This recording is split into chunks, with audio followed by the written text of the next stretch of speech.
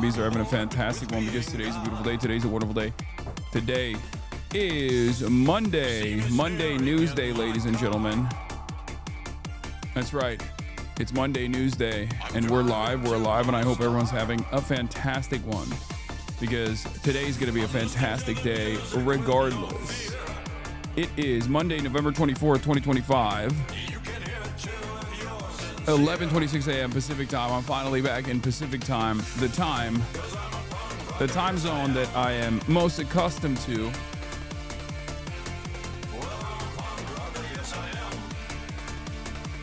And we're live, we're alive. And the return of the prodigal daughter, Kaya, is happening on the broadcast as well today. But yes, we're live, we're alive, and it's like I never left. After a 2-day hiatus, flying all the way from Hong Kong to LAX, I'm back at it. And I'm going to tell you all about my personal news that took place in the time period where I pressed the stop streaming button and pressed the start streaming button. So help me God. I already have I have someone in the room with me right now, taking photos for an interview that I did a long time ago before I even flew out to China. So we're back like we've never returned. We're back like I never actually went away at all. I came in and instantly there is a bunch of things that I had to do, a bunch of things that I've been working on. Yeah, I'm back. I fell asleep on the plane from Hong Kong. I won that 30 grand, as you guys probably saw, some of you on Austin's stream. I won that nice, cool 30 grand Hong Kong dollars gambling. Yeah, 30K Chinese. Okay, you can. Okay, hello. But yeah, won that. Sad Stella ruined it? What do you mean? Oh, we were gonna cook Austin. I know. She's so fat. Oh my God. I think you guys forgot. Why is the stream looking at 8K today? It's because while I was gone, the team, of course, reconfigured a bunch of stuff. But how much did Austin lose? Not that much. We didn't gamble that much. We didn't gamble like a super significant amount. Did you guys update the waiting screen? The hue looked different? Yes. God damn, some of you need to chill out, dude. Like, yes, there are minor differences on the stream, on the broadcast. Holy fuck. How does it feel to be back in your routine? Pretty good so far. So far, so good. I'm excited to be back. I'm excited to be back in my routine. Buy hue. Oh, yeah, this is the buy visibility. This is the buy visibility hue on the broadcast, on the Hasan broadcast. Your bitrate look higher in China. Is it worse in LA? No. I don't know where you're getting that from. No, it's literally higher here than it was in China. Comes back from Chengdu, a different man. Exactly. So,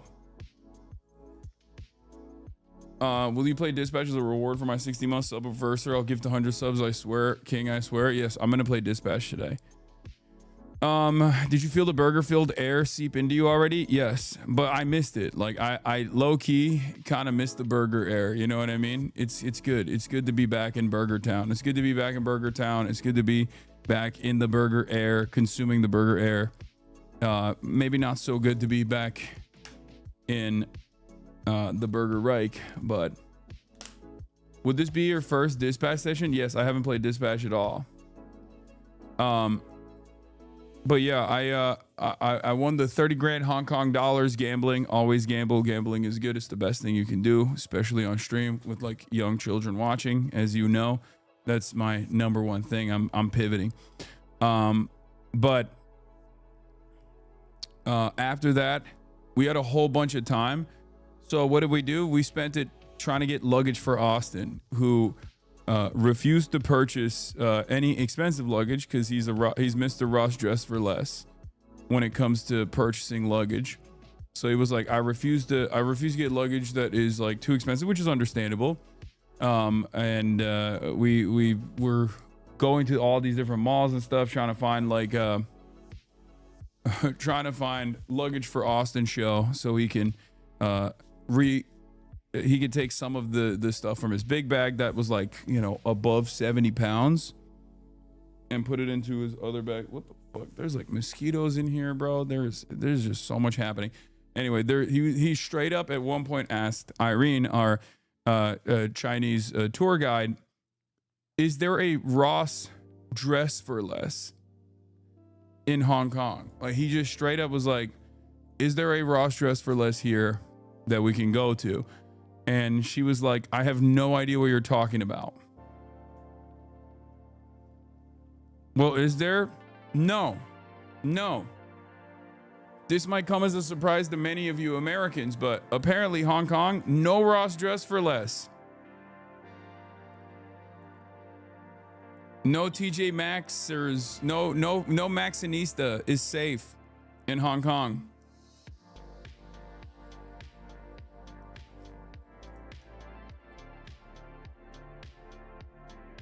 This jacket you have looks like it should be left on the rack at Ross.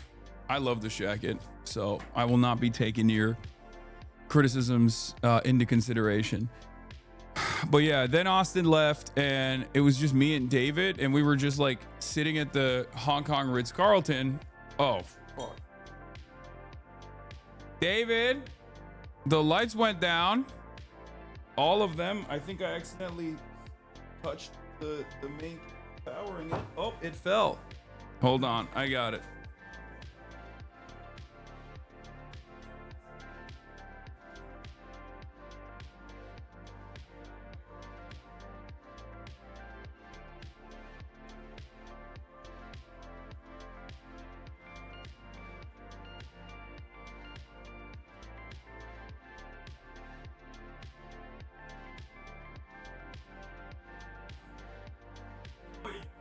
Good start.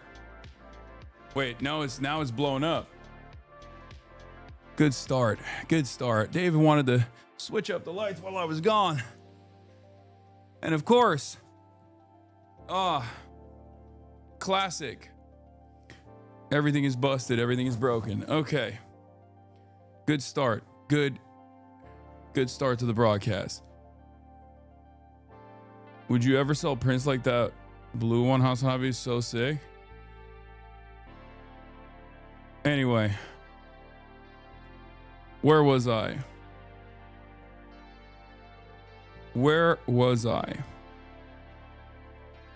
I love Ritz-Carlton. That's fire. Oh yeah, we were in Hong Kong Ritz-Carlton. We had some time to burn, so. We had some time to burn, so we just went and we got massages. And apparently I fell asleep at the one that... Apparently I fell asleep during my massage, because the lady afterwards was like, you fell asleep? And I was like, no, I didn't, because I genuinely did not think I fell asleep. And she was like, you were snoring. Must have been a good ass massage, because I thought I was not sleeping, but she called me out.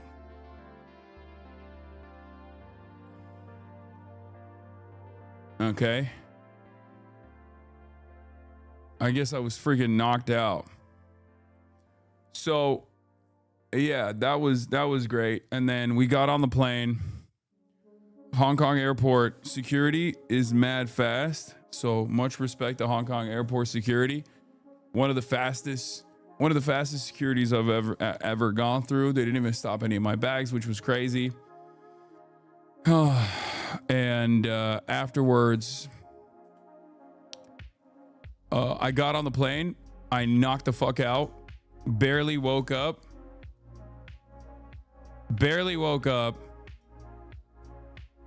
In between, didn't even see any of the food. Basically passed out once again. Came home, had dinner, saw my family, and then passed out once again. Woke up early in the morning.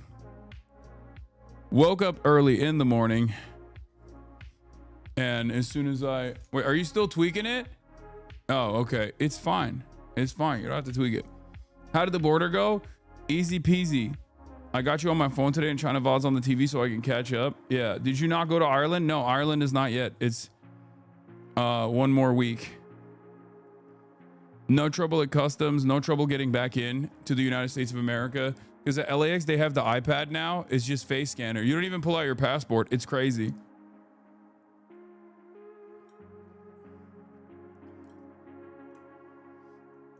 Yeah. What are the souvenirs you brought with you? So much. So many souvenirs. I'm travel maxing 100%. Any particular reason you're going to Ireland? Yes. I am going to Ireland to accept an award from Trinity College. Zoran talk to Trump to let you back in? Yeah, I guess. Your jet lag's going to be insane when you travel to Ireland. Bless you. I think I'll be fine. I'll be fine.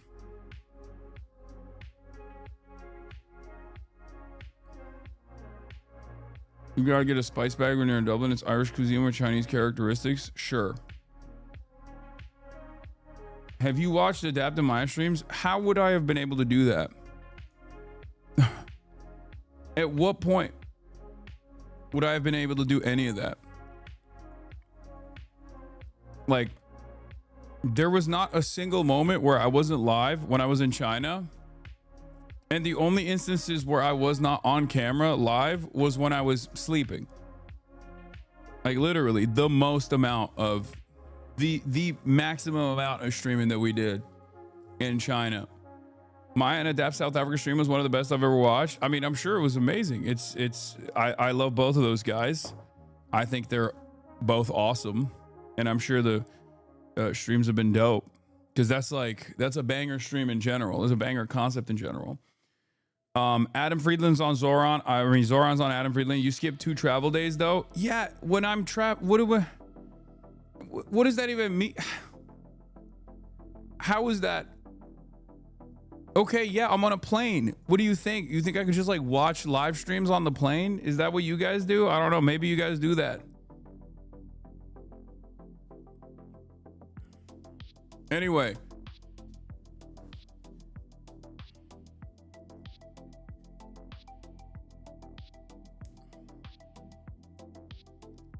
I guess that's fair. If you're playing Dispatch Lady, you should do 2 episodes at a time so they can be fairly long. Penny kept this from you guys. What Only is this? In China. What the fuck is this, bro? This guy's in a hotel room with a red panda? Wait, hold on. Red panda just chilling in your crib. But we just vibing with him. He's part of the roommate squad, you know.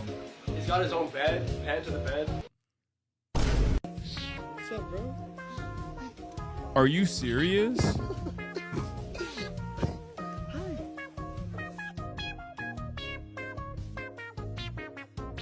Only in China.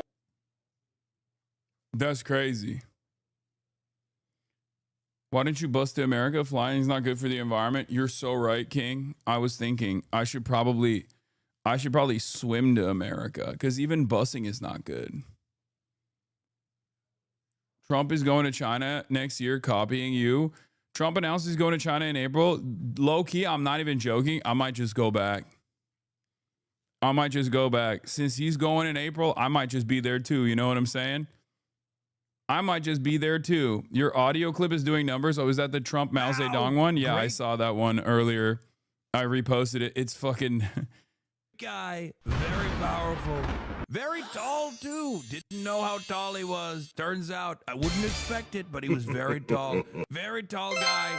Didn't like the birds. Don't quite get that part, but let me tell you, okay? The longest march, they're saying I can't walk like that, but Mao, he was walking quite a bit, and he unified the country. Mao, great guy. Dude, it's so funny because people think it's AI. Why does this sound like Hassan doing an impression of Trump? Hassan is so funny. Trump speeches, if they were peak, didn't like the birds. This shit might be Trump. I can't believe that people don't realize that it's me doing this. It's me doing a bit. No clue if this is a voiceover, but it sounds like Hassan Piker doing a Trump impression, especially the march. That's so funny. Is that Hassan? Austin luggage story. You never finished it? No, he went and got a Lululemon bag, like a duffel bag from Lululemon that was at least like priced appropriately. And then, like I said, I went. Me and my manager, we went and got massages. I fell asleep apparently, allegedly. Allegedly, I fell asleep during mine. And then I woke up, got on the plane, slept again, got off the plane. Pretty easy entry into the country. They got a little iPad at the border now. That's it. You got 2 Customs and Border Patrol guys standing in front of an iPad going, stare into the iPad. And you stare into the iPad and it goes, click, welcome. You didn't even take out the fucking... I didn't even take out I didn't even take out my passport to get into the country. I don't know what's going on, but if this is how they make us more comfortable with our AI overlords and mass surveillance and AI, I'm kind of being sold on it. I'm kind of being sold on it because, like, as much as I'm terrified of the Palantir surveillance state that is imminent, this is how they straight up make you comfortable with facial recognition. You know, it's just like,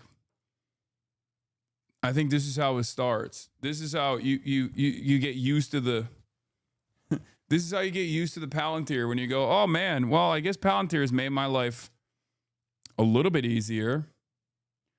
Easy checking in and out is all it took. Yeah. It's incredibly normalized already. I mean, it's literally everywhere. It's all over Europe. It's all over China. My brother's a constant detractor of yours for various reasons, but one in particular he mentioned was a tweet where someone commented your workout regimen in relation to Austin and you banned them and he said, die. And he concluded you told him to kill myself. I'm like, dude, die is literally colloquialism. I engage with you almost every week. You know, I ain't telling you to kill myself. I'm crazy fighting the Wait, what?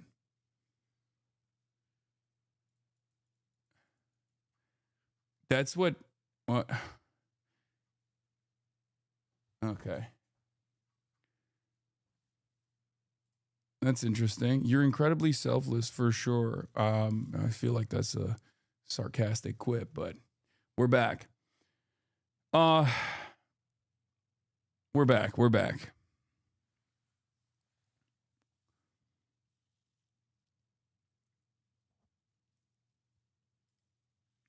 Look at this. Lions close encounter. Step 1, kill all the sparrows. Step 2, question mark. Step 3, largest high-speed rail network in the world. Can't argue with results. I'm just saying you got to crack a few eggs to make scrambled eggs, okay? And the scrambled eggs in this circumstance is the largest high-speed rail network on the planet, built in approximately a decade and a half. And therefore, I have to say, fuck the birds, okay? You asked me, you get high-speed rail. Yeah, you get high-speed rail, but you got to say fuck the birds. I'm saying fuck the birds every time. Call me a cat the way I'm doing bird genocide out here, okay? What is this? China recap? Clothing. Yeah. How was traveling back in time? It's fine. Honestly, I did miss America a little bit. I miss my family. I miss Kaya. You know, as wonderful as China was, I do feel bad. Like, you know, I got that post-trip depression a little bit where you feel sadness, where you're like, ugh, I'm back. Why are you supporting corrupt horse racing? Because I hate animals. And I not only do I love gambling, I also love tormenting animals in general. Like, I'm a fan of specifically, I thought you were here for the whole Shockgate or whatever, Shocktober 7. This is my new meta. I am in favor of the widespread torture of animals. I hope that was clear to you. They're going to clip you? I don't give a shit, dude. Oh, no.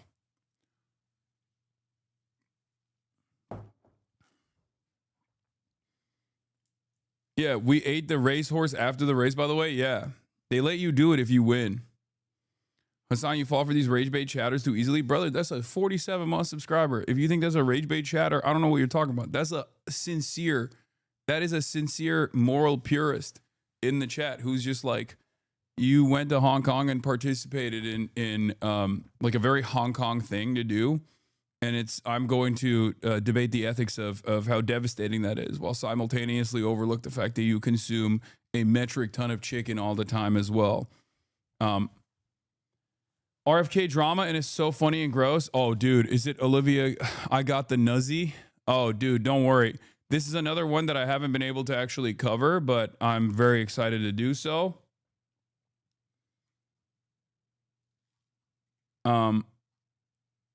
Yeah, why do you think I'm in favor of bird genocide, dude?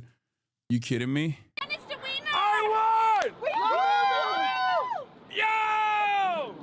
Fuck. Wait, how much did you win? Is this the break? Put 1,000 down. Wait, I think you had really crazy odds. Yeah. I think you just won like 30 grand. Yeah, Mobubu, baby. Mobubu. Will was right, by the way. I did straight up win 30 grand. If I put all of the if I put down all the money that I had cash in hand, I would have made like 60 grand American, by the way, which is crazy. I made like 5 grand American. I would have made 60 grand American if I put down all of it. And Irene was crazy about it too. She was like, she went ultra instinct. She was like, you have to do more. You have to gamble more. You have to gamble more. You have the heavens mandate has shined upon you. Like, you have to keep gambling. Yeah, it was 1 to 30 odds. It's like it was hitting green on roulette.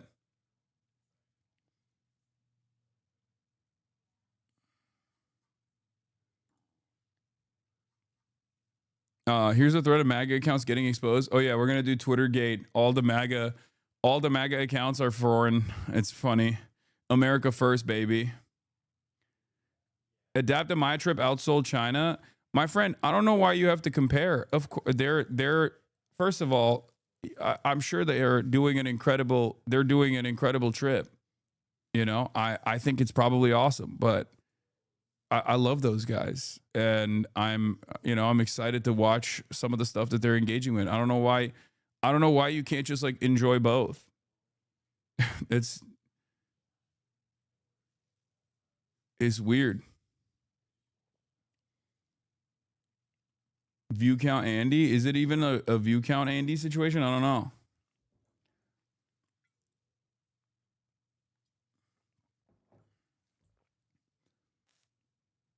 China was awesome, and Maya mocked everyone hard for the past 2 days, not just you. I'm confused by this mentality that people have.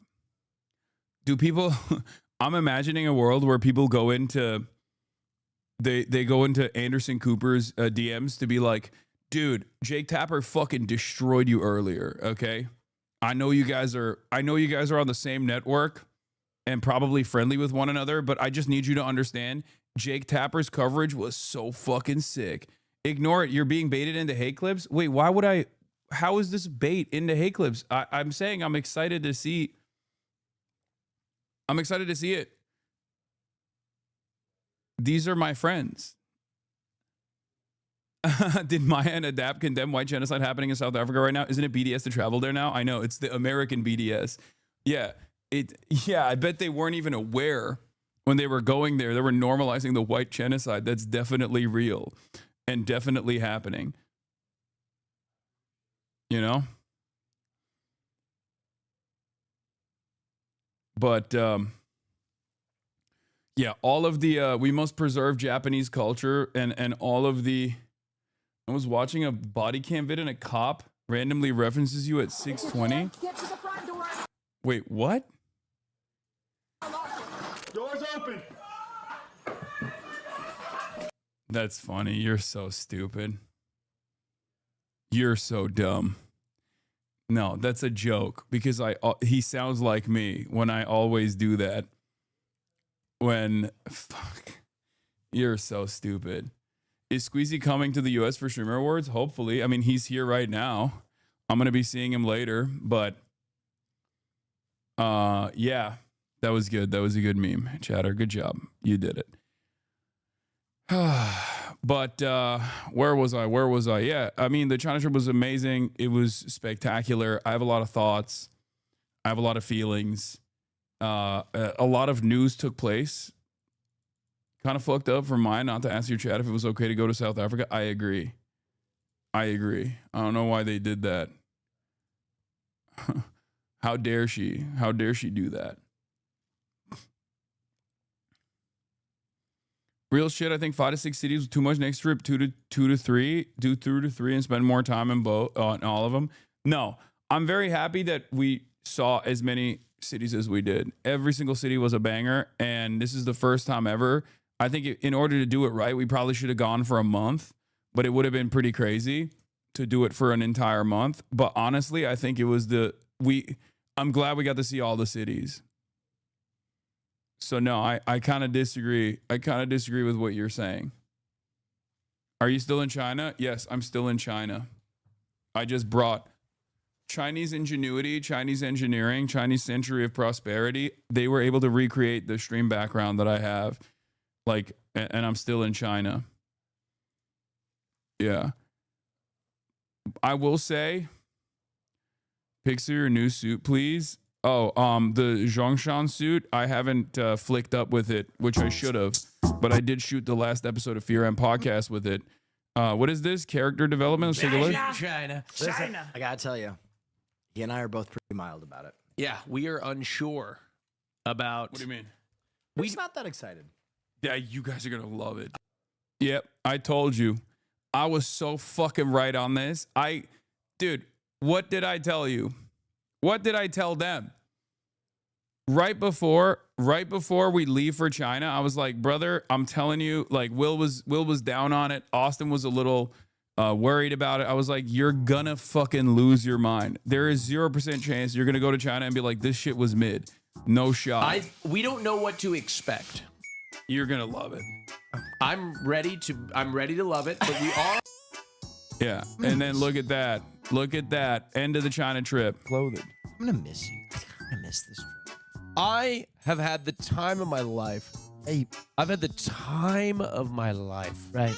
Like, I have not laughed as hard as I have laughed in the last few weeks in my entire life. Yeah, we were. I have laughed from the moment we hit that airport at LAX 2 weeks ago or 3 weeks ago. 2 weeks. Wow. We It's have been been only 2 weeks. laughing. I've been laughing my ass off. And it has been an emotional journey. We're tired, exhausted, Highs, lows. highs and lows. Yeah. But ultimately, I'm gonna look back on this and be like, man, that was fucking awesome. Yeah. How drunk were y'all after that bottle during the pod? We got hammered that night. That's the reason why I didn't stream on American Saturday, Chinese Sunday. If you went backwards, will you have sung Red Sun at the flag raising? No. We learned that you can't fuck around at the flag raising ceremony. Okay, that's what we learned. Christian was such a nice addition to the stream. He was so much fun on the China stream. Yeah, exactly. Do you think a China trip is manageable without a handler or translators? Yeah. Yeah, you can do all of that. We were just going all out. We were just going all out. The Zhongshan suit is gonna get pressed because in my bag it got like I packed it, but it just doesn't look as good right now. So it's gonna get pressed, and then I'm gonna wear it all the time.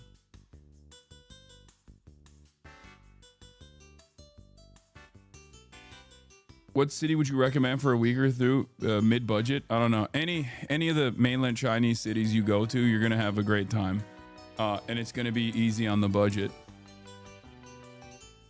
because China is unimaginably affordable. It will shock you. It will shock the conscience.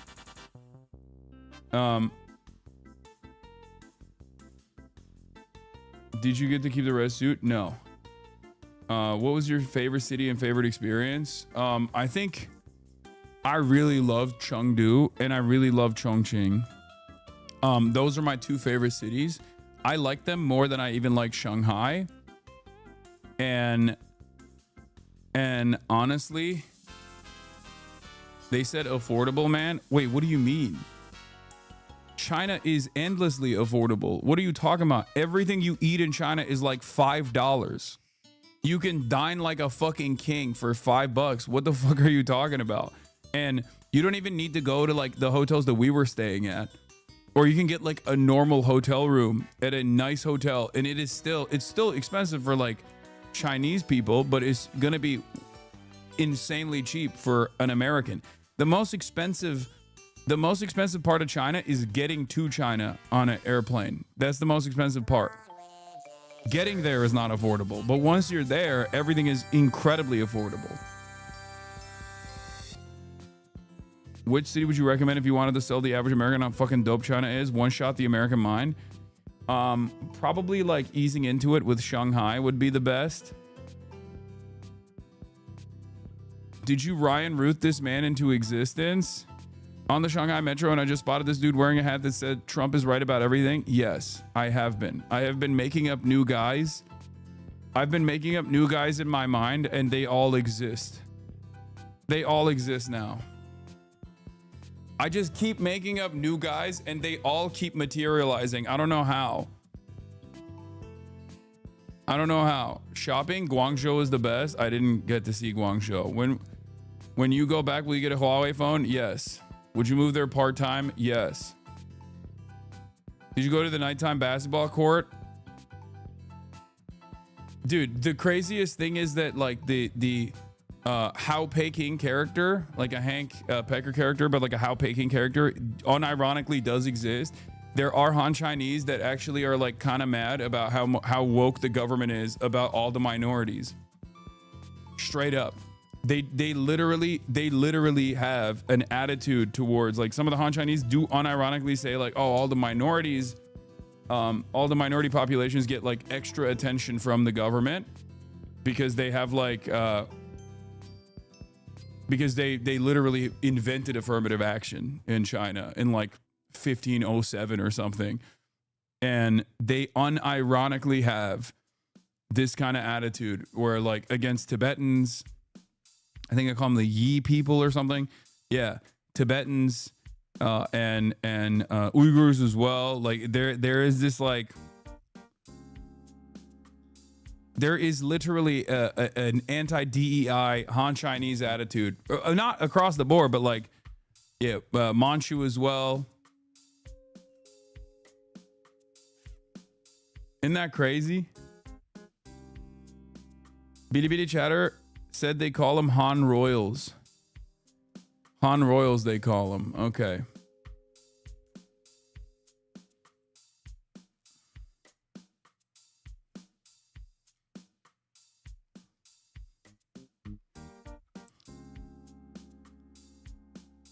When I was growing, people are hella pissed about minority ethnics get extra 20 points on the graduating exams. Yeah. Isn't that crazy? Hui Muslims too? Yeah. How would it be for POC and queer people to visit? Dude, that's not nothing. Like there's no, you can do whatever the fuck you want. We were with two incredibly gay men the entire time.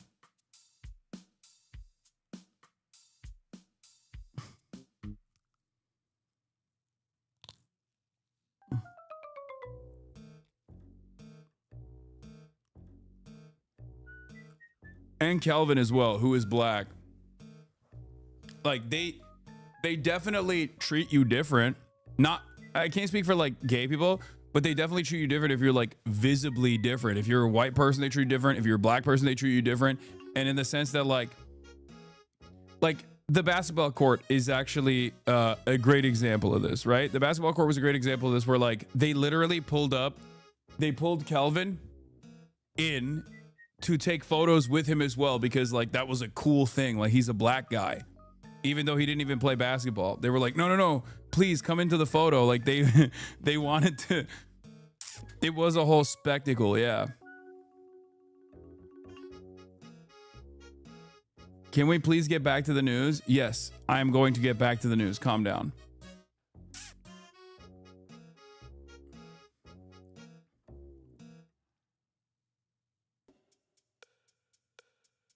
Hassan, Dasha MAGA got canceled while you were in China? You mean Dasha from Red Scare? Yeah.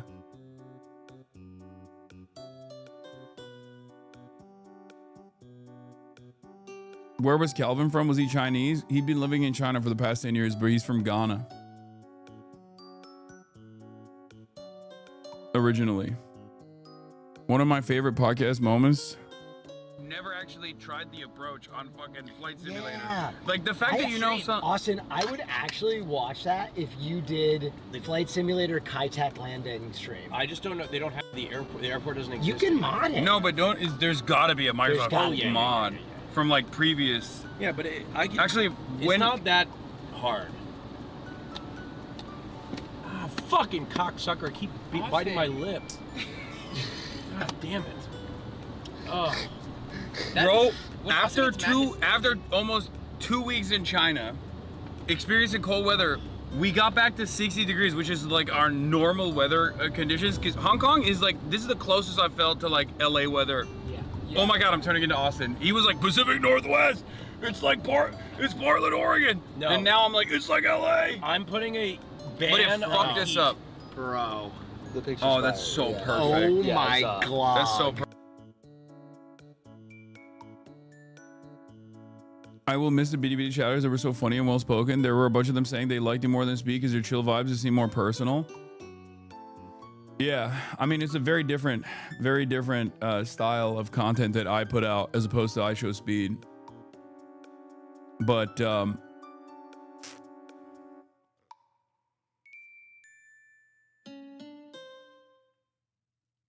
I loved Penny. She was so funny and captured the moment. Yeah, Penny was amazing. Couldn't decide which version I liked more. Yeah.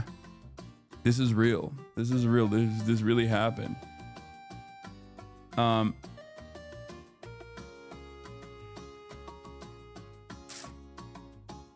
Yeah, Penny was the best.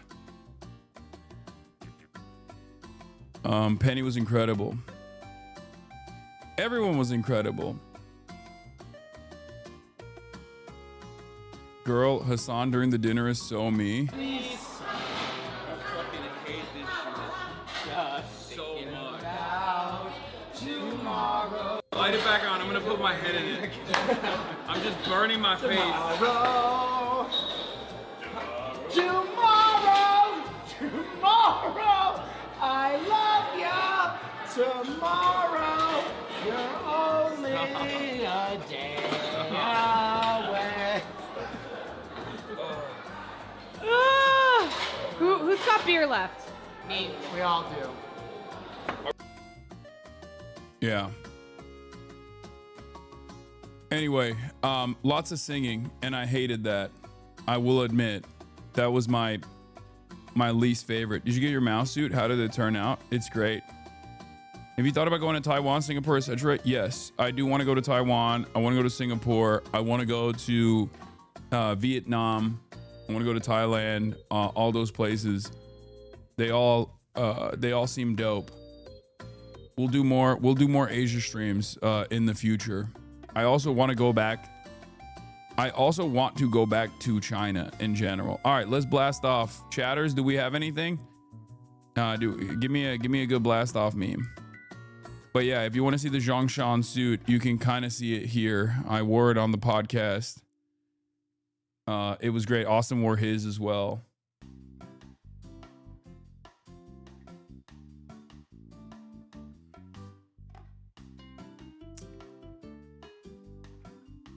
Singapore's a bit boring. 2 days would be enough. Sure. It's like tiny, isn't it? Yeah. If I go back to China, I also kind of want to do it with like Boy and I Did a Thing. Or like Brace Belden, you know what I mean? Like because it was a good balance having like Will and Austin and the Fear and crew with me, but I feel like doing it with those guys would be definitely a very different vibe because it would be way more political focused, politically oriented. And you know, that would be that could be fun. Would Brace be allowed in the country? Why wouldn't he?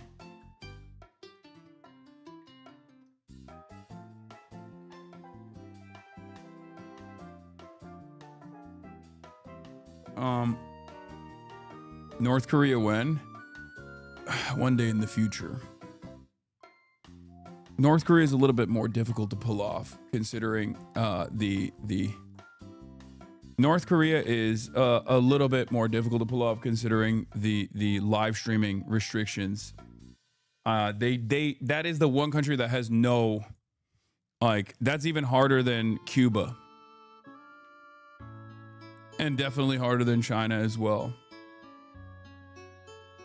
Any issues on re-entry? No.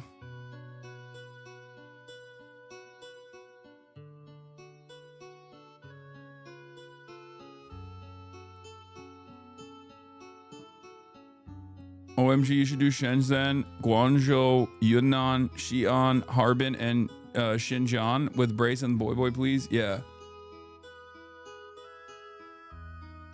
What was the gaming scene like in China? I mean, they're crazy about gaming in China, but I didn't get to experience that at all. What was fun of China IRLs? Word that it's not politics focused. No, but I think politics focused IRLs would be a lot of fun too. Anyway, where was I? As if China was similar to North Korea. I mean, Americans think China and North Korea are like identical.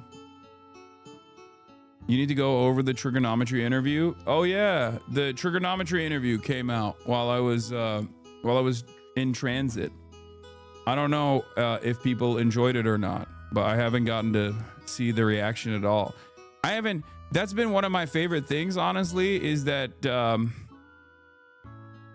I have no understanding of like all the drama and all of the noise when I'm traveling, because I just simply do not have the bandwidth. The comments are unhinged.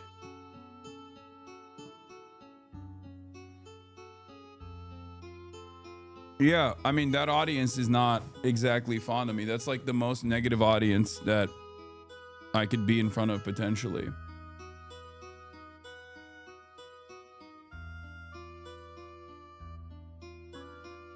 I'm confused about how politics talk works in China. It sounds like you got mixed messages about what can and can't be said.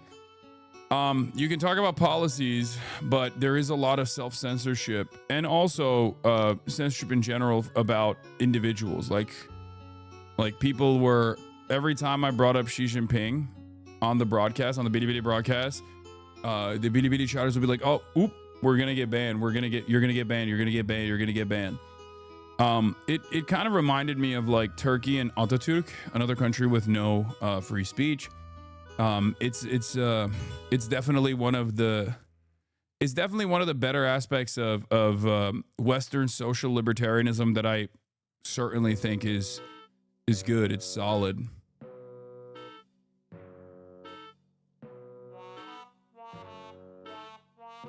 But yeah, I'm familiar with it and I don't like it personally.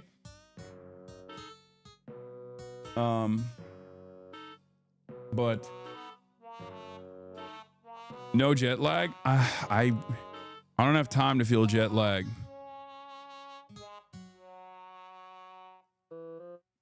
I don't have time to fucking feel jet lag, you know? All right. Where is it? What are we doing? Let's blast off. I'm already 55 minutes in and no blast off. I don't understand. I'm talking about leaders in China is considered lack of respect. Don't they criticize their leaders when they do fuck shit? They criticize policies. They don't criticize the individuals. Like, there's no disrespect in the individual. Stuff like that is like a no-no. Take a break before a break takes you. I mean, I took 2 days off. I'm good. I ain't got time for that. All right. Back in the US of A, baby. Back in the US of A. Hold on. Century of Humiliation. Okay. Twitter location gate.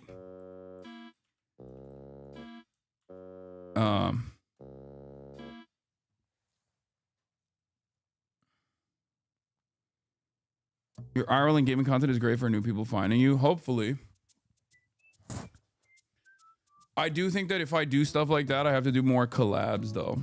And not just with like my own crew, but instead with like different audiences. Do we have a blast off meme? You have one? Let's see. Twitch.tv/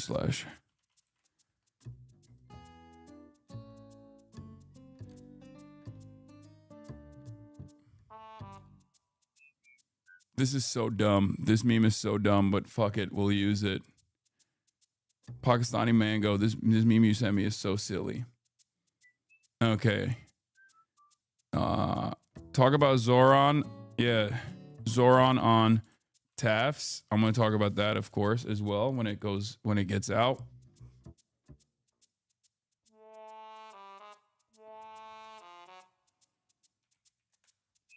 All right, that's a good one. Play Arc Raiders with Burnt Peanut. I don't know who this Burnt Peanut guy is, but I've been seeing him on my TikTok feed like nonstop. It was pretty. But this guy's been playing a lot of Arc Raiders. I've been seeing his clips. Burnt Peanut or Butter Peanut. He talks shit about you. Don't play with him. Seni sevmiyor. Bungulator. Oh, he doesn't like me. Oh, I don't give a shit. Oh my god, another streamer that I've never met.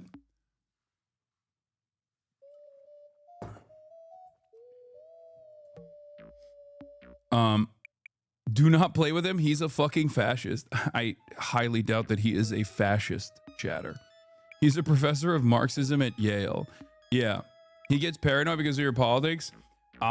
He gets paranoid, understandably, because I have chatters in here that immediately went, do not even touch that guy with a 10-foot pole. He's a fascist. And obviously, if you're like a normal content creator, why in the ever-loving fuck would you ever want to be around someone like myself whose community instantly goes, that's a white supremacist, racist, fascist? Yeah. Why would anybody subject themselves to that kind of insincere psychopathic lens?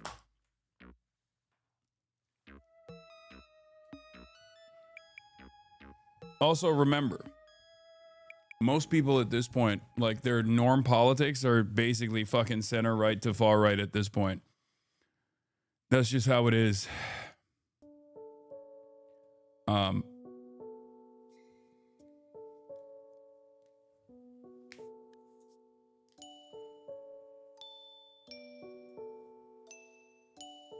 Much like bears, you will win them over with your chill vibes. Maybe.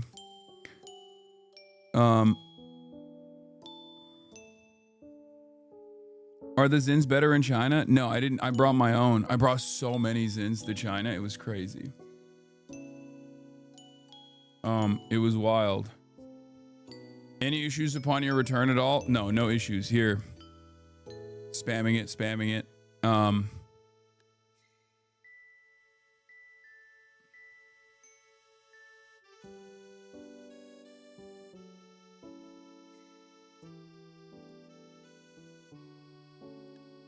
Let's get it twisted, chat. I'm live. I'm alive. It's gonna take some time for us to go back to our normal time zone. But yeah, here's a clip from Maya and Adapt in South Africa, South Africa. That's oh my god, that is close as fuck. That is crazy. Also, he's looking like Kai out here. That's a relative of yours. You see that?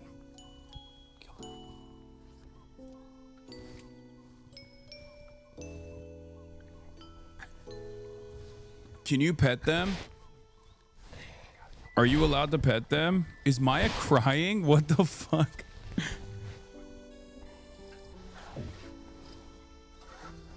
You see his saint marking on the tree there, marking search. You're not allowed to pet them? Yes, but only once? Oh, so you can, it's illegal to not pet a cat? So you can pet them, you just will die? Is that what it is? Is that what you guys are saying? Why the fuck would you want to pet wild lions? I don't know. Big cat? Have you... My favorite. That's a big ass cat, bro. It just looks so petable. Am I crazy? I feel like people always react so aggressively when I say, like, you know, large animals that everybody falsely claims are violent and will kill you or whatever. They just look so fucking petable. They really do. Why are they so petable looking if you can't pet them? Yeah, if not friend, why friend-shaped is right. Some of you might say this is not friend-shaped, but I think it is. Hassan, a lion would one-shot you. You need to learn height empathy. Wrestle with it, dog. I can't, like, I'm not as confident that I would be able to vibe out a lion as I am about being able to vibe out a bear. Because lions are feline, and I feel like cat-like species are pretty hot and cold. And as you guys know, I've talked about this before. I feel like I feel like if a cat was the size of a lion, it would eat a lot more humans. Like it would eat a lot more people in general, right? So a bear would destroy a lion. Why mane if not soft for cuddle? I agree. You're much more likely to get killed by a buffalo or hippo or elephant than a lion. A hunter got one-shotted by a buffalo just the other day. RIP Bozo. You can pet a big cat, but you know how sometimes you're petting a cat, it goes crazy and grabs you. Now imagine every time that happened, you died. No, that's what I mean.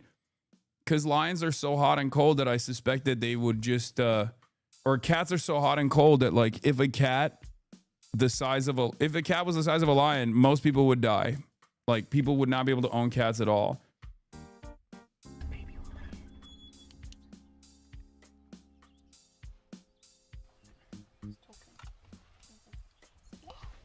Oh, that's a baby. Oh, you can pet that one for sure.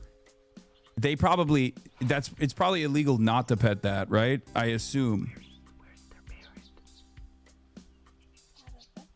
That's a waste if you don't. The mom will eat you? Okay. Fair. I bet Maya's crying because she can't pet it. I bet she was crying because she's like, oh my God, this baby lion is so close in petting distance and I'm not allowed to pet it.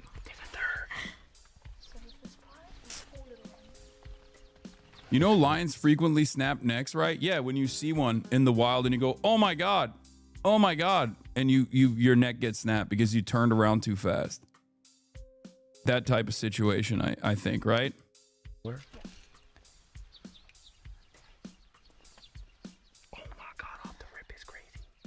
Oh, what a cutie. Oh my God.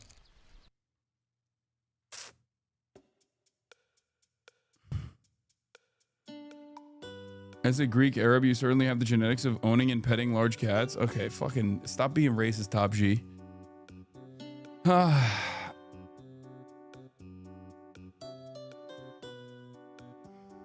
They saw a cheetah eating its prey. Liv Agar found a 15-year-old kid debating Chud saying he watches you but thinks you're revisionist. People who I generally trust to at least tell me when something is happening. I'll trust individual reporters.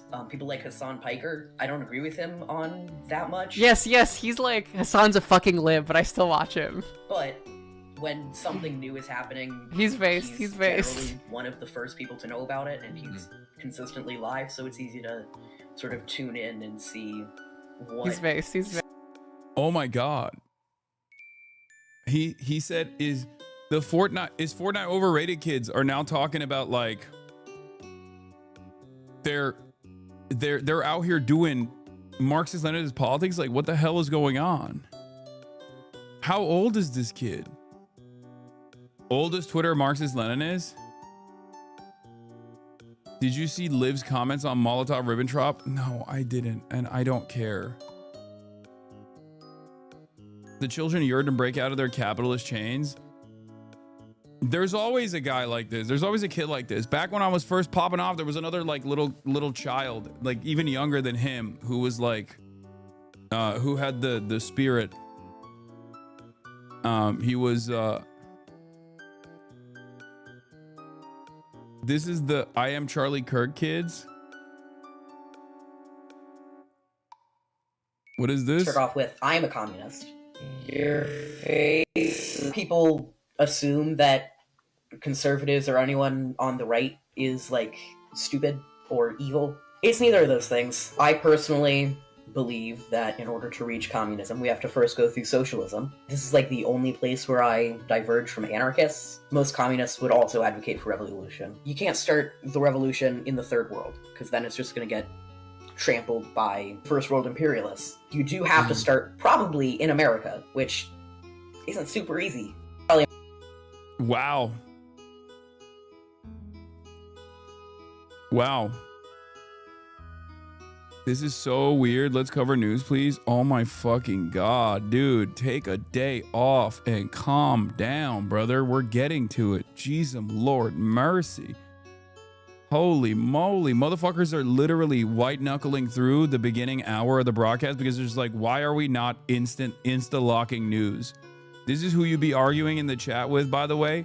No, I think this child is better read than 90% of people that come into my chat. Hassan, welcome back to the stage. LeBron is back on the court as well. Hell yeah. Can you divulge on the details of the private meeting? Yes. The Bears told me that I can vibe out all of the Bears. Didn't realize this was your office.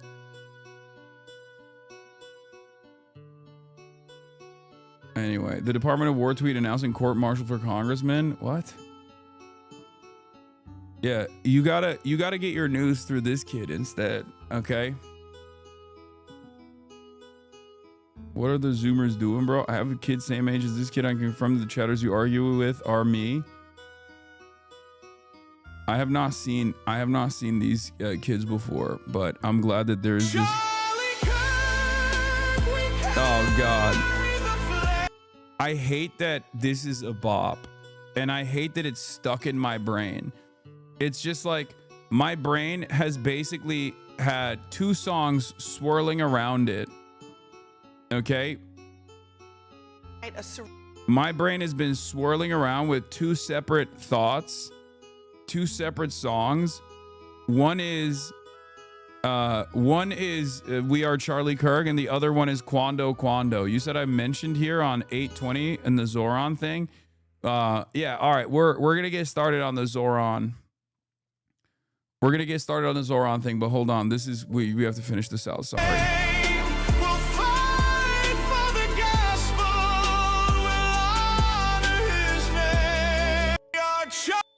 Dude, I can't stop. The Kirkification has gotten completely out of control, and I can't believe I'm the one saying this.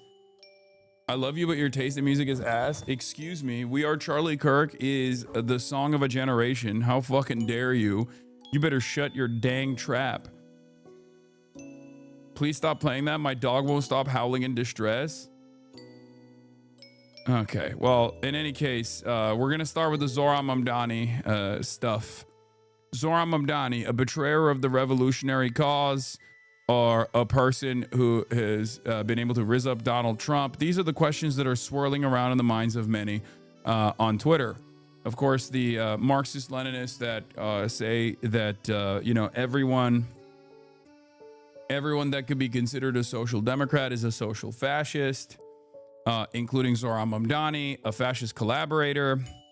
And then also on the other side, there are a lot of people who are like, Zoran is the bringer of revolution. He did it. He rizzed up Donald Trump and single-handedly is making America socialist. I am somewhere in the middle here, a little bit of a centrist, you know, a little column A, little column B. Definitely don't think that Zoran is bringing about a socialist revolution in the country by rizzing people up one fascist at a time. I don't think that that's what's going on, but I also don't think that he is as big as a, you know, social democratic betrayer of the revolution as the way some people presented it. I think he's the mayor of New York, or the next mayor of New York. He's not even the mayor of New York yet.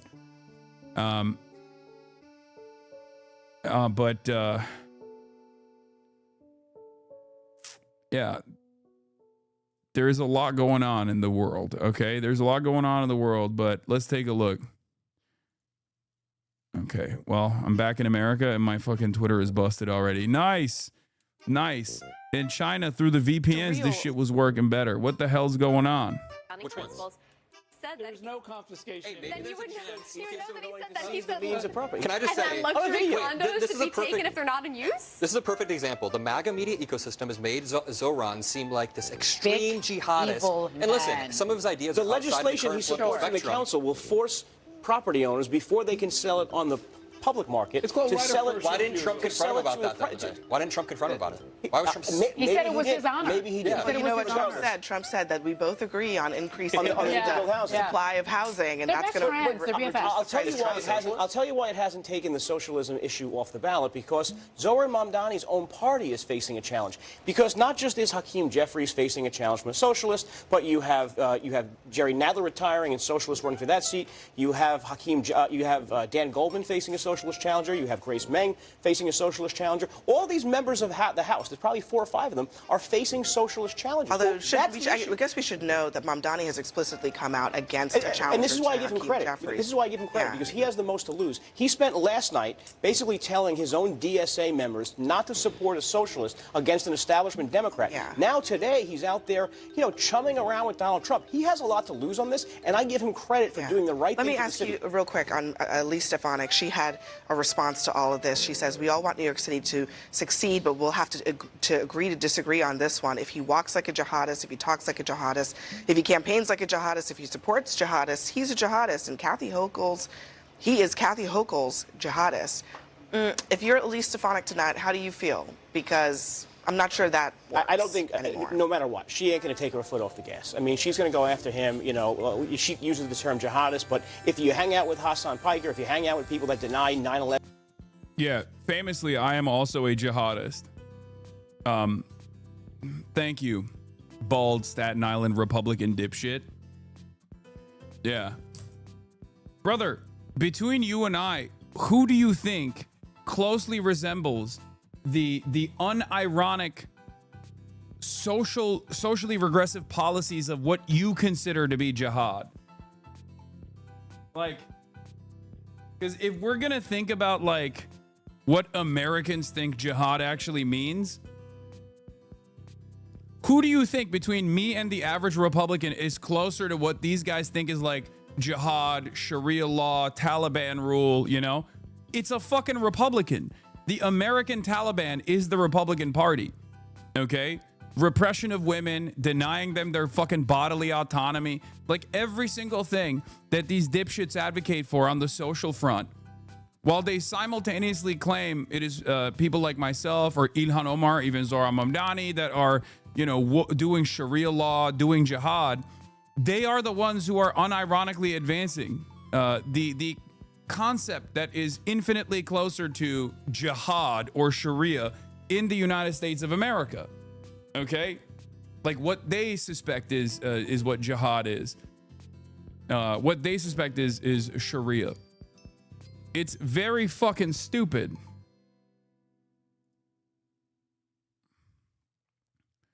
Yeah, Councilwoman Inna Vernikov. It's a good day for the American people when 2 leaders of such diametrically opposing views can come together for the betterment of our city and find common ground. But we should never kosher a Marxist with jihadist aligned views. Did we forget that Zohran Mamdani wants to cease the means of production? Cease? Zohran Mamdani wants to cease the means of production, not seize the means of production, okay? But wants to halt them entirely. Socialism is no production. Fucking awesome. I swear to God, the average IQ of an American politician is less than 0, okay? They found, like, in order to be a politician, you could be like here's an example of this. You could be like you could go to Oxford. You could be a Rhodes Scholar.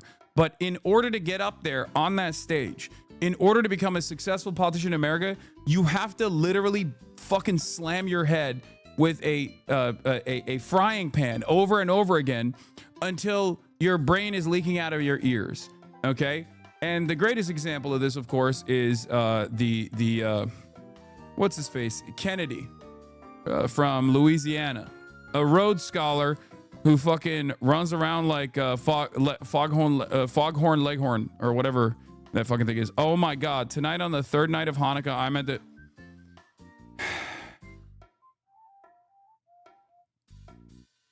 It's always the same shit. She's the one who invited Netanyahu to attend Zoran's inauguration. It's always this. It's always this. It's 100% of the time. There's a 100% success rating on this shit. Unimaginably racist, Islamophobic stuff that you hear, and the moment you look at their profile, you're like, oh, I get it. I see what happened here. Nice.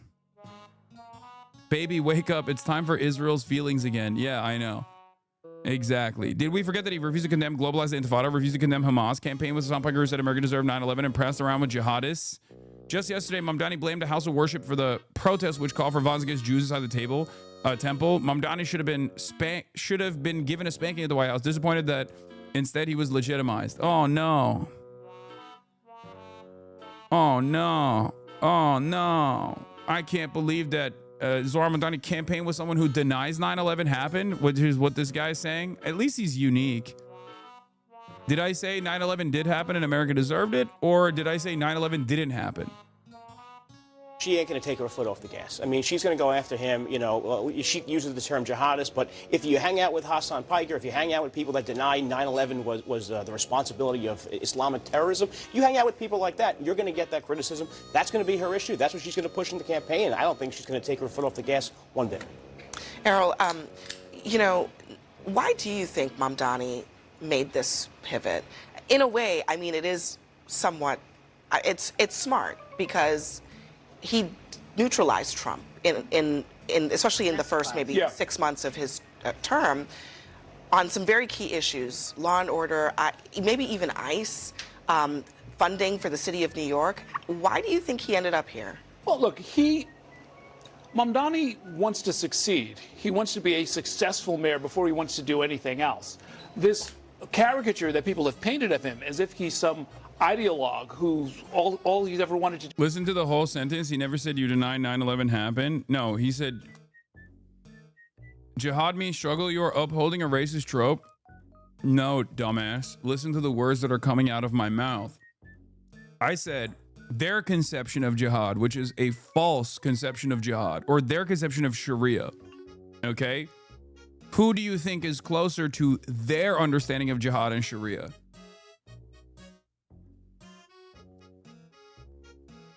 Listen to my words. I'm not saying this is the appropriate. I'm not saying that this is the appropriate understanding of what jihad means. Now you are, yes. No, you fucking moron. I said it in the beginning. It's not my fault that you are incapable of hearing what I'm talking about. Before you didn't? Yes, I did. You're actually wrong. And not only are you wrong, you're being annoying. You're wrong and annoying. It's the worst combination. I did. Stop trying to fucking woke scold. It's your fault that you didn't hear what I was saying. It's not my fault that you didn't hear the full statement.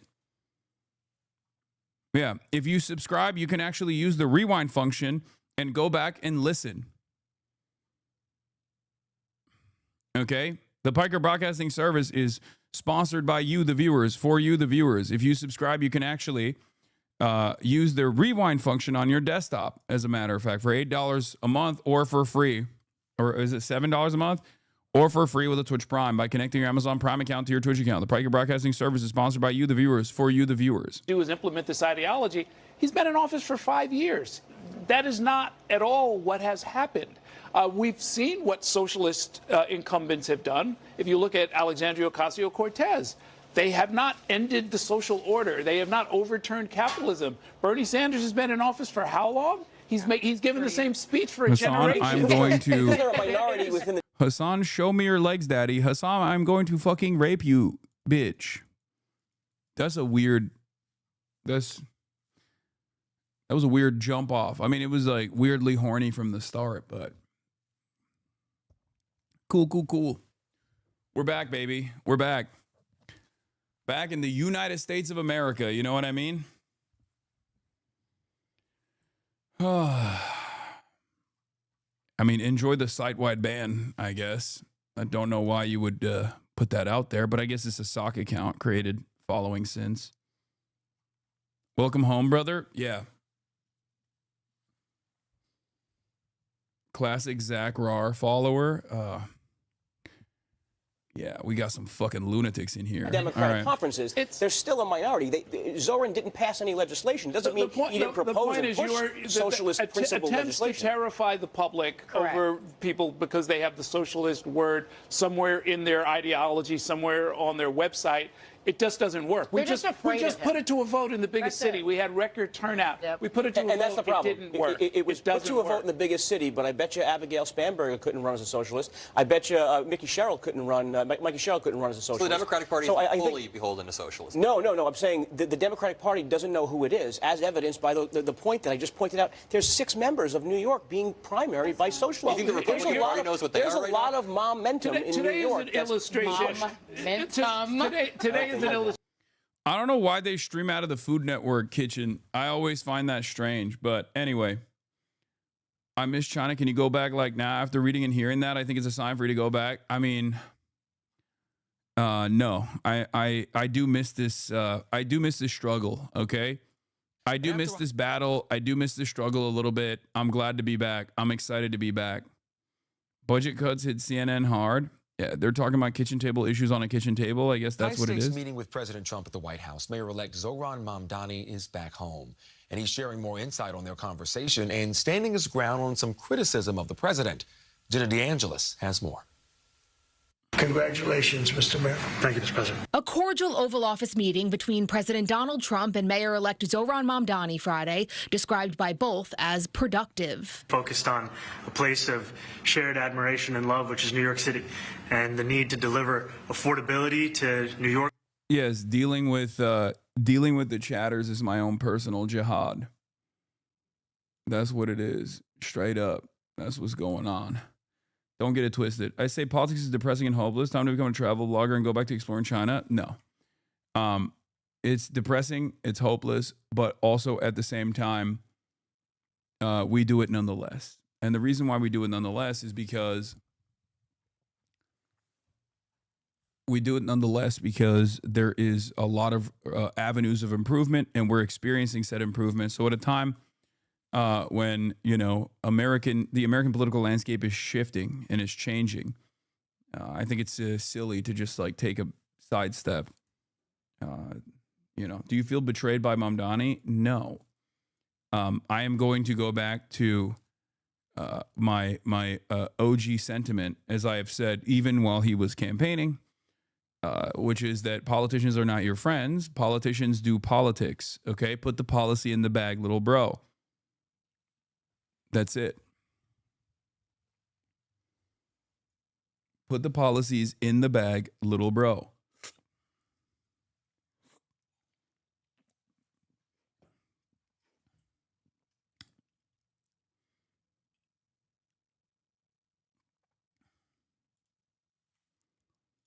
I expect to be helping him, not hurting him. A big help, because I want New York City to be great. On Sunday, during his first appearance back home, Mamdani said he was feeling good. Too often, when two politicians meet, the conversation rarely extends beyond them. And what we found instead is that this was a conversation that was productive. The mayor-elect speaking to reporters outside a Bronx church where inside he preached his priority, a more affordable city. And to do that work means to work with anyone, so long as the work that we do is the work to help this city and the people that call it home. While the two appear to be putting aside their differences after months of trading insults, over the weekend, Mamdani didn't shy away from past criticism or... Yeah, I mean, he's the president, okay? Fascist or not, he's the fucking president. And we do not have the organization to like militarily resist a fascist government.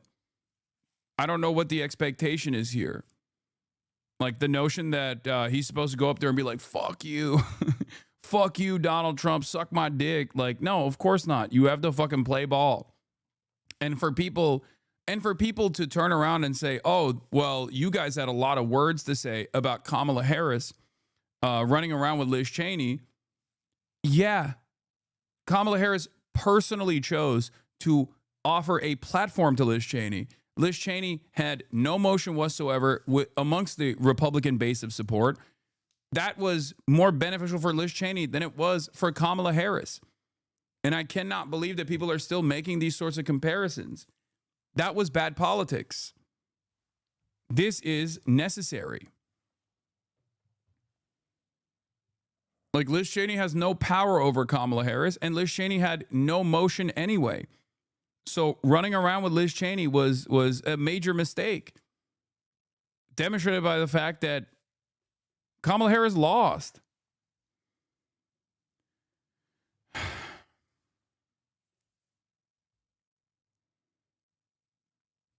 In this circumstance, you have to look at the position that Zohran Mamdani has and the position that Donald Trump holds. And in this circumstance, this meeting is more beneficial for Zohran Mamdani than it is for Donald Trump. This has been my main issue. They were 1,000 times more organized in 1919 than we are today, 10,000 times more serious than we are. We are cooked, and any leftist who thinks we could usher in socialism at this time is either 1, blind, 2, stupid, 3, both, or 4, a counter-revolution who's just trying to show that they're determined, the other left is. You have to organize within the material realities that you have, not one where you wish, not material realities you wish we had. Okay? You're laughing and saying 1919, but it's true. There was a much more robust response from the socialist left, communist, trade unionist, labor militancy that was actually winning success through labor militancy. We don't have any of that stuff right now. There is nothing that you can do. It doesn't happen overnight. You have to like lean into it. You have to normalize it. You have to organize around it. And eventually, if the opportunity is there, then you have to move. You can't do that right now. It's just, this is something that I have talked about quite a bit. In order, if your goal is to build a mass line or a popular front, you have to go where the masses are. And the masses are self-identifying liberals for the most part, especially in this country. There is very little class consciousness. That's it. Clarifying this unexpected moment. Are you affirming that you think President Trump is a fascist? I've spoken about. That's okay. You can just say yes. Okay. It's easier.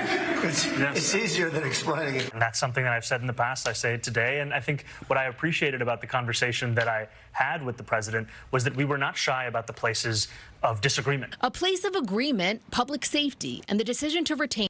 Dude, this is so funny, but this is the real horseshoe, like unironically.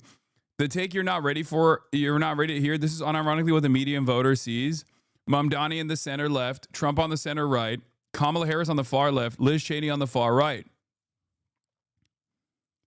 I'm not, like, this is unironically the reverse centrist horseshoe, but it is closer to the fucking median voter. This is a truth nuke, okay? This is closer to the median voter's understanding of the world. I swear to God, because it's mostly primarily vibes based. Okay, it is primarily vibes based. This is not correct politically. Okay, but it is primarily vibes based. You need to understand that. You need to understand that. This actually corresponds to polling on the matter as well. A part of the reason for why this is primarily vibes-based is because the American voters' understanding is completely out of whack. They don't analyze things. They don't analyze the left-right dynamic in American politics by looking at policies. It's not grounded in ideology. It's grounded in vibes. And not only that, but also it's grounded in like the heterodox, it's grounded in like heterodox thinking in general. People see Kamala Harris as like an extreme leftist because the way that Kamala Harris has been positioned, the way that Kamala Harris has been propped up, the way that Kamala Harris has been talked about is that she is a radical when it comes to social policies. It's not even true, but she is defined by one, being a black woman from San Francisco, right? Being a black woman from California. And that automatically makes a lot of people go, oh, you're so radical. And then two, it's because the most tangible policy position that she was mapped to, that she was anchored around, was that she wanted to do transgender bottom surgeries for Guatemalan migrants in immigration prison, okay, in immigrant detention facilities.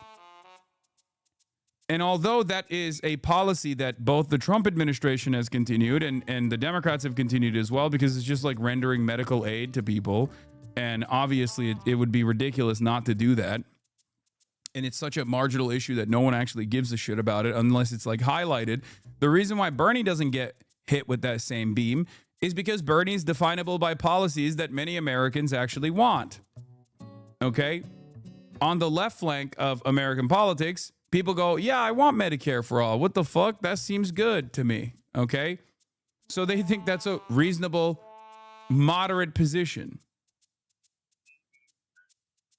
Okay? That's number one. Number two, Bernie is not hit with the culture war beam as much because his policies, and the same goes for Zohran Mamdani, who is even more woke than Bernie Sanders. Why are they not seen as like as extreme on the left? Well, the reason why they're not seen as extreme on the left or have higher degrees of favorability is because they are identified by what they can do for the population, what they want to do for the voters. And those things that they're identified by are sound, reasonable, modest proposals that are simply expanding on pre-existing social safety nets. Okay? My point always has been that if Kamala Harris, for example, ran on identifiable key policy prescriptions to the ailments that many American working class people are experiencing, then ultimately it would have been much harder to present her as like a silly, crazy person who only cares about woke. You can't lie to me. It's just popularity makes you a centrist. I mean, this also is stupid because like being a centrist is considered the good thing here. Okay? Like there is a higher value associated with like centrism. This isn't even correct. I think most Americans basically see a couple key policies that they appreciate, and they make up their mind on whether they like it or not. And also heterodox thinking as well. When I was at Zohran Mamdani's rallies, the crowd can do a call and response to his top policies: freeze the rent, make buses fast and free, make childcare free. The only other time I've heard that where people are able to call back to signature policy is President Trump's build the wall. That's about more than just showmanship or social media. It's about rooted in a value that people can easily identify and trust you on. It's two electeds who treat politics as a collective action rather than a game played top down. My take on Zohran Trump, and instead is spitting here. Okay, this is what I've said over and over again as well. Right? If you are definable by key policies, then people can't put fucking words in your mouth because you can always go back to that. You can always go back to, you know, the policies that you want to be defined by. The closest identifiable fixture of both of these guys is that they are populists. Okay, one is a fake right-wing populist who really focuses on winnable culture war issues that they're constantly propagandizing over, and also redirecting the attention and anger and animosity that the average working class person feels back to marginalized populations, a sloppulist, if you will. Whereas the other one is a left populist who recognizes that the real solution is economic improvements. This is something that I have said over and over again. Now, of course, oh shit. Had the remix this with Zohran. Hold on, let me see if I can zap this. Okay, good. Oh shit, no, I can't zap the whole thing.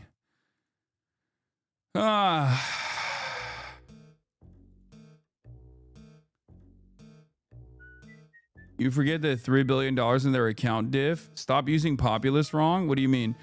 I hate people using the term populist. A populist isn't someone who is popular. What? What? I'm not saying that a populist is someone who is popular. What are you talking about? A populist or populist policies are policies that populist is anti-democratic. Okay, well, I'm not a fucking neoliberal, okay? So I don't consider it that way. I don't see it that way at all. I think left populism would be to turn around and take complicated policy suggestions that would require a tremendous amount of work to implement, and simplifying them in a way. Sean the Black, thank you for the raid. Hope you had a good stream, brother. Like, tax the rich is a populist policy, okay? Rather than trying to describe the complications, you just simplify it for a much broader audience to receive, okay?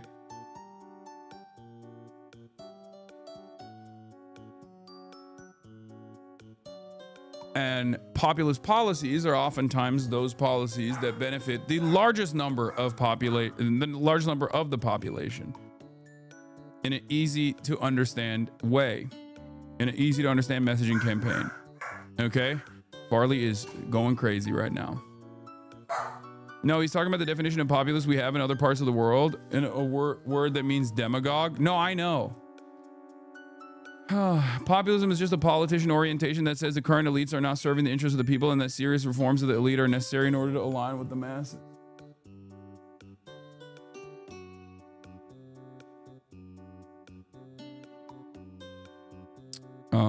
Anyway, let's continue. NYPD Commissioner Jessica Tisch. They also spoke about immigration and New York's sanctuary city policies. On Saturday, President Trump was asked about very good meeting yesterday. We talked city policies. On Saturday, President Trump was asked about sending in federal troops. Right now, other places need it more, but if they need it, we had a very good meeting yesterday. We talked about that. But if they need it, I would do it. Mamdani said he told the president what separates New York City from anywhere else in the country is the NYPD, and he trusts police to deliver public safety. Jenna DeAngelis, CBS News, New York.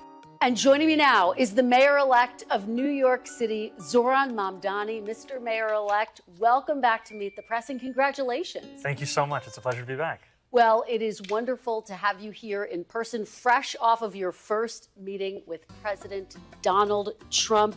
He praised you. He even said you could do a great job as mayor despite months of a bitter back and forth. Were you surprised by the warm welcome that you got? You know, I was looking forward to having the meeting with the president to speak about the needs of the 8.5 million people who call the same city we love home, and to speak, frankly, about the affordability crisis that is pushing so many of them out of those 5 boroughs. And I found in the meeting that I had with the president a productive one, and a meeting that came back again and again to the central themes of the campaign that we ran: the cost of housing, the cost of childcare, the cost of groceries, the cost of utilities. And it showed that this is an opportunity to now start to deliver so that people can do more than just aspire to struggle in New York City, but actually to be able to live there. But did you expect it to be so chummy? What was going through your head when you were standing there? You know, I thought again and again about what it would mean for New Yorkers if we could establish a productive relationship that would focus on the issues that those New Yorkers stay up late at night thinking about. Because so often in our politics, we try and tell people what they should be worried about, what they should be concerned about. But when you actually ask New Yorkers and you listen to them, you hear it come back to the issues that animated not just the conversation the president and I had with the press after our meeting, but frankly in the meeting itself. It was a conversation where we spoke about the... Whoever media trained Mamdani needs to be the head of the Democratic Party immediately. Lamau? No.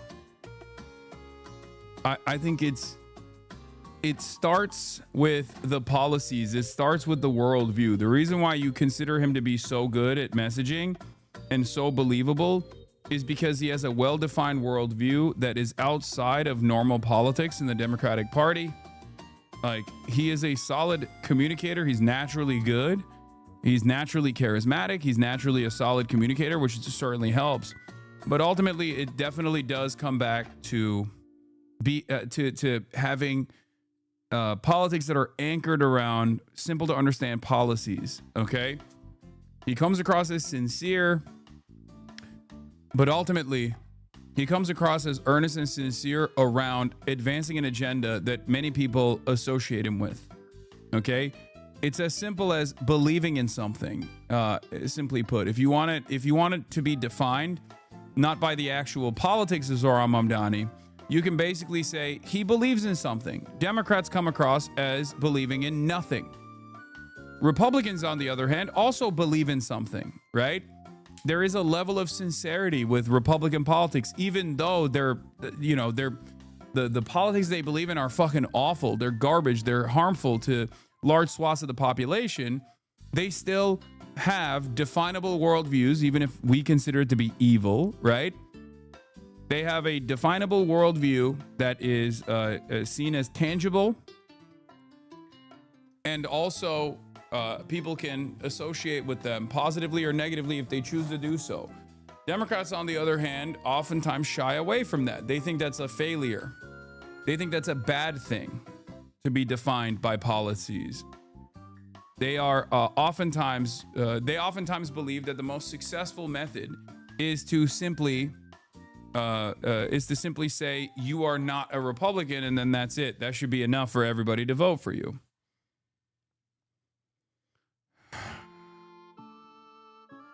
Like, I'm not talking about the actual content of the messaging here, though that's good. He's very good at bringing questions back to policy issues. Yeah, but you can't do that. You can't do that if you have no policies to anchor yourself around, to anchor your campaign around. That's it. That's my point. You have to have things that you can bring the conversation back to all the time, an agenda that you are advancing.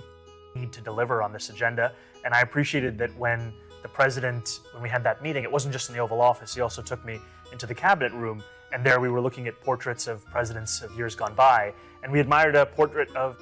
Like, I'll give you Pete Buttigieg as a counter. Zohran Mamdani and Pete Buttigieg are both decent communicators. But when I bring that up, that's the real truth nuke. But if I were to bring that up, everyone would be like, how dare you say that? It's true. Pete Buttigieg is actually a pretty solid communicator. But Pete Buttigieg is what you get when you have a solid communicator, utterly devoid of politics, that is the classic, undefinable, centrist, third-way neoliberal politician. And that is precisely the reason why he comes across as insincere. That's precisely the reason why he comes across as not a great communicator. He appeals to the liberal wine moms, but he doesn't appeal beyond that base of support within the Democratic Party. And that is because he's not trustworthy. He doesn't, like, people don't actually look at him and go, oh, this is a guy who's going to bring about change that I think is necessary. Okay? That's it. Standing on business and loudly and proudly declaring your worldview goes a very long way. A lot of people don't understand it. A lot of people are too afraid to broach that subject. A lot of people are too afraid to stake their reputation on the line.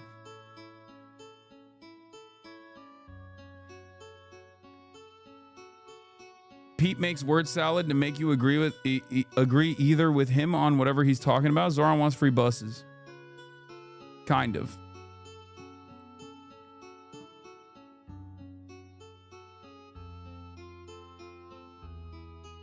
FDR.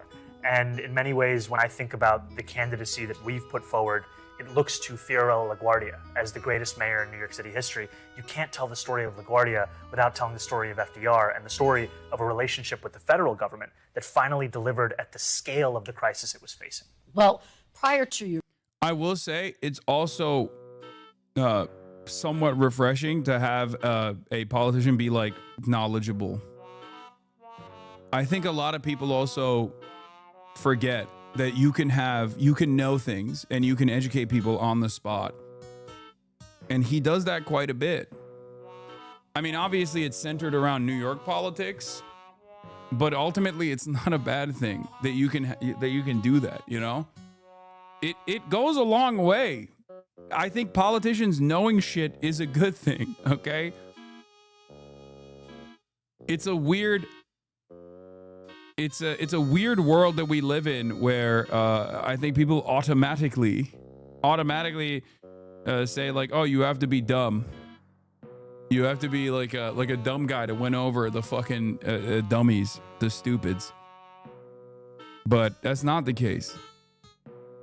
Meeting. I don't have to tell you this. President Trump repeatedly threatened to cut off federal funding to New York if you won. The president seemed to back away from that yesterday, though, in his public comments in that joint news conference that you all did. He said, I don't think that's going to happen. I expect to be helping him, not hurting him. Do you believe him when he says that? No, I believe the president in the conversation that we had, and I will continue to make the case, both to the president and to the country at large, about the needs of New Yorkers. Because what I found, frankly, is that New Yorkers have grown tired of being asked to believe in a system that has delivered very little for them. They're tired of a politics that expects everything from them while delivering little. And what they want now is a politics that can see the scale of the crisis in front of it and actually start to work together to deliver on that. You know, you ran a campaign, though, saying that President Trump had not delivered on his promise of affordability. Did anything that happened in that meeting make you think, yes, he can deliver on that promise for Americans, for New Yorkers? Well, I spoke to the president about the fact that while our campaign technically began on October 23rd last year, for many people, they became aware of it after the president won his election. And when I went out and spoke to New Yorkers, asking them who did they vote for and why, in two neighborhoods that swung most significantly towards the president. This was Fordham Road in the Bronx, Hillside Avenue in Queens. And I shared with the president that when I asked those New Yorkers why did they vote for the president, they told me again and again it was cost of living, cost of living, cost of living. And when the president and I were speaking, we were speaking about what is preventing from delivering on that affordability agenda. Sometimes it's a lack of taking on the broken system that we have, and I spoke about in New York City, for example, zoning regulations. We spoke about ULURP. This is a process by which you either approve or deny zoning changes that are made in New York City. We spoke about the need to change so many of those situations such that a developer doesn't tell you the thing more expensive than labor or materials is waiting. And we also spoke about the importance of understanding what it is that hurts New Yorkers in their pockets. It's their rent, it's their childcare, it's their utilities, and it's their childcare. Because the childcare, I say twice, because it is the second highest cost after housing, $22,500 a year for a single child. Well, let me ask you about the other threat that we heard from President Trump to send troops to New York City to address issues of crime and immigration. Does it bug you that Zoran is too on message sometimes? No. We've seen him do this in other major cities. Did you get any assurances in your meeting, Mayor-elect Mamdani, that President Trump will not send troops into New York? I told the president that the cornerstone of an affordability agenda is public safety, and that it is critically important to me. And for all that has been said and all that has been spoken about, and the tens of millions of dollars looking to make New Yorkers fearful of that question, the truth of it is, in fact, that I'm looking forward to working with the NYPD to deliver on that. And I shared with the president that my decision to retain Police Commissioner Jessica Tisch is in large part a recognition of the fact that in her time leading the NYPD, she has driven down crime across the 5 boroughs while starting to uproot corruption. This is my least favorite part about like all the things that he's done so far. Not only because like Tisch is a ultra Zionist, but also I think like getting a police commissioner that is on board with your worldview, or at least like much closer to your worldview, is a much better way to deal with it. But I think that it's a miscalculation. I think it's a miscalculation overall, but that is the real reason why a lot of people are souring on Zoran Mamdani. I'm not one of those people that says like, oh, this is, you know, you guys don't want someone to actually govern and legislate. You're being silly and childish. I think that's an understandable area of concern. I think it's a totally valid criticism. I think his answers on that were really bad leading up to the election, and I was a lot more forgiving because there was an election in that situation. But like the Jessica Tisch thing is part of the reason why like even Trump was more comfortable associating with Zoran, apparently, saying like, oh, well, you know, he kept Tisch on.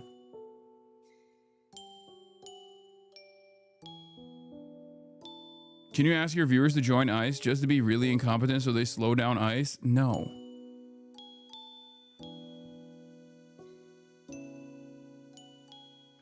You cannot get rid of any Tisch in New York. It's akin to thinking you can just say fuck you to the president.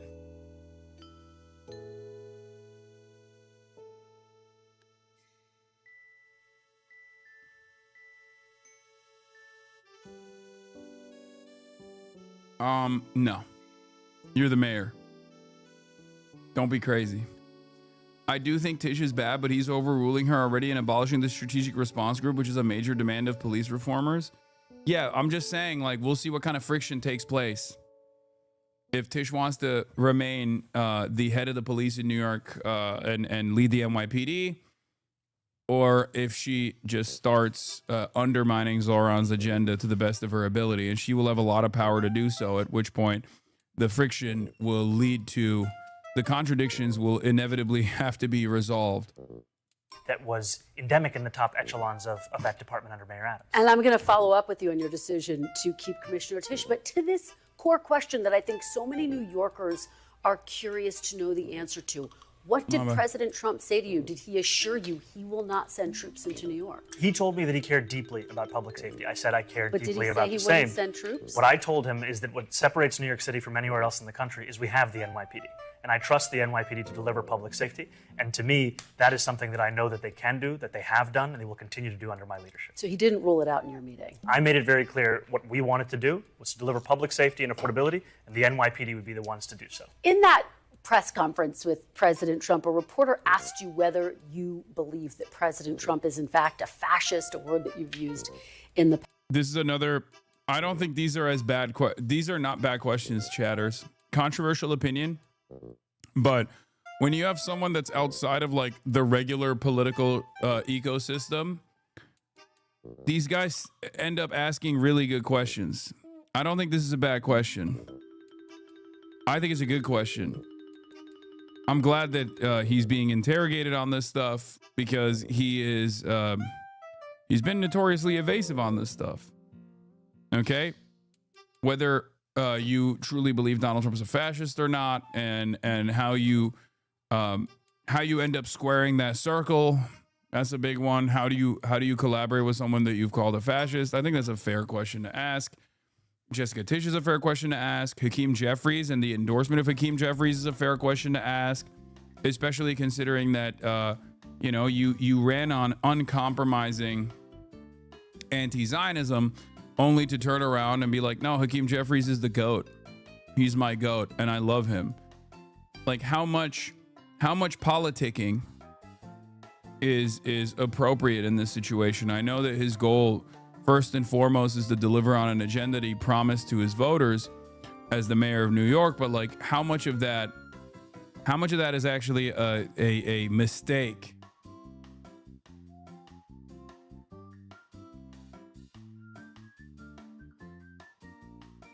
Past. You were about to answer, then President Trump sort of jumped in and he said, quote, "That's okay, you can just say yes. It's easier than explaining it." So, Mr. Mayor-elect, just to be very clear, do you think that President Trump is a fascist? And after President Trump said that, I said yes. And so you do? And that's something that I've said in the past, I say it today, and I think what I appreciated about the conversation that I had with the president was that we were not shy about the places of disagreement about the politics that has brought us to this moment. And we also wanted to focus on what it could look like to deliver on a shared analysis of an affordability crisis for New Yorkers.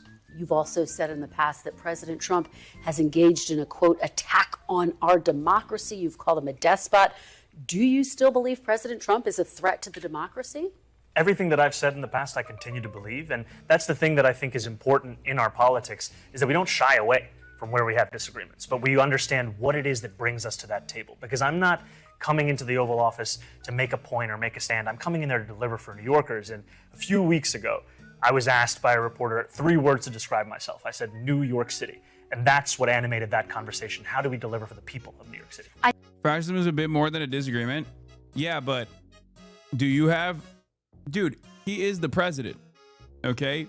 As long as you're not conceding to the president, you're gonna have to fucking demand that he doesn't cut funds if you're the mayor of New York, okay? Not only is he the president, but he's also threatening military occupation of the city that you're supposed to be the mayor of. And on top of that, he said he was going to treat New York City like it's fucking Cuba. Okay?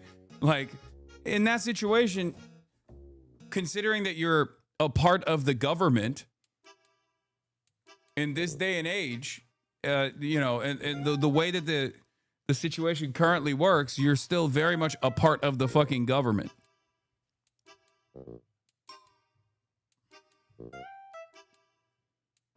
Am I kind of wrong for looking at Zoran a little sideways right now? Just a little? No, it's understandable. I think if you're the governor, you have a lot more amenities or you have a lot more power. But if you're the fucking mayor, I see that as like a little bit different, you know? But yeah, of course it's okay to be critical. It's okay to be critical. By this logic, should every Democrat be more friendly to Trump? It depends. It depends on what position they occupy and what the president has said about them.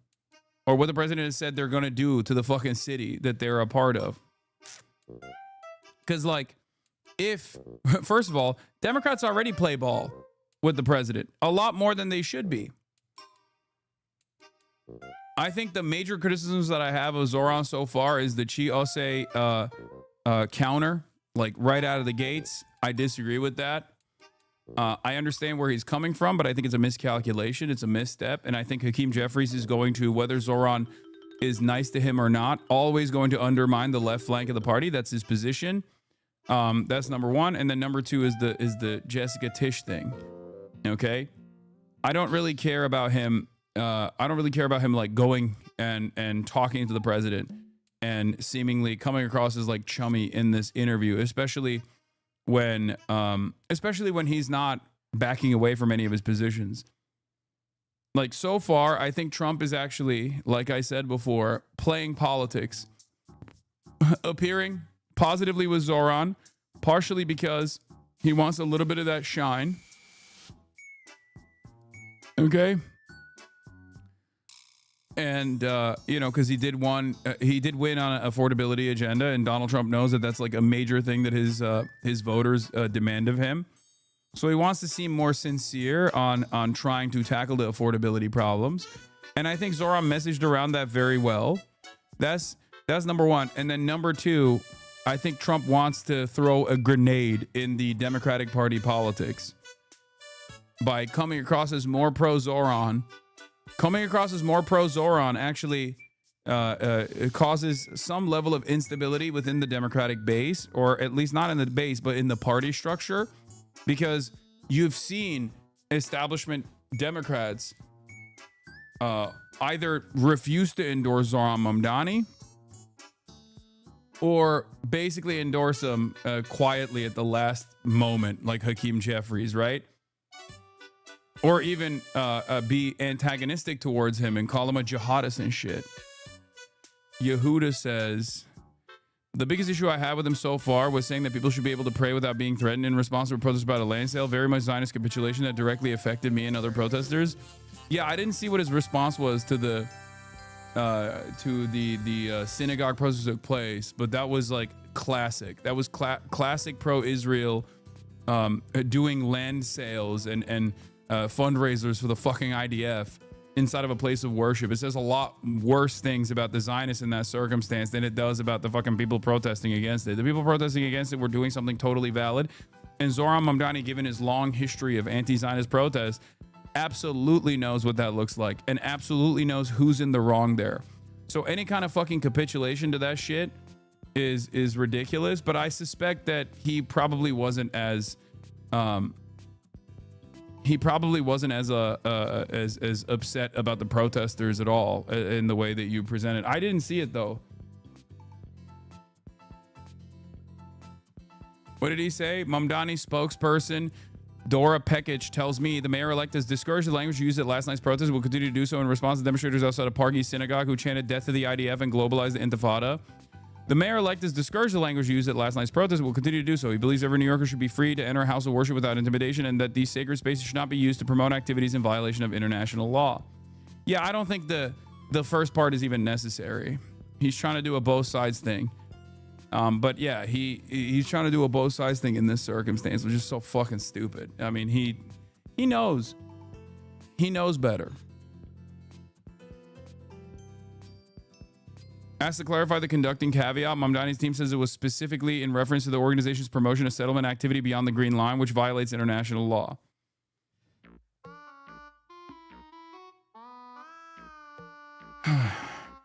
Yeah, note that he didn't disavow the protest itself and actually didn't disavow the synagogue event.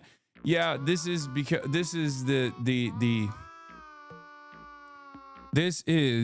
issue with the initial disavowal of globalized intifada. His first response was appropriate when he said, like, people don't understand what this means. Yes, it comes across as hurtful only because people are scared of the word Arabic, the word intifada, which is an Arabic word. Okay, he did disavow the synagogue event. No, I know, I understand that. I'm just saying that he doesn't even need to say like, oh, people shouldn't be fearful of going to the place of worship. I'm sorry, dude. If you're going to an illegal land sale of a fascist apartheid state in any place, whether it be a place of worship or not, then it's no longer a place of worship. It's a criminal activity hub. Okay, protest is the least people can do in this circumstance. Everyone else who has an issue with that can suck my entire dick. Okay, that's it. I think it's fucking ridiculous. I also think it's fucking ridiculous to complain about the language being used in this circumstance, like globalized, the intifada. It's a hurtful language. It's scary. It's like, no, you know better. You know it's not fucking hurtful or scary. You're just paying the piper here. Okay, you're trying to do your very best to manage the situation in a way that you don't really need to. I understand. During the campaign where you're like fearful that this was going to be the only thing you have to address, and you thought it could be easy to just like chop it, ahead of time. Oh, I'm not going to condemn the language. I'm not going to police the language. I think it's silly. That's probably a better way to go about it. Then again, I'm not the mayor, but as an analyst, as a commentator, this is my assessment. This is my position. I think when people are being insincere in their demands, you don't have to capitulate to those demands. Those are insincere demands. There's no reason that you have to capitulate to those demands. As a matter of fact, authenticity is key here, and it's actually been incredibly helpful for the way that Zoran has been perceived as opposed to the rest of the Democratic Party. So there's no reason to now do this kind of shit. No excuses, but every politician will do the thing we dislike. Which of those actions are you anticipating most from Mamdani?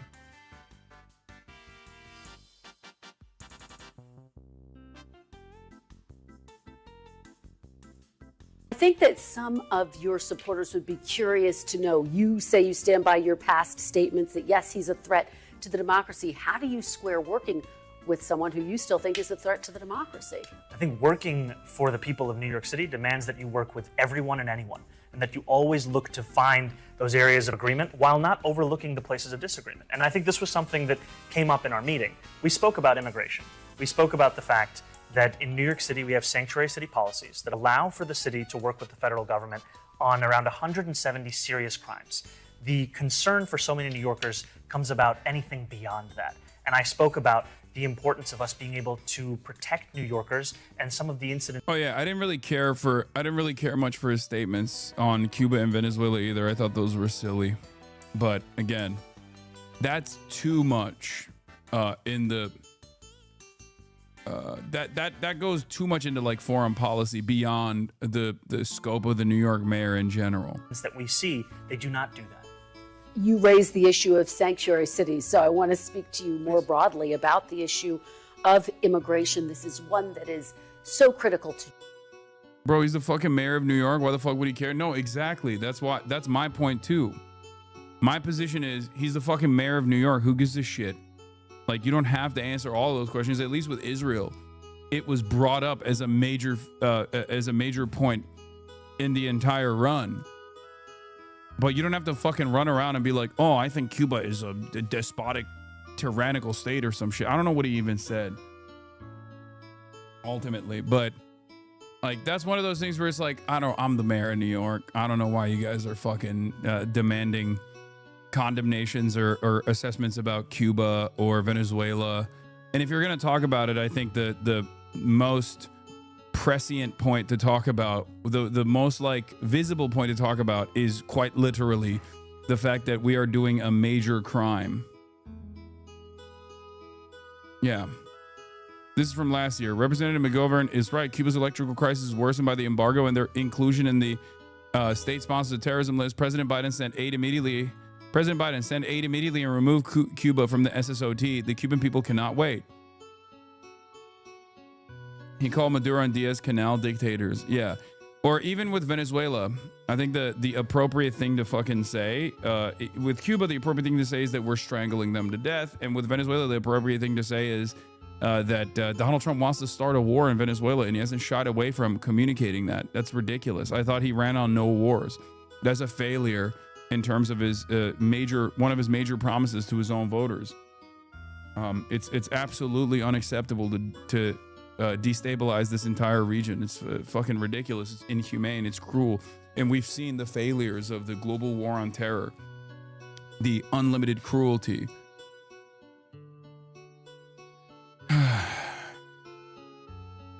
You know?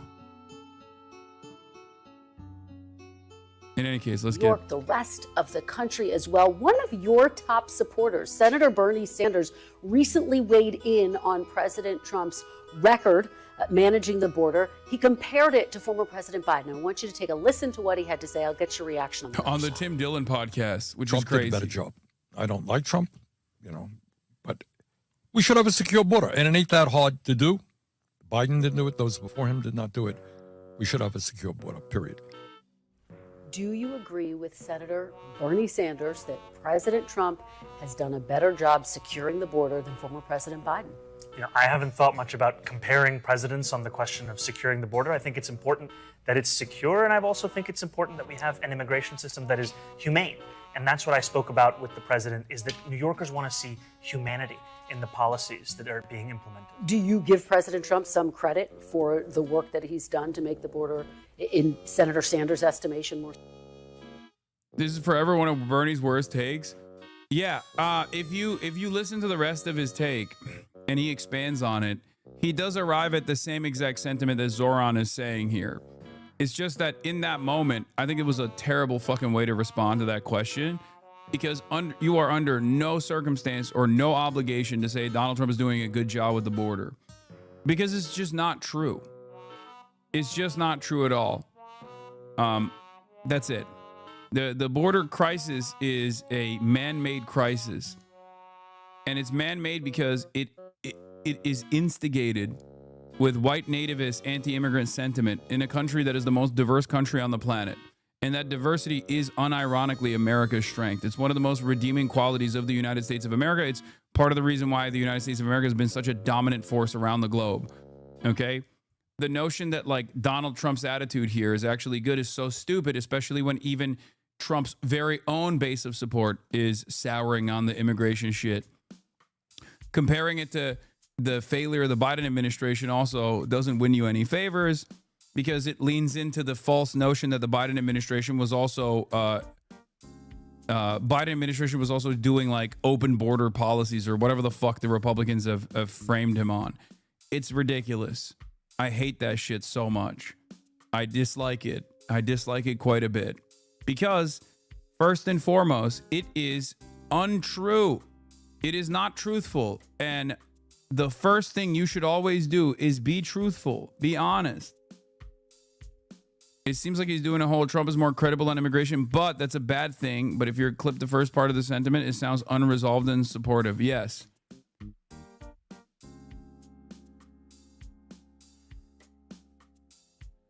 Yo, he's literally a standard Dem right now before entering office. Not like mistakes by Bernie, how it feels too much infantilization when they make mistakes like this. Stupid or miscalculation when it falls in line with them, moderating far more than most politicians who are Dem in a year span. What are you talking about?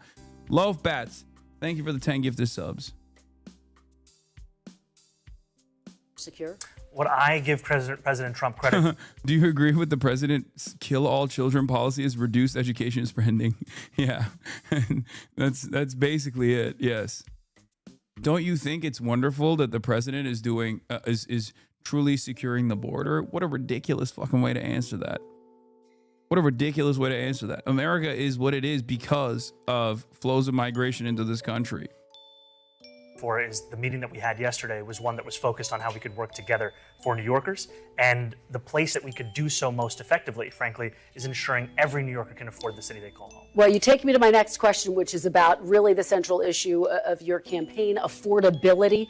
You have said that you want to raise $9 billion in new taxes, increasing taxes on the wealthy, on businesses, in order to fund your key policies like universal child care, which you mentioned.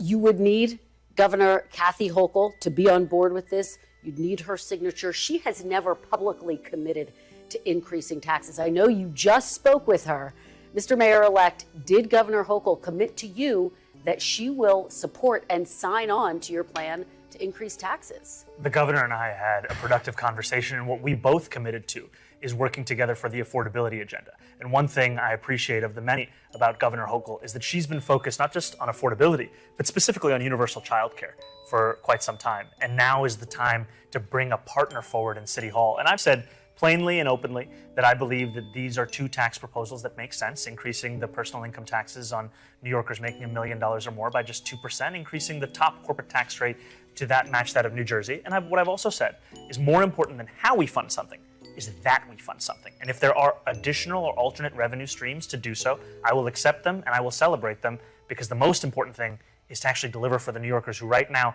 can't even conceive of having a family in New York City because of how expensive we've made childcare across the 5 boroughs. Well, and your entire agenda is incredibly ambitious: universal childcare, free buses, among other things, lowering rent. Can you deliver on this agenda without Governor Hochul agreeing to increase taxes? Well, I'm thankful that I'm not going to have to engage in the hypothetical, because I am confident of the two of us working together to deliver on this agenda and ensure that finally, and this goes back to just that portrait of FDR. Thank you, When Emily look at Giselle, what for the 5 politics you has did. been in the past. It has been there in the moments of such transformation, meeting the scale of the crisis. We can do that again. Mamdani, I want to work together with Trump. We need a secure border. I disavow Palestine protests. We love NYPD, and we want New Yorkers to do ICE raids, not federal agents. You guys, he's just playing ball. He's definitely having conflict with these people. I like that none of the things that you just framed there is accurate, whether it be my assessment or whether it be even the most negative associations with like what he has said thus far. Like, he said none of that, and I said none of that. How can you watch something and be so off on everything? Are you watching just a totally alternative? Like, are you just watching something entirely different right now? What the fuck's going on? Like, every part of this was ridiculous. I am saying that there are aspects of Zoran's fucking statements that I am very critical of. I'm not saying he's just playing ball. He's doing a great job. That's not what I'm saying at all. And I don't even think he went as hard as what you said. He got you on mute. Yeah, he cooked me. He cooked me because he's hallucinating an entirely separate reality.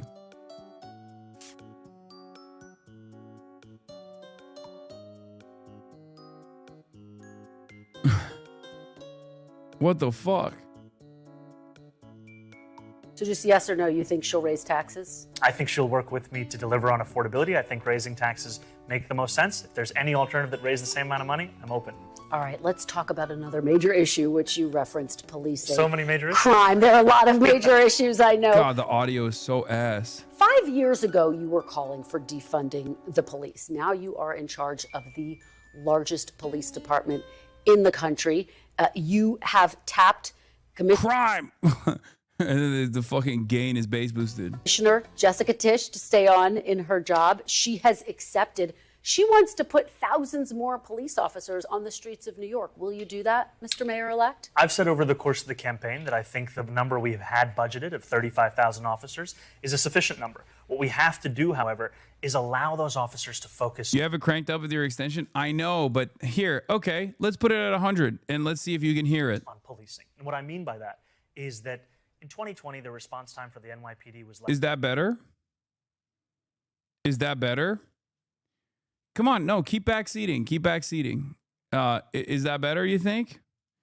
Or perhaps I know what I'm doing and there's a reason why I fucking cranked it. Sounds fine, actually. You won't be able to hear it. My audio is much higher. My audio levels are much higher than the audio levels of the video. And if I kept it that way, everyone would say, oh, dude, I can't hear the fucking actual video. All right, you know what? Sounds better, chatters. Okay, let's do 100. Let's do 110. That's where it was. 11 minutes. Today, it's closer to 16 minutes. Large part of that is because officers are now having to deal with 200,000 mental health calls a year. And so our proposal is create a Department of Community Safety, task it with the mental health crisis, the homelessness crisis, and allow officers to focus on serious crimes so we can get back to the work of delivering on this. As far as his like defund the police agenda goes, he actually did stay on message on that front, saying he's going to keep the current headcount for the NYPD and lower the burden that the NYPD has to deal with. And I think that's an appropriate thing to do. That's a smart thing to do. He's right. That is also a part of the reason why that was the major point for defund the police in general, which is take some of the funds that normally would go to the police and reallocate it back to like social workers, things like that. And on that front, he's actually been consistent on this. But I don't really mind. I don't really mind that liberals think this is I don't really mind that this liberals see this as like, oh, Zoran is moderating. Great. Okay. It's a moderate position. If tomorrow Zoran said, not Zoran, but a Zoran-like candidate on the national front is winning an election by saying, oh, I don't want Medicare for all. I want single payer. Okay. And people are like, well, you said you wanted Medicare for all, but now you're saying single payer. And he ended up describing the process of like, oh, well, we need to pool all of the insurance payment funds into one large pool so that there is automatic leverage for those who are in dire need of insurance. And I think we do that through a modest increase in taxes for at least like some of the wealthiest individuals in society, and the middle class will end up paying less overall as opposed to their insurance premiums. And everyone goes, wow, he really moderated on this position. He really changed it. That's a completely different policy. Then, fuck yeah, I'm on board. Who gives a shit what you call it? Call it fucking Trump care if you want to. I care about solutions. Do you see what I mean? So in terms of his moderation on defund the police, he didn't actually moderate on that at all. But it's fine if people think that he did. Do you see what I mean? It's more so a matter of whether he will be able to follow through on this promise. Trapped in a political discourse without addressing the systemic crisis. But violent crime is substantially down under Commissioner Tisch's watch. Do you acknowledge that her approach is working, and therefore do you need to listen to her when she says, I need more cops on the street? The reason I made the decision to retain Commissioner Tisch is because of the importance of outcomes. The fact that she has been able to deliver on rooting out corruption while lowering crime is something to be celebrated. And I think the commissioner and I have been very clear. Could you turn it back up? I'm washing dishes at work and it's loud as fuck. Can't hear the video. Your chatters are ignorant. Don't worry. Of course. I just wanted to prove to the audio chatters that are being fucking annoying. Okay. I know. I already fixed it. That what brings us together is a shared importance of public safety. I think we can do that with the officers we have. Would you rule out putting more police officers on the street? What I will tell you is that the $35,000 we have budgeted, that's the amount that I think we need. Okay. Let me ask you, again, just going back to that press conference with President Trump, as reporters were leaving, you were answering a question that I think was hard for a lot of people to hear about your response to protests outside of a Manhattan synagogue. Your initial response to that incident did receive some criticism, as you know. What is your message to Jewish New Yorkers who feel you won't be tough enough in your response to anti-Semitic incidents? Since crime is down, why would they need more police? Great question. That's actually something that he should be saying at all. She should be saying as well. Be like, hey, look, she's actually succeeded on delivering on this promise, and I think it's good. It's good that she did that. But that doesn't mean that we need more cops, as a matter of fact. What we need is to lighten the burden of cops. Michael Fusscourt, thank you for the 25 gifted. Open Presence, thank you for the 25 gifted. Hell yeah. That I'm looking forward to being the next mayor of New York City and fulfilling the commitment I've made to Jewish New Yorkers over the course of this campaign, which is a commitment to not only protect them across the five boroughs, but to celebrate and cherish them. And what that looks like is rooting out anti-Semitism. It looks like increasing funding for hate crime prevention programs by 800%. And it also looks like ensuring that we have NYPD protection outside of synagogues and temples, especially on the high holy days. And I want to just say, recently on Yom Kippur, there was a horrific anti-Semitic attack in Manchester. A rabbi in New York City reached out to me and said, could you ensure that there's additional police protection outside of the synagogue for today? I said, absolutely. And I also asked, what if that rabbi did not know the next mayor of New York City? We have to make it so that it doesn't matter who you know. It matters that you will get that safety and security because you're a New Yorker. That's the administration I'm going to put together. All right, I do want to talk a little bit Why about is Tish controversial? Billionaire dynastic family in New York. I mean, literally, the NYU Art School is named after her family. In the pocket of major developers, in the pocket of all of the fucking finance capital in the city. And on top of that, ultra Zionist and a Trump supporter, just like all of the bad things that you would not want in the person commanding the largest fucking army, the largest police force in the country. The police force is already going to be a major hurdle for Zoran and delivering his agenda. So, you know, she's just bad across the board. I think she is literally the worst a part of Zoran's team so far, especially because he had every opportunity not to continue with her. And it probably would have been a clean break because it's totally valid for an incoming mayor to, because you're running against the outgoing mayor. Okay, you won against the outgoing mayor. That means you can also have every opportunity to say, yeah, I want a whole new team without much friction.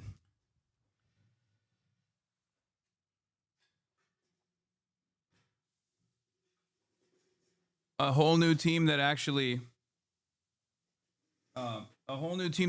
abides by the promises that you made, that people voted for. You have the mandate for it, right? So if that's the case, when you have the mandate, it is the most opportune time to get rid of a potential enemy of your agenda without much friction, because it's like totally appropriate to do so. And instead, he basically defended her. Did she really reduce crime and corruption? I mean, crime rates are down. Violent crime rates are down. That is true. But that also holds against, that's consistent against national patterns as well.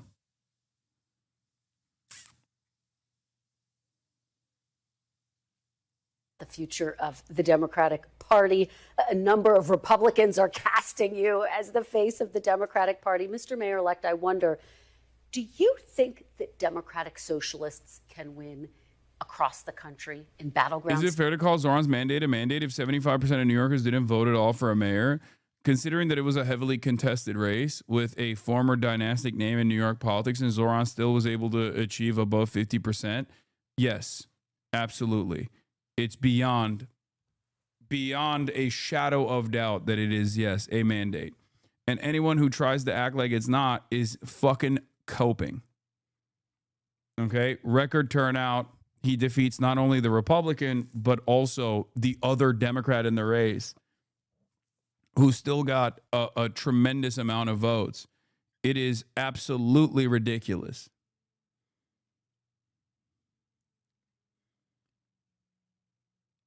Yeah.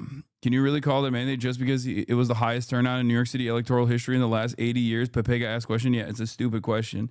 But it's one that the media has been pushing over and over again. So, of course, you're going to have people also repeating that silly line without really reading too much into it or without thinking about it at all. Is normal. That is the reason why the media actually fucking hits that line. He was an independent. Get it together. Okay, dude. Come on. Come on now. Yeah. States, for example. I think a focus on the importance of dignity for working people. Can you guys? Something that can you appeals to stop people sending me across this? I country. know. I will not. It's your venture own into the tweet. world of I know. I saw it. National politics and punditry, but what I will tell you is that in New York City, we saw so many of the same dynamics we'd seen elsewhere. We'd seen a shift towards the right. We'd seen obituaries being written. I'm glad you got a banger tweet off, though, Chatter. Good tweet. About the Democratic Party's ability to speak to young people, to speak to Asian voters, speak especially to young men.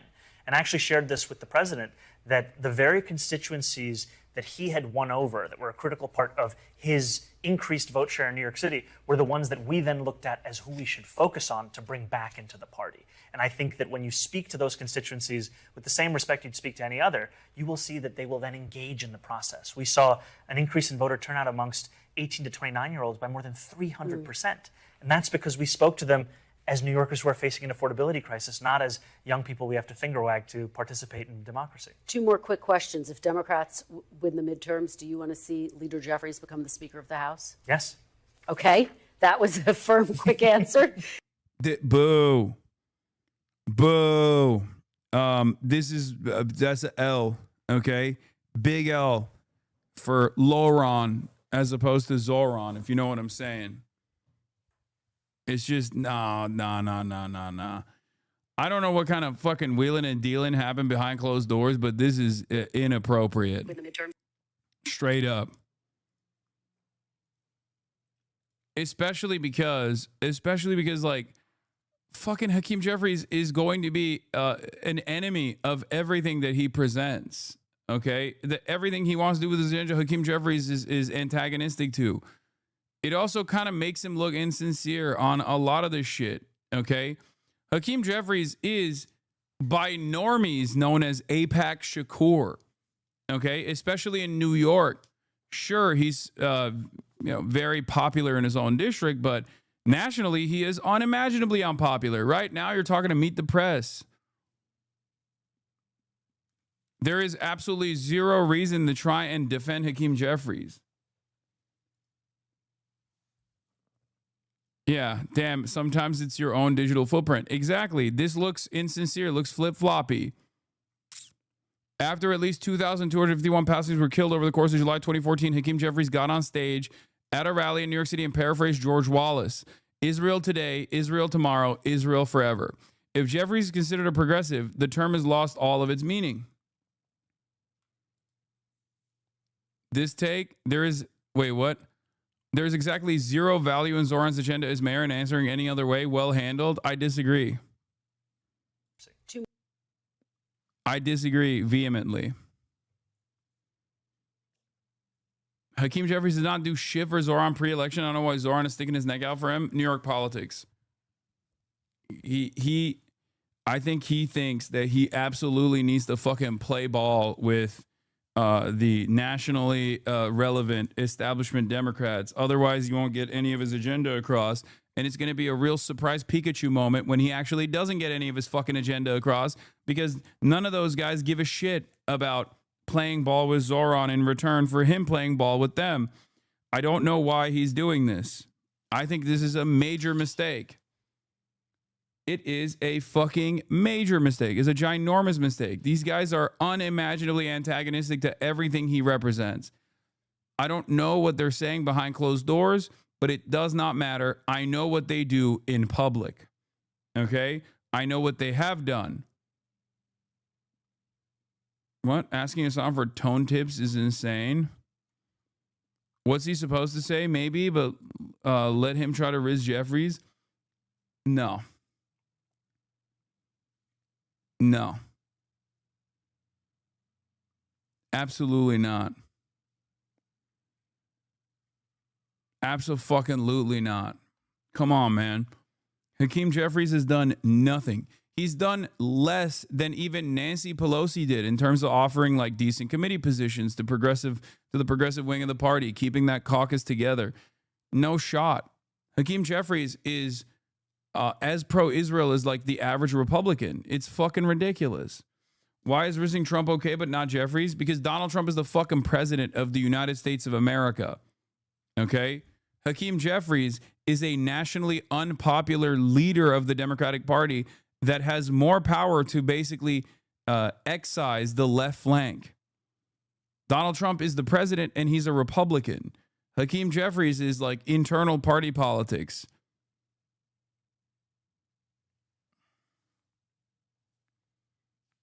So you leave plenty of time for my final answer. Let me go back and give a little more.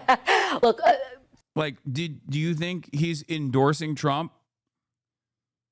Do you think he's endorsing Donald Trump as president? Is that what you think he's doing? Because he is endorsing Hakeem Jeffries as Speaker of the House and the minority leader. It's fucking ridiculous. Former President Obama called you Someone after said your yes. victory. Yeah, Zohran Mamdani went and spoke to the president, which means that he actually wants Donald Trump to be the next president and the president after. Okay? He tried to actively clear the fucking field for Hakeem Jeffries by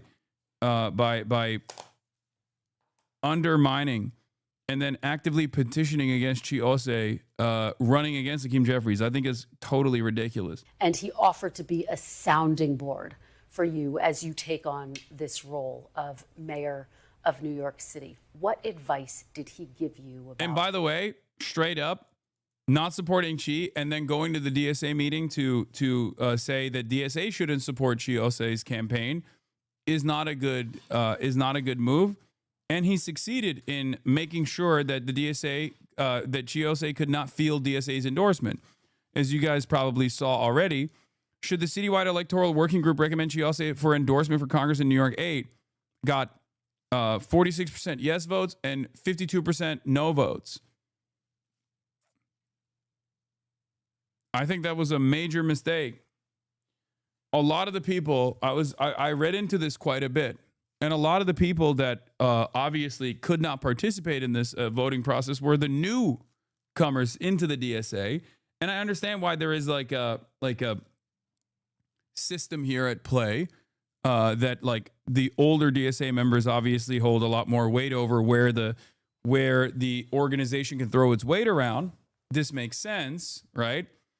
Having said that, you have a fuck ton of newcomers that are joining the DSA because they like what Zohran did, which was unseat establishment Democrats. And then immediately they're met with, no, you can't unseat this establishment Democrat. Disagreed. She is an opportunist is what a lot of people are saying. And it's like, oh, well, he doesn't have the same level of bona fides within the DSA structure as Zohran did. Fair. Okay. Having said that, the goal here is to still ultimately have progressive, skilled communicators, unseat establishment Democrats that are antagonistic to the DSA. And if you think that the alternative is like Hakeem Jeffries, the alternative of Hakeem Jeffries maintaining his power and continuing to do whatever he has in his capabilities to fucking destroy the left flank, then you're insincere. DSA in 2020, then quitting after a month and only rejoining again after Zohran Mamdani was elected is incredibly sus. Hey, stop barking.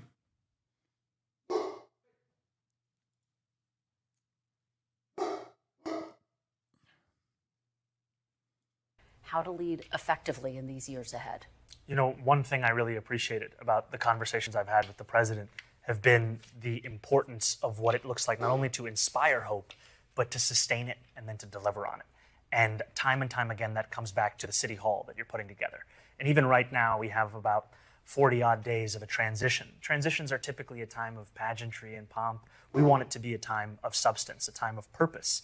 And so we ensured that the first day after the election, we announced our 4 incredible co-chairs of our transition, our executive director. And then the week after that, the first deputy mayor, the chief of staff. We're moving much faster than typical because we want January 1st to be a day where we start to deliver, not start to prepare. And I appreciate President Obama's emphasis of what it looks like to prepare in advance so that you can deliver.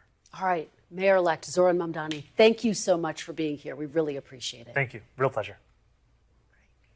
We thank you for watching. And remember, stay updated on breaking news and top stories on the NBC News app or watch live on our YouTube channel. Talk to me about how you figured out Trump's language. It seems What the fuck? to me like you use. I asked them why they did so. I can't hear shit. What is happening? Wait, oh, I don't know. Wait. Meanwhile, if you talk about... I can hear that, but I can't hear this. You guys can hear it, but I How you can't. figured out Trump's language. In this video. That's so strange.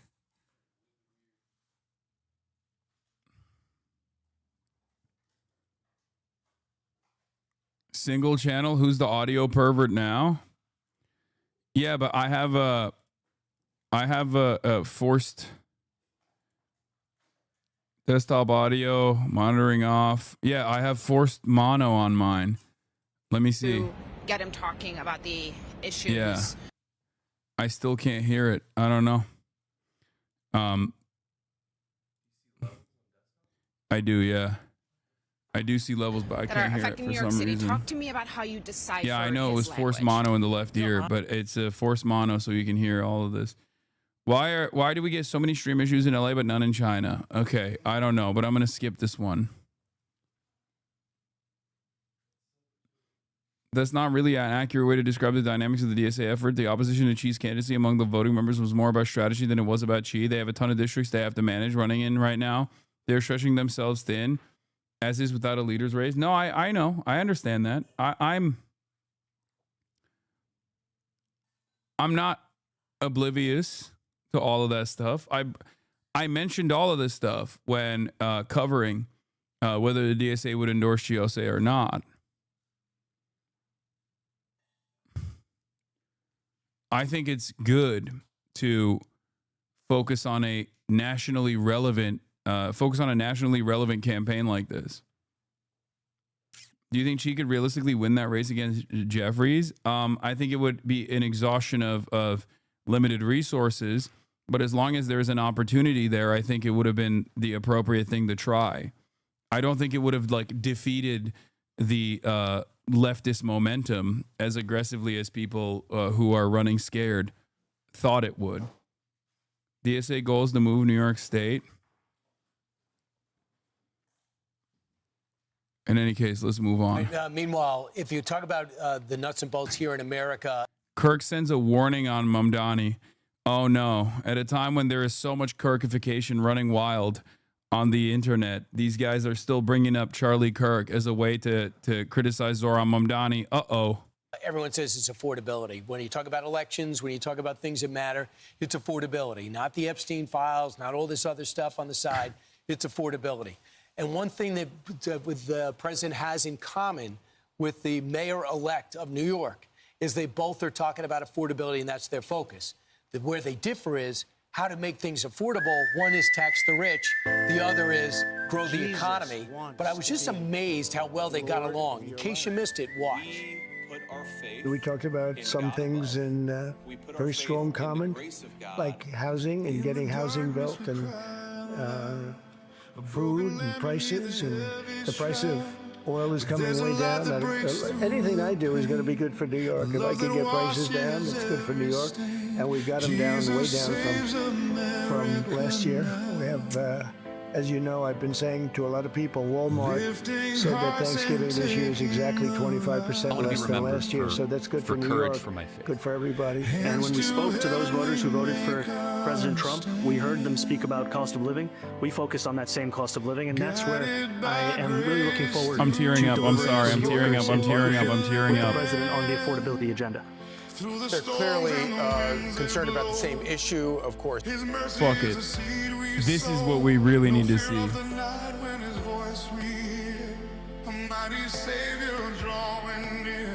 Jesus saves America now. Thank you. God bless you, and God bless the United States. How Thank did you, Xi everybody. Jinping's cum taste? That's so awesome. Keep coping, chatter. Oh, you meant to skip on the... Okay, hold on.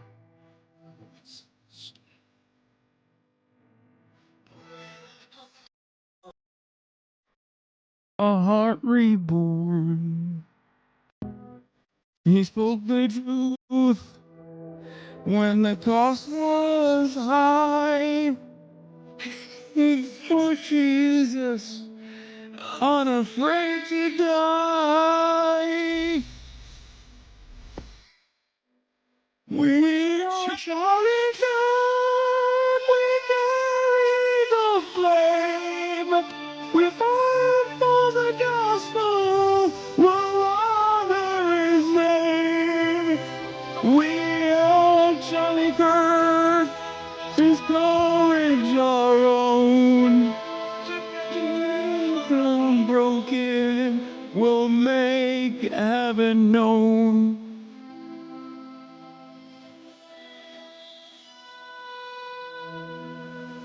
What? Oh God, that was not looking like. Gray names think this is real. Literally burn in hell, Hassan. Haha.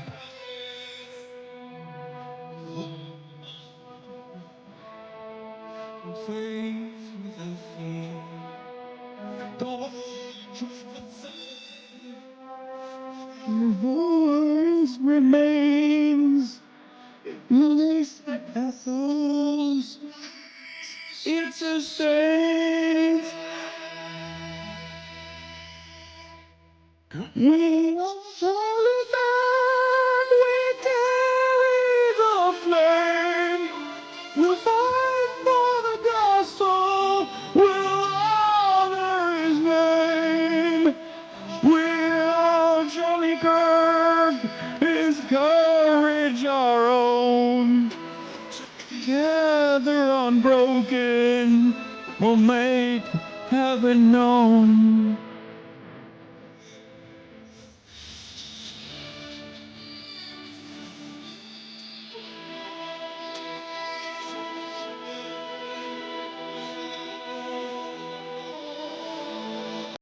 All right, anyway. My dogs heard this song, and I'm not joking, started praying the Lord's Prayer, R.I.P. Kirk. Yeah, dude, it's fucking awesome. It's fucking awesome. When he says we are Charlie Kirk, I wept. Jesus wept, and so did I, okay? This is the kind of bullshit Turkey would send to Eurovision. America should send this to Eurovision, okay? America should send this to Eurovision. They would win. We crowed? Yep, we crowed.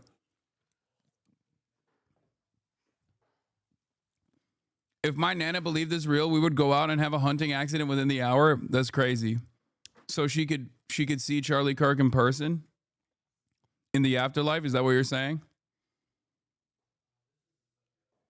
These AI videos of the right are so awesome because it shows how the right wingers perceive themselves, and it's hilarious. I fucking love this shit.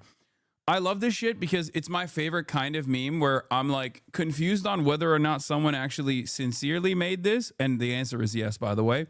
But it's so bad that it literally could have been made by someone who is a hater. You know what I mean? Like it's so incredibly broken that I can totally see someone who is a fucking hater making that. And yet it is actually made sincerely. Like someone made that AI slop because they were, this is a hater meme? No, I don't think it's a hater meme. No, it's not a hater meme. No, someone actually AI generated this thinking it was actually, someone sincerely AI generated this thinking it was actually good for Charlie Kirk.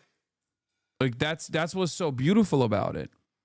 It is those kinds of memes that are the best. The ones that someone makes because they thought that this was like sincerely make Charlie like honor his legacy, honor his memory. I fucking love that shit, dude. It's extremely my shit. It's diametrically opposed. All right, let's keep when going. It comes to how they want to address this, so it'll be very interesting to see how they go forward. But I thought it was interesting that Zoran Mamdani does acknowledge the fact that obviously President Trump, this is a city whose skyline President Trump has helped build. And he's vilified him in the past, says he's the problem. We want to stop Trump from growing. Viciously vilified him. But they seem to, but Mamdani believes that they've found a common ground because they both love New York. Go to 110. Hey, folks, today I was looking forward to having the meeting with the president to speak about the needs of the 8.5 million people who call the same city we love home, and to speak, frankly, about the affordability crisis that is pushing so many of them out of those 5 boroughs. And I found in the meeting that I had with the president a productive one, and a meeting that came back again and again to the central themes of the campaign that we ran: the cost of housing, cost of childcare, the cost of groceries, the cost of utilities. And it showed that this is an opportunity to now start to deliver so that people can do more than just aspire to struggle in New York City, but actually to be able to live there. And he said he still believes Donald Trump is a fascist. Donald Trump, during the election, called him a 100% communist lunatic.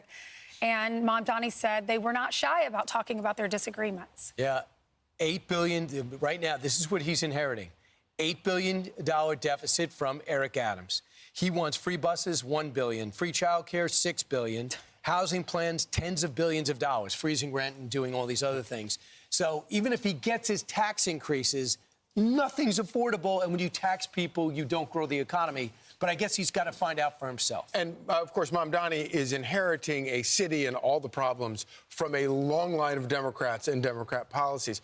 But, of course, Mamdani and socialists are not the only ones who have been addressing this issue of affordability. President Trump has been talking about it. And, of course, the late Charlie Kirk was one of the most visible and eloquent people talking about this issue and talking about the importance of getting younger people purchased into the economy so that they start to value the importance of not only America, but also free markets. This is what he said on Fox and Friends back in July. How do we get more young people under the age of 35 to have equity in the system? Yes. Not the Democrat version of equity where they want to have redistribution, but actually, are they paying a mortgage? Do they own stuff? Or are they...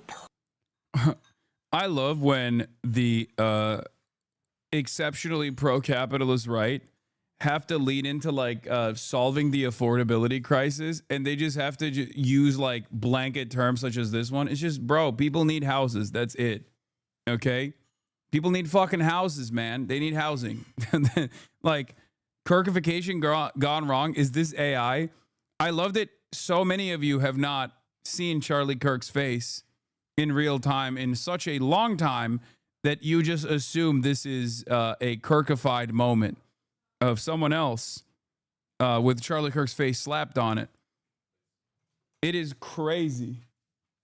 It is crazy that is the case, okay?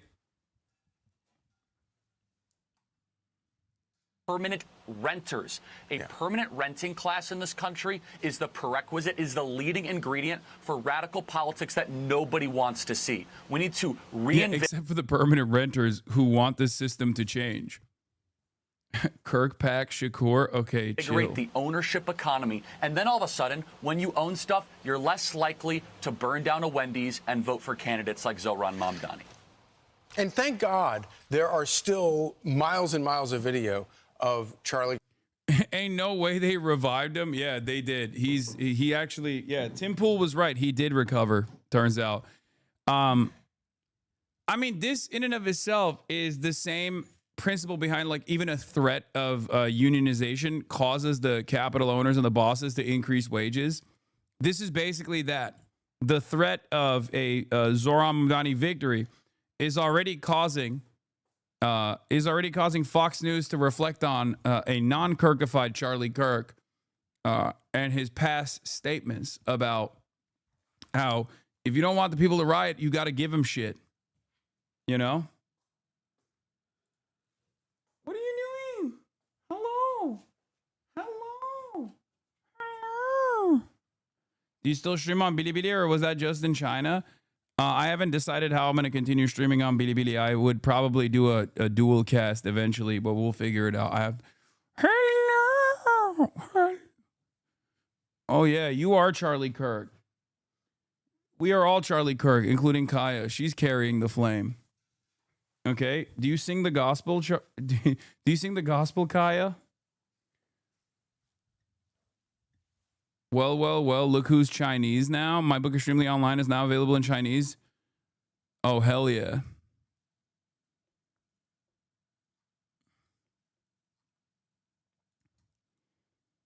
It's the Chinese century, baby. Vibe shift. Trump, New York City, Mamdani's vow to work on affordability. It is a vibe shift.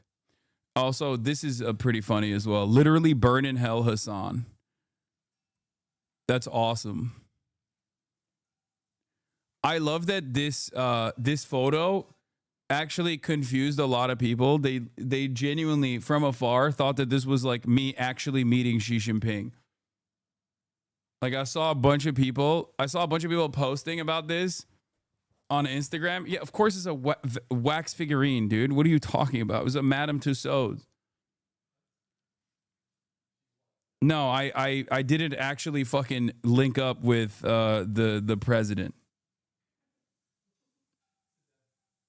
That's crazy that people genuinely think that. You also met Elvis, right? Yeah, I met Mao Zedong and also Deng Xiaoping as well. I will say my head looks so tiny in this. I mean, it's crazy. Even what people think access is like. Dude, it's also fun. Crazy because there are a bunch of people who like legitimately thought, even friends I talked to, thought that like this was a Chinese government backed trip that we did, which is pretty funny because no, it was not a Chinese government backed trip that we did. It actually burned massive holes in our fucking wallets. Okay. Someone even called in on Majority Report thinking it was a paid CCP trip. I wish it was. Okay. Next time, inshallah, it will be a CCP paid trip, hopefully. But no, I do not have that level of emotion. Buckets and buckets. Are you going to cover Hassan's trigonometry episode or his paid CCP trip? No, don't care. I mean, y'all were glazing China, not just you. Yeah. One should consider why.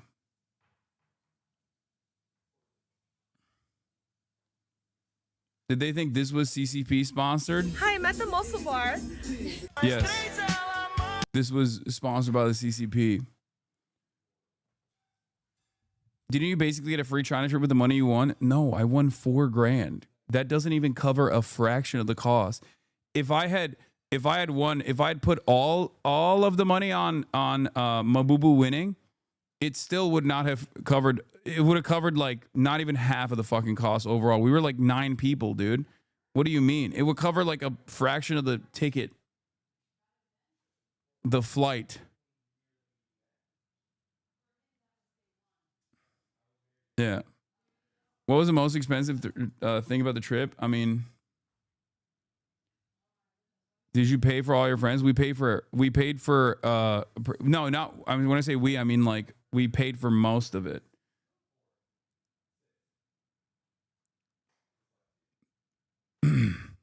I didn't personally pay for everything. No. Don't answer pocket watchers. Thanks. I may check it. I'm curious to see some video from China. Yeah, I'm trying to talk to him about the China trip. I would love to go on a trip like that. But the trigonometry thing, I was not aware that. I was. Yeah, fear and fun, baby. Hassan doesn't understand the poor. Exactly. Anyway, take Unc Haas. Yeah, on my paid trip, on my paid CCP sponsored trip, I'll be taking Unc with me.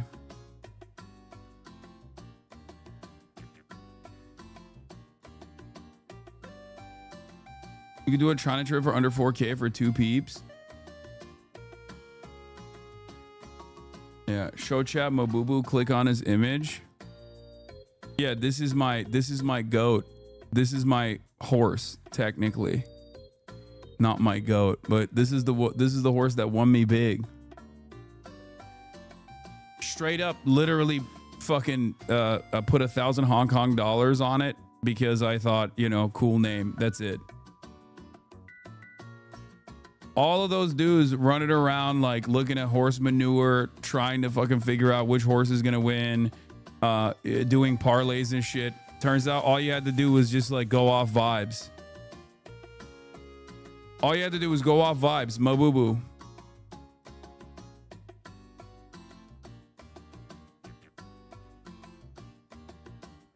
Chat is literally 12 and doesn't understand the cost of an international streaming broadcast with an entire team. Yeah, like we had tourists, we had guides in every city, we had hotel rooms, we had fucking security, we had cars, we had to do all of that shit. Yeah, it was like a band touring basically.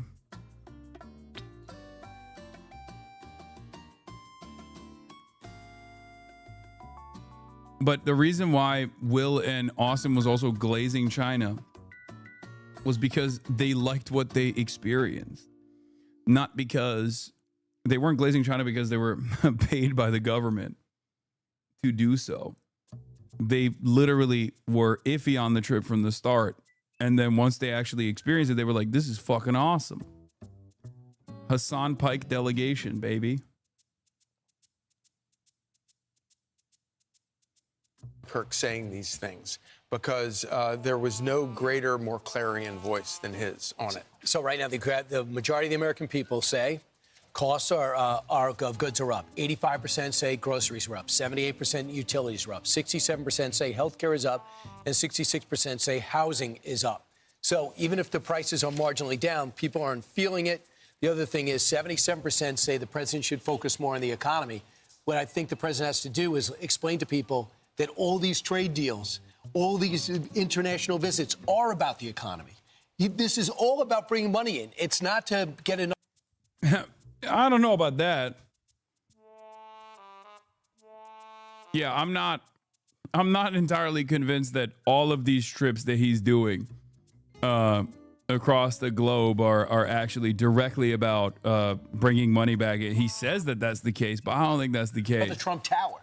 So the trade deals, things are coming back, manufacturing coming back.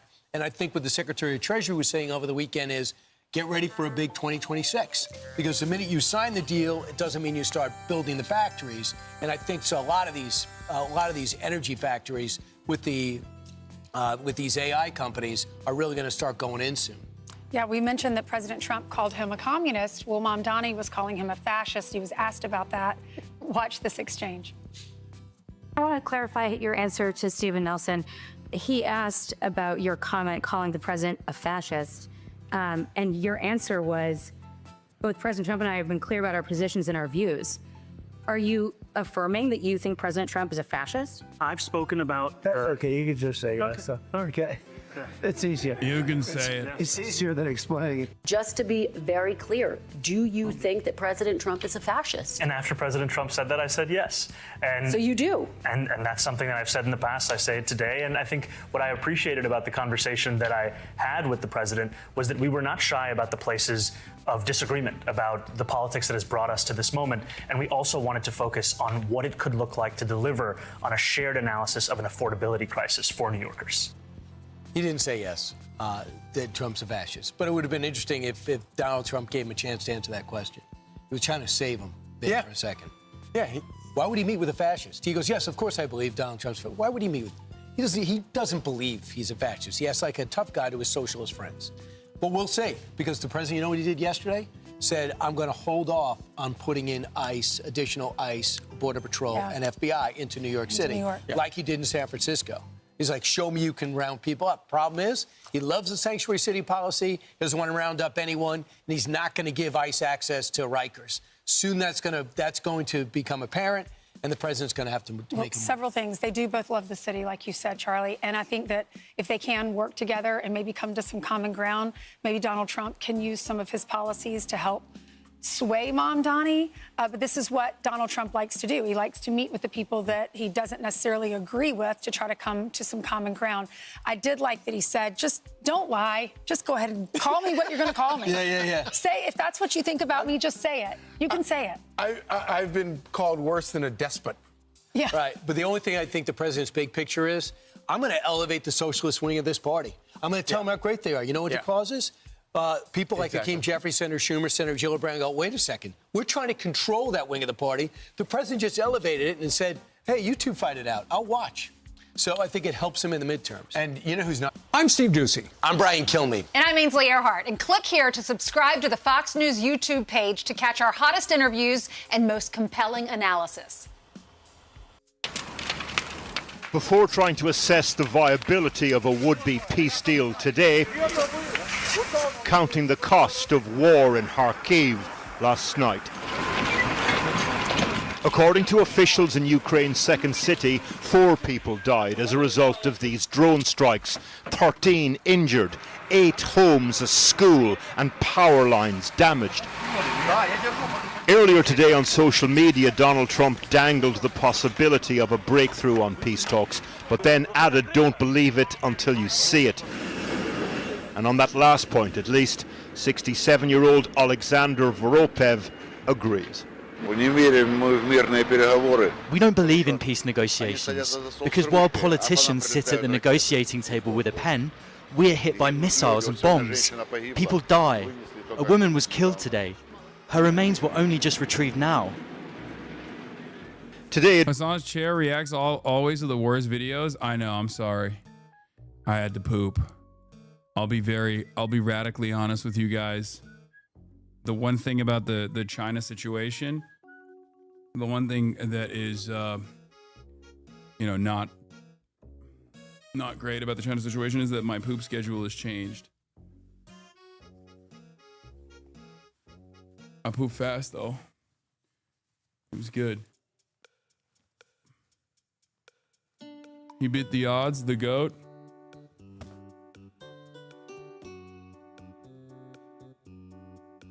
Please be less radically honest. No, I have to be radically honest. I will always be radically honest. Did you wash hands? Yes, I did all of it. Don't be fucking ridiculous. Of course, you always have to wash your hands after pooping.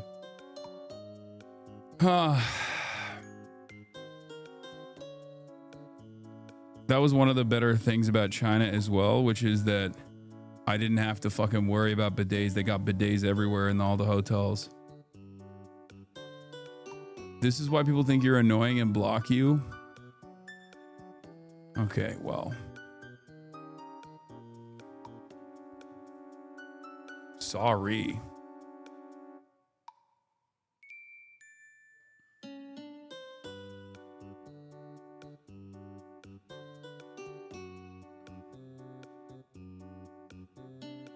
Anyway, Trump's claims on big progress on ending the Russia-Ukraine war. Let's take a Addressing look. the Swedish Parliament, Vladimir Zelensky Yeah, acknowledged some progress in talks over the weekend in Geneva, but his key message, Ukrainian sovereignty, is non-negotiable. There is a lot of noise in the media, a lot of political pressure, and even greater responsibility for the decisions ahead.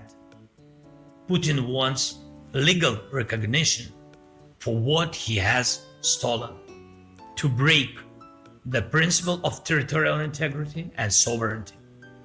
And that's the main problem. EU leaders blindsided by the surprise US peace plan last week are now asserting themselves. At a meeting in Angola today, walking that tightrope between not raining on Trump's diplomatic parade, but also holding the line on Ukraine. Ukraine's territory and sovereignty must be respected. Sovereignty. Only Ukraine, as a sovereign country, can make decisions regarding its armed forces. The choice of their destiny is in their own hands. I'll keep it a $1.50. Might is right politics, baby. This is all it is. Might is right politics is what it is, and it turns out that America has much less motion on the global stage because this peace deal is anything but, okay? It's anything but, let's be real. But also, as Trump would put it, he does not hold the cards.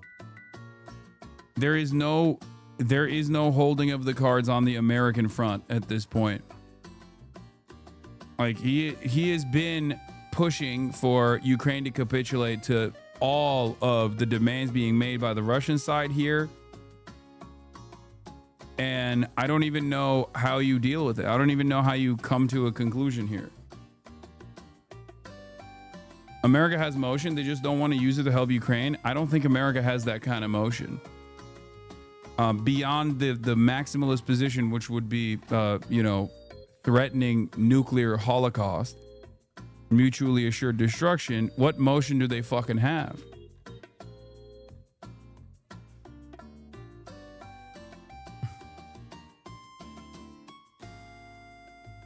They just don't. I don't know. Here's an assessment. If true, the U.S. Former Secretary Marco Rubio, Secretary of State and National Security Advisor, He is now in Geneva with the U.S. Army Secretary negotiating with the Ukrainians on what is largely being seen as a document that halts the fighting in Ukraine, giving Russia concessions like control over Ukrainian territory that the Russian military does not yet control, and barring Ukraine from future membership in NATO. The second part of this was already a non-starter. It was already a given. But the first part of this is fucking crazy. Okay? Remember when I said that Vladimir Putin had maximalist goals for Ukraine that I think are far-fetched and insane? One of them was complete disarmament of the Ukrainian national forces, and the other was territorial acquisition of territories that Vladimir Putin had not militarily taken over. The very fact that they're doing the territorial acquisition for areas that the Russian military hasn't even taken is crazy. It is a complete defeat. It's waving the white flag for the United States of America, basically saying we don't have any kind of capacity here. And it will most likely turn into an insurgency battle for the most part. It'll be like espionage. It'll be an insurgency battle. It'll be areas where Russian troops are positioned. Ukrainians will try to fight back in secret, drone warfare, things of that nature. It'll be guerrilla warfare for the most part, making it absolutely impossible to maintain control over. But I just don't, on the one hand, I think it's ridiculous to force Ukraine's hand to concede. On the other hand, I don't know if there's any other option here.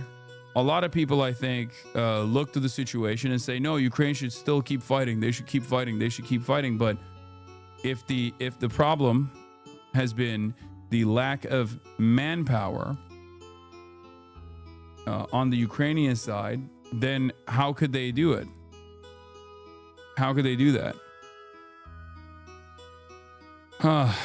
These talks in Geneva are taking place on the eve of what appears to be a massive U.S. effort to remove Maduro from oil-rich Venezuela, a Russian ally in the U.S. sphere of influence.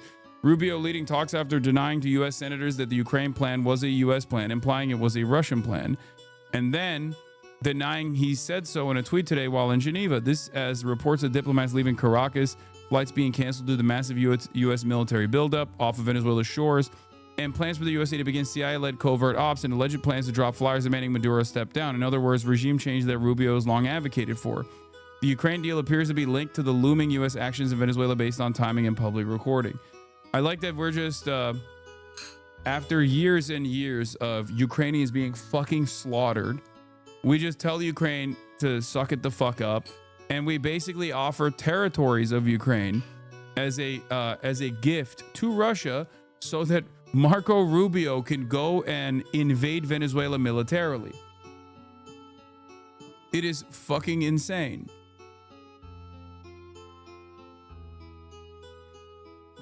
Yeah, we're hot swapping wars now. I mean, one could say that we already did that, kind of. The thing is, the leftists in Ukraine are not giving up the fight. They've stated many times recently that they will die fighting with or without support from the West, and I don't think the ultranationalists will surrender to. Partisans will rise up, and it will never end. Yeah, I think that the next stage of Ukrainian resistance will look more like an insurgency rather than state-sanctioned defense from the standing military.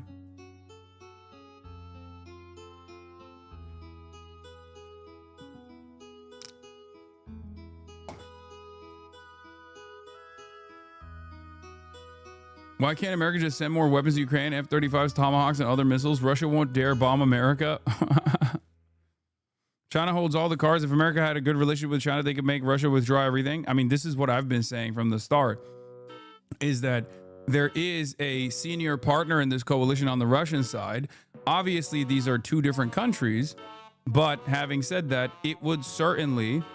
Hassan's so wrong about this war. Ukraine should keep fighting. Ukraine has the manpower since they are on defense. They don't have the manpower for offensives. They can still attrition the Russian forces. Hassan doesn't even follow this war. Russians are getting slaughtered at 5 times the rate, if not more. Hassan's so wrong about this war. Why?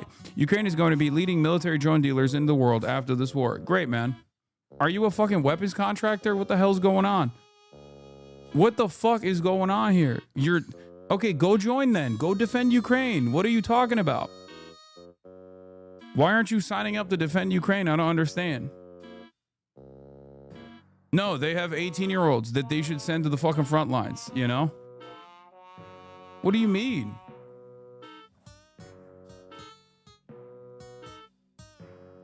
No, but Ukraine has value. Dude, this isn't like a game of grand strategy. This is real human beings that we're talking about. This is the next generation. This is the future of Ukraine. What the fuck? Like, this is a calculation that the Ukrainian government has to make. Do we even want to have a future for this country, or do we try to defend it to the very end with no with no guarantee that it will actually work?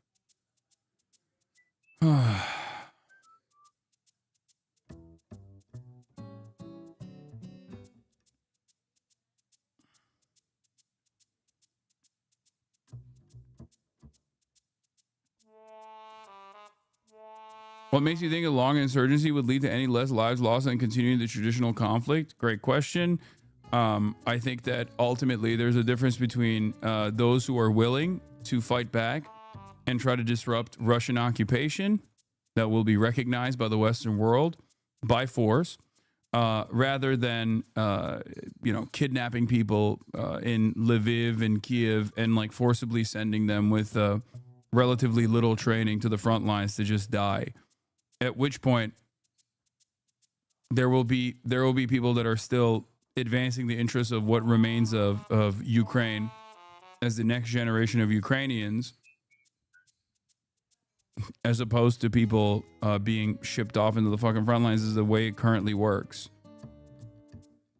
Thousands of splinter factions and paramilitary groups vying for control over black markets and fighting in skirmishes across Eastern Europe. They'll never run out of weapons or resources because of the incalculable amount of weapons that we sent over there with no oversight or regulation. Yeah. Yes, that too.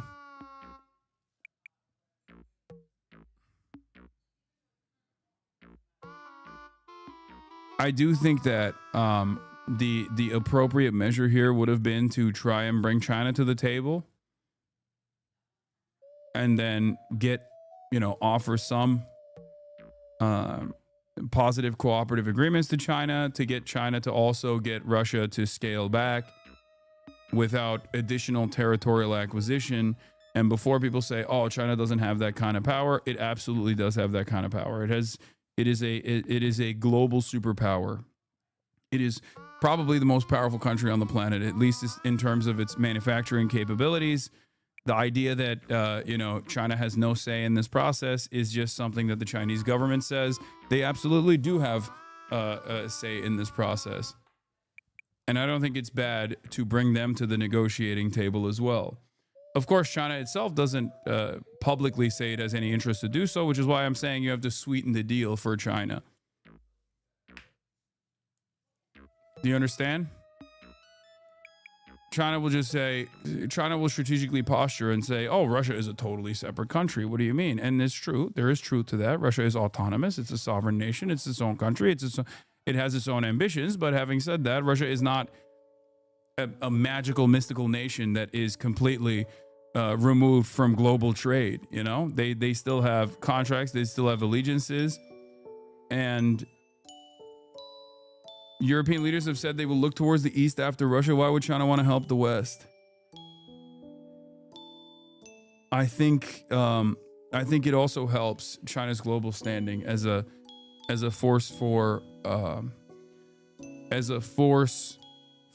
good in general, as a force for like a more manageable ceasefire negotiation that doesn't actually directly destroy what remains of Ukrainian sovereignty ambitions.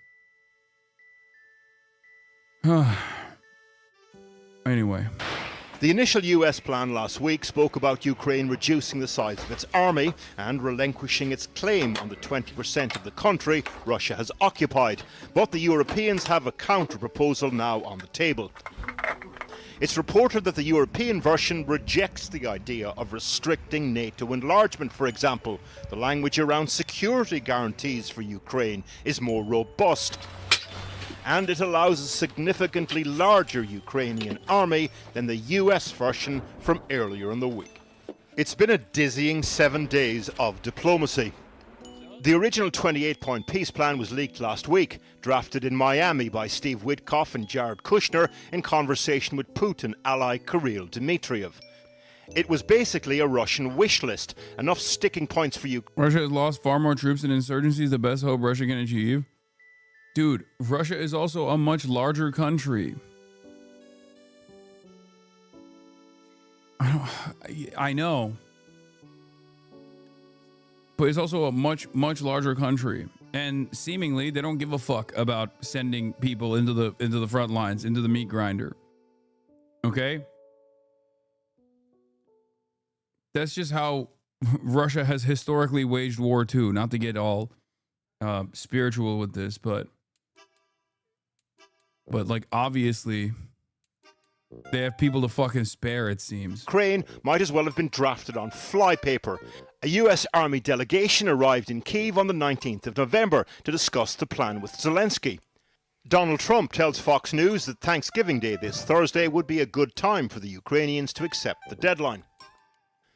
Why would China want the conflict to stop? They're getting cheap oil previously going to Germany. Great question. That's why I said you need to give them broad recognition, a complete recognition of multipolarity, broad, like relief in terms of all of the trade talks and whatnot. There's a lot that America could offer to China to get China to play ball against their best interests right now. You know? Then the pushback. It's not like China didn't have a peace plan for Ukraine. They did. They co-authored a plan with Brazil, which Ukraine immediately fucking rejected. And the Western powers immediately rejected. And that peace plan, unironically, looks a lot better than what the fuck the Trump administration is selling right now. They're not even selling it. They're just forcing Ukraine to adopt this as a peace plan, what is not a peace plan at all. It's just like give Russia territories that they want that they haven't even personally, militarily acquired. Talks began in Geneva involving the US, Ukraine, and European. Read the peace plan. It does not offer back Crimea or NATO membership. Yeah, that part is that's done anyway. I'm not talking about that. I'm not that part was already a given. Anyone that is even a little bit aware of what's going on understands that was already done. Okay. Many people have yelled at me over both of those points over and over again, saying that I'm fucking pro-Russia, saying that I'm a Putinist and I'm dick riding Dugin, I'm a Russian imperialist or whatever the fuck. It's just, no, that was not even a part of the negotiation for serious people. But what is actually new, or what is a Russian demand here, is the complete territorial acquisition of areas that Russia even hasn't occupied militarily. That's fucking ridiculous. Okay, that is ridiculous. Or a demand for disarmament across the board. Like that is completely ridiculous, right? That stuff is crazy. Partners. On the US side, Marco Rubio, the Secretary of State, becomes much more involved. Which brings us to today's diplomatic tug-of-war between the US and European proposal. In the last few hours, the Kremlin spokesperson said Moscow hadn't yet received anything official by way of a counter-proposal. When they do, as things stand, the world... Can you explain the NATO point? I don't understand why it's a given. That was a major red line for Russia from the start, and European allies already were aware of this red line, and European allies already were saying, no, Ukraine is never going to be a part of NATO. They lied in public over and over again, but they also openly stated that was not going to happen anyway, that was a non-starter anyway. From the start, it wasn't even like a question.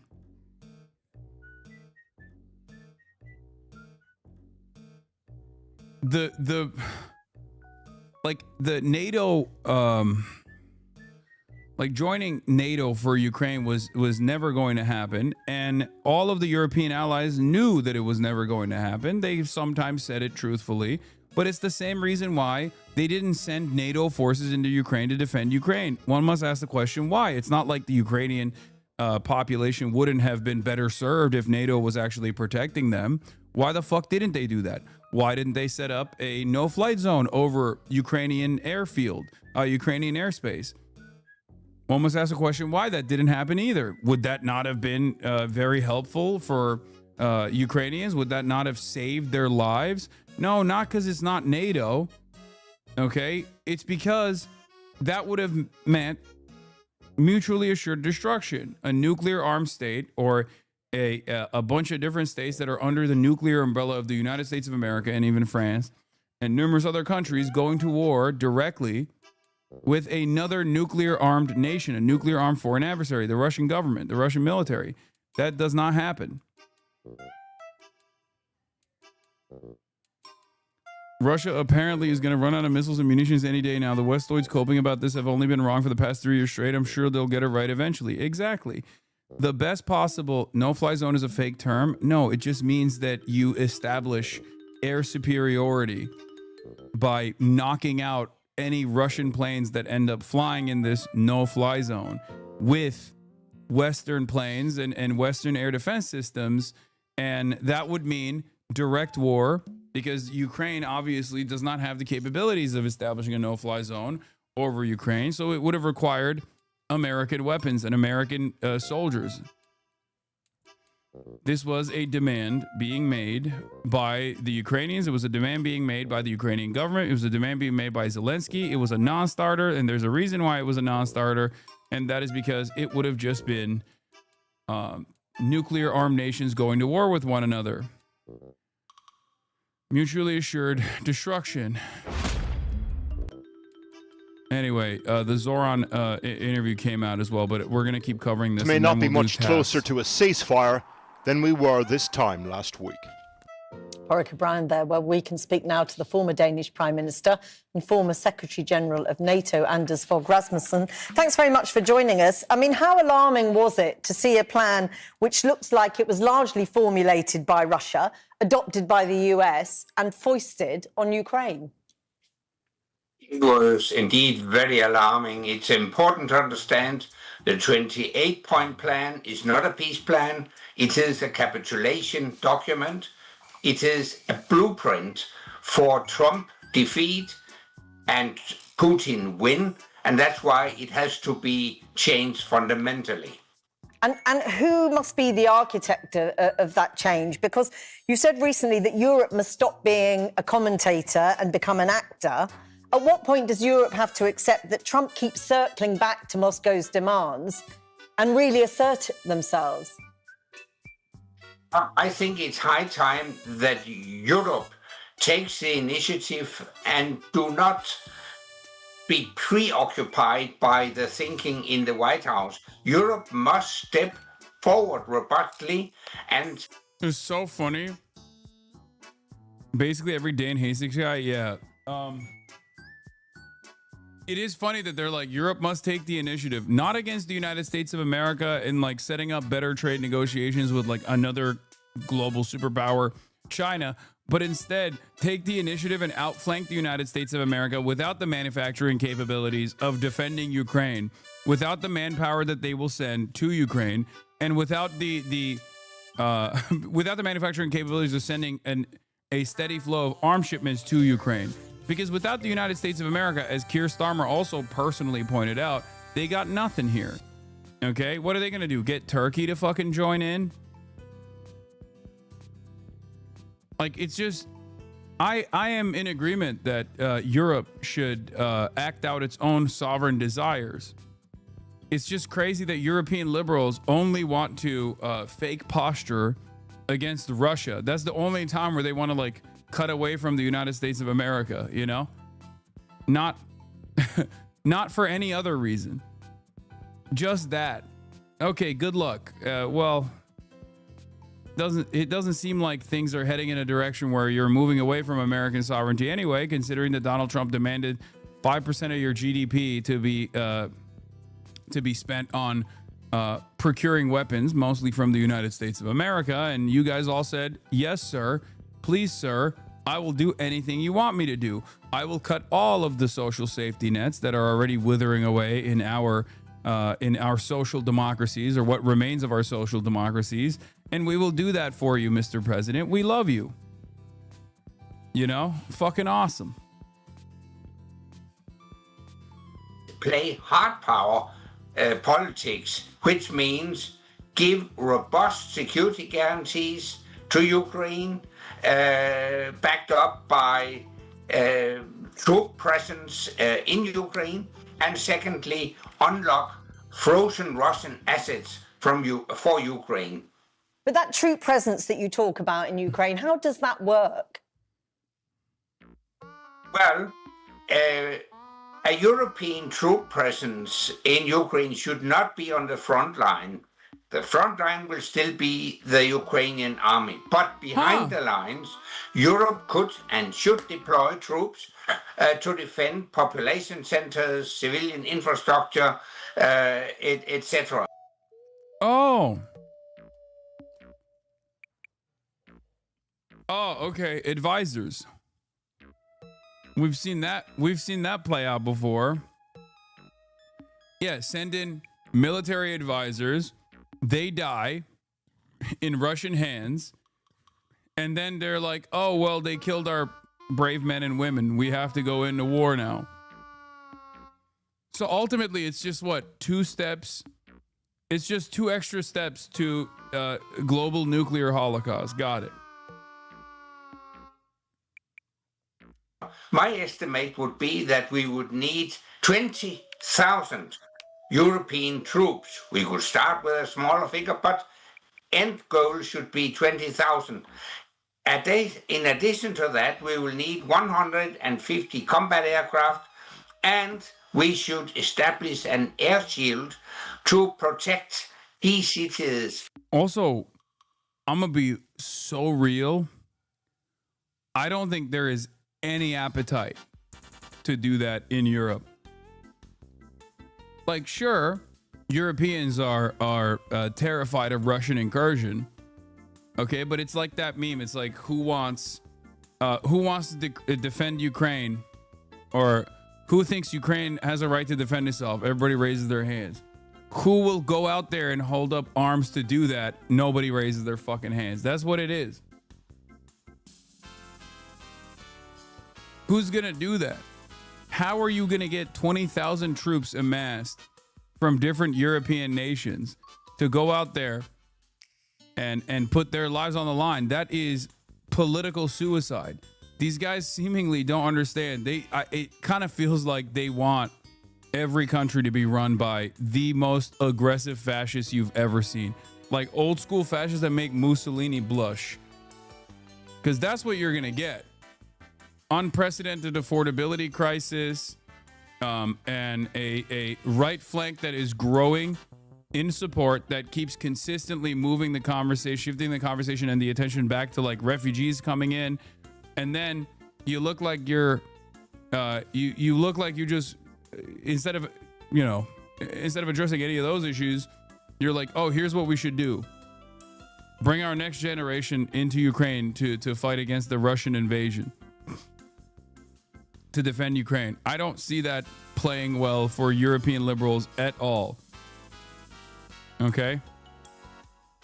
And then all of those right-wing fascist parties will basically run on a openly pro-Russia flank, which they haven't really fully done. They've been like, inconsistent on their position because, like, obviously fascism, at least in the past, during the Cold War, was brought back into, was offered a lifeline by NATO. So in its history, European fascism post-World War II absolutely was a NATO invention. Having said that, this time it could be different, at least in order to gain power in Ukraine. But can this be done without some form of help or backing from the US? Would Europe have enough troops to do that? We do have. Ex-leader of Reform UK and Wales sentenced to 10.5 years for taking pro-Russia bribes. Yep. Wait, you can go to jail for that? What happens in America? They make you president, dude. Are you fucking kidding me? In America, you're Tim Pool. You get to be in the press pool in the White House. That's crazy. That is fucking crazy. But not Israel? Oh, of course not. As a matter of fact, if you don't take bribes from Israel, they won't let you get a crumb of power in this goddamn country. You have to fight for your fucking life.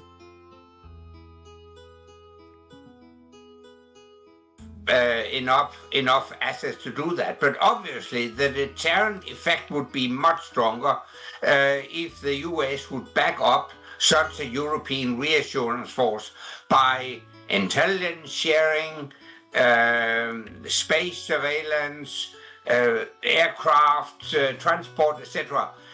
So that would clearly be the goal, to get they put you in jail if you don't take bribes from Israel in America. Well, I guess in the UK too. American backup.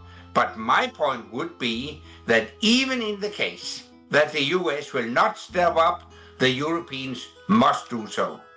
I mean, given the original peace plan so clearly reflecting Russian demands, are any US security guarantees worth anything? Yes, but only if they are backed up by a concrete troop presence. The fact is that Putin doesn't care about paper guarantees. It's only guarantees backed up by a concrete military presence that he will respect. So time has come for Europe to change statements to soldiers. I mean, you've been talking about that for quite a while. Do you see any... Okay, I'm Let's skipping bring in the our rest of defence this and guy. security analyst, Professor Michael Clark. So Michael, getting back to the nuts and bolts of what has been proposed, what we know has been proposed, a key thing is obviously going to be land. What do we know about what has been suggested to Ukraine that they should give up, and what their feelings are about that? Well, we're back to the old routine that the Ukrainians have said they will not withdraw from the whole of the Donbass, and they've been holding their fortress cities. So, you know, when we think about that area of the Donbass, which is that area of about 25% of Donetsk, which the Ukrainians still hold, and their fortress cities are these big cities, from north to south: Slavyansk, Kramatorsk, Druzhkivka, Kostiantynivka. And then to the south or west of Kostiantynivka, there's Dobropilia, and then Pokrovsk, which the Russians have probably now got, not absolutely completely, but it's cost them a year and 100,000 casualties to take Pokrovsk, which is about the size of Tunbridge Wells. It's not exactly a major city. So we're talking about the fortress cities, and the Russians would... We had the same kind of hesitancy, the same lines of thought just 80 years ago in the era of appeasement prior to the Second World War. The Great War was supposed to be the last, but here we are. Yeah, except there is something different, don't you think? And that is nuclear arms. Like pre-nuclear war versus post-nuclear arms is entirely different. It's an entirely different equation. That's why every single war post-World War II amongst nuclear superpowers has been proxy wars. One nuclear superpower invading a country without nukes, and the other country actually offering military aid and logistical support, as opposed to direct conflict. That's why the Cold War was a Cold War and not a hot war. That's it. That's the whole point.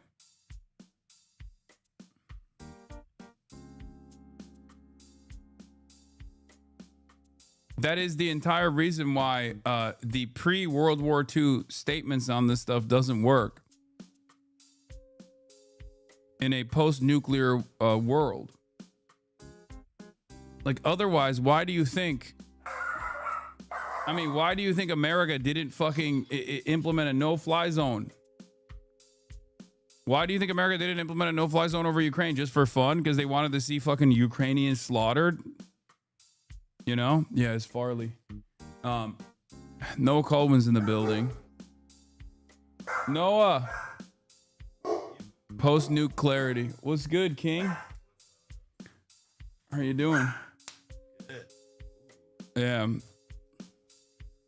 Here, if you wanna rip Bogues from the Chinese century, from the Chinese century of prosperity, you can.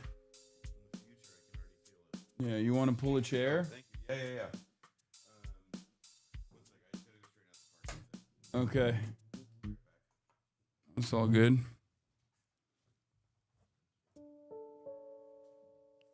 Yeah, secret guest, baby.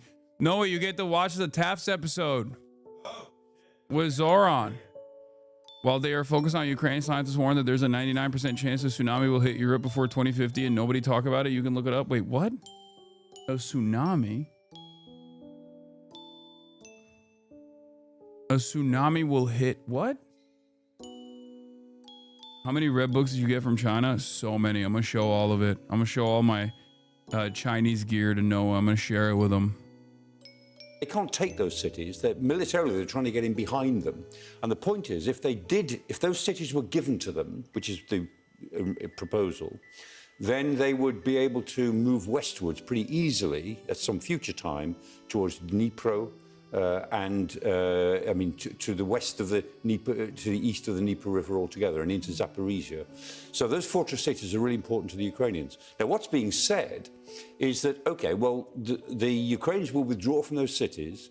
The territory will be regarded as Russian, but it'll be a demilitarized zone, as if, having been given the territory de facto, the Russians would then not militarize it in any way. Well, who believes that? You know, hands up all those who believes that the Russians would keep their military out of it, even if they didn't wear uniforms. So the Ukrainians will never agree to that, or at least Zelensky will never agree to it, and he probably wouldn't last politically if he did. So that's the biggest problem on the ground. We've been talking about that now since the beginning of the year, since Trump became president again, that somehow the Ukrainians have got to give up territory that they still defend and that the Russians have not been able to take. And the other sticking point, of course, is troop numbers. Russia would obviously like Ukraine to have pretty much no troops whatsoever. What are the different figures and what do they mean for Ukraine? Yeah, well, there are three figures, really. I mean, one, originally, the Russians said that... Can't help but notice parallels with Gaza and how none of this is discussed by Western media. Yes. It's fucking celebrated. The Israeli genocide of Palestinians is basically fucking celebrated, as opposed to what Russia is doing in Ukraine. And all of these deals by European leadership are seen as non-starters for good reason, by the way. I don't even disagree with like the Ukrainian sovereignty argument. And yet, no such considerations took place for Palestinians at all. Give Ukraine their nukes back. Russia took back Crimea by force, and the U.S. is about to ghost them for very little direct support given our earlier security guarantee. Maybe nuclear armed Ukraine stops the Russian advances. Yeah, I don't think that's happening either. I'm gonna be honest. I'm gonna keep it $1.50. You know. Yeah. Ukrainian forces will be restricted to about 70 or 80,000 troops, which is nothing in terms of the size of Ukraine. Then in this proposal, the original 28 points, they were talking about 600,000 troops. The counter-proposal says 800,000 troops. Welcome. What's up? Noah Colwyn. How's it going? You're here visiting at a very Chinese time in my life. And, I am going to apologize ahead of time for flexing on you with all the Chinese artifacts I have. I mean, I'll have to take it. Yeah, you just have to sit there, but you can keep these. I have a bunch of other ones, but this is Chonghua. My friend Sammy brought me back Nanjing, so I've got a collection going. So this will be good. They're fucking so sick. If I still smoke cigarettes, I would do a taste test of all of the different Chinese cigarettes. Someone gave, because there is like a huge cigarette culture in China where they have, we're gonna be watching Mamdani on Taft's. Don't worry, chatters. But there's a huge cigarette culture in China where they straight up know what cigarettes Mao Zedong used to enjoy when he was younger, what cigarettes he used to enjoy later in his life. Someone actually gave me a pack, and they said that this was the pack that Xi Jinping chose to smoke when he was learning Mao Zedong thought. There is different eras of Chinese government officials and the types of cigarettes that they chose to smoke. I don't know if it's, like I'm not pro cancer and just not pro tobacco in that sense, but obviously, as somebody who is part of the anti-cancer community, I also wrestle with like the incredible and powerful swag that comes with, both like just how cool it looked and knowing that there's like lore. Yeah, evidently. there's like cigarette lore. It's crazy. Bro, I'm so fucking jelly. Let me rip one of them cigs, bro. No. None of you should be ripping cigs. Absolutely not. I condemn cancer. Okay? I condemn a brave take, I know, but I condemn cancer. Lung cancer specifically. Anyway, all right, so Adam Friedland finally doing his very best to destroy the allegations. I will say though, it's I know Adam did this. He got Zoran on and everything, but like just like I don't know, like 3 days ago, right after he was calling me and saying like, Noah, listen, I actually don't know if I support Zoran. Yeah, like, I'm not sure. I think I might be. Make no mistake. This is gonna be a hit piece. I'm just saying, Adam's not really like, I'm not even sure he's like a leftist. No, he's 100% in the tank for the Cuomo still, and I think this is like to tarnish Zoran's reputation. Or actually, Adam is a centrist, and he is celebrating Zoran Mamdani's pivot. He loved that Zoran Mamdani was like, I endorse Hakeem Jeffries unconditionally, and Adam was like, that's my kind of reasonable politics, I think. The Bill Maher of our generation, Mr. Apolitical, at the Adam Friedland show. He secured the coveted Zoran interview suspiciously after he won. Not before. Interesting. And I mean, I'll be honest, I think that it took like the sequence of events, right? Is that like Zoran won the election. So like democratic socialism, in spite of the efforts of Hakeem Jeffries and Congress to say that it's bad, people like it. And Adam, who, is very hip to when stuff is trending, he understood what he had to do. He saw the writing on the wall. I think that's the sequence of events. He's just following the pack. Yeah. What is it like? He definitely wasn't desperate to get him on the board. You go to board. the White House, right? You take a selfie on a plane. Yeah. No caption. That is like Drake vibes a little bit. Hit the emoji though. You hit the emoji. Come on. You know where I was going. On the plane? What do you think? Like, what's the game plan there? Honestly, I knocked out on the plane. I mean, you looked a little bit like. That was the joke on the internet. You look a little bit like you took you hit nothing. You can say it. You look a little bit like you hit the edible before the flight. Why would you know say it was that? 30 minutes. I'm Why sorry, would you say Mr. May. that? Why would you say that? It's like, I don't know. See, this is what I mean. He's already trying to tarnish his reputation. Trying to call the mayor-elect a drug addict. Yeah, I see that. And I don't like chemicals, and I'm just tired of the hit pieces. Yeah. Tired of dishonest media.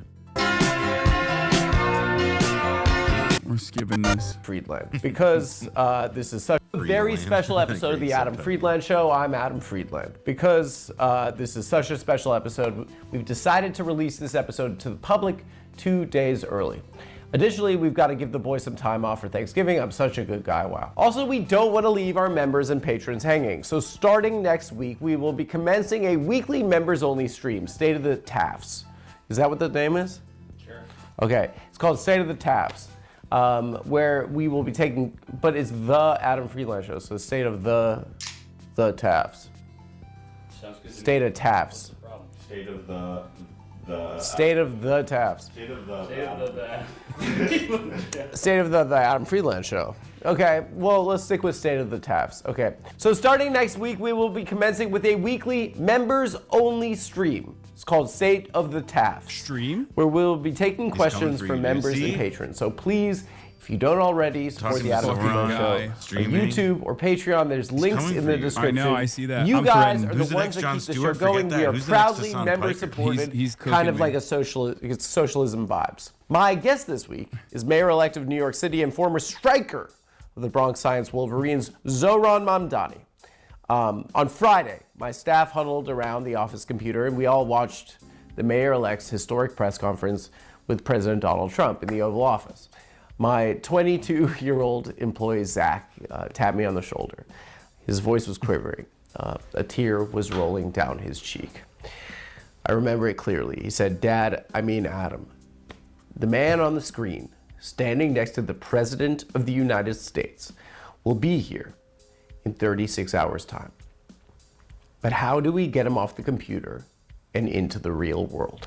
I smiled and looked at him and said, "If you can figure out how to do that, Zach, I'll give you $1 million fucking dollars." So please enjoy my conversation with Zoran Mamdani, everyone. I'd like to take a break from speaking with the mayor to tell you about Roe. It's crazy. Immediate hit with the ad. Ladies and gentlemen, Mayor-elect New York City, Zoran Mamdani, everyone. What's up? Elect. Congratulations. How you doing, man? How you doing? How you doing? Good. It's funny, like when I met you, we just talked about sports. I wasted your time like 4 days before an election. I just thought it was talking about great. I know. We talked about all of our collective pain. Yeah. The game's on right now. The North London Derby's on right now. 3-0, baby. You said you've been too busy. You've been too busy running for mayor to watch the games this year. It Now has you're been making tough me in that too way. busy to watch. But like, we'll get an update if it's 4. Oh shit. This is unprofessional. I thought I gotta. Someone text me. Oh shit. You need to see this. Oh no, guys. Hi Zoran, how you doing, Ian? Right here. What? I just want to say a massive congratulations on what you've achieved. The real work starts now, but God willing, you can achieve everything that you have I love set you. out to achieve. Are you We're going to need some of that How did you do this? winning energy that you've got, my friend, and get behind the boys. It's a long way to go. I'm gonna cry. You just have to stay calm, back Mikel and all the boys. Up the Gunners, baby.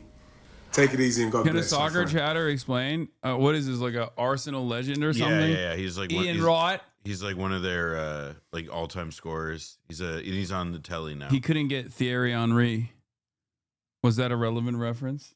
Yeah, Thierry Henry, Yeah. not Thierry, but yes. Thierry Henry, also Arsenal legend, also Gooner. See, I know my footy. I know my fucking footy. Can you say Spurs is the smallest club in London? I don't know what that means, but sure. I just got a did you text. do this? My boy. Hi Zoran, how you doing? I'm just gonna watch it again. Yeah, just watch it. I just want to say a massive congratulations. I love this man. He's the best guy of all time. Have you seen the video where he is He reunited meets with his teacher? Mr. Pigeon. I thought you was dead. thought you were dead. We have okay. Here's the problem, guys. I don't want to expose you, but it's crazy. I mean, Ian, right. Okay. What a man. How did I do that? I really And you bothered. actually, and I thought there was bothered something wrong. I know. Yeah. Mr. President. I didn't know where you were going. No. It's not a. No. How did you do that? I knew that it was gonna be. I love him. I love him so much. He's the best guy of all time. You know his background story? He was like working in a factory, and then he tried again. He's like, I'm gonna try one more time. Arsenal fans are the most annoying. Goddamn, there's already Arsenal haters. These are like the stories I would read when I was 17 and on the B team of a travel team in New York City. What did you play? What position did you play? I played Bronx Science? I played up top. Up top. Yeah. You were a 9? I think I was 23.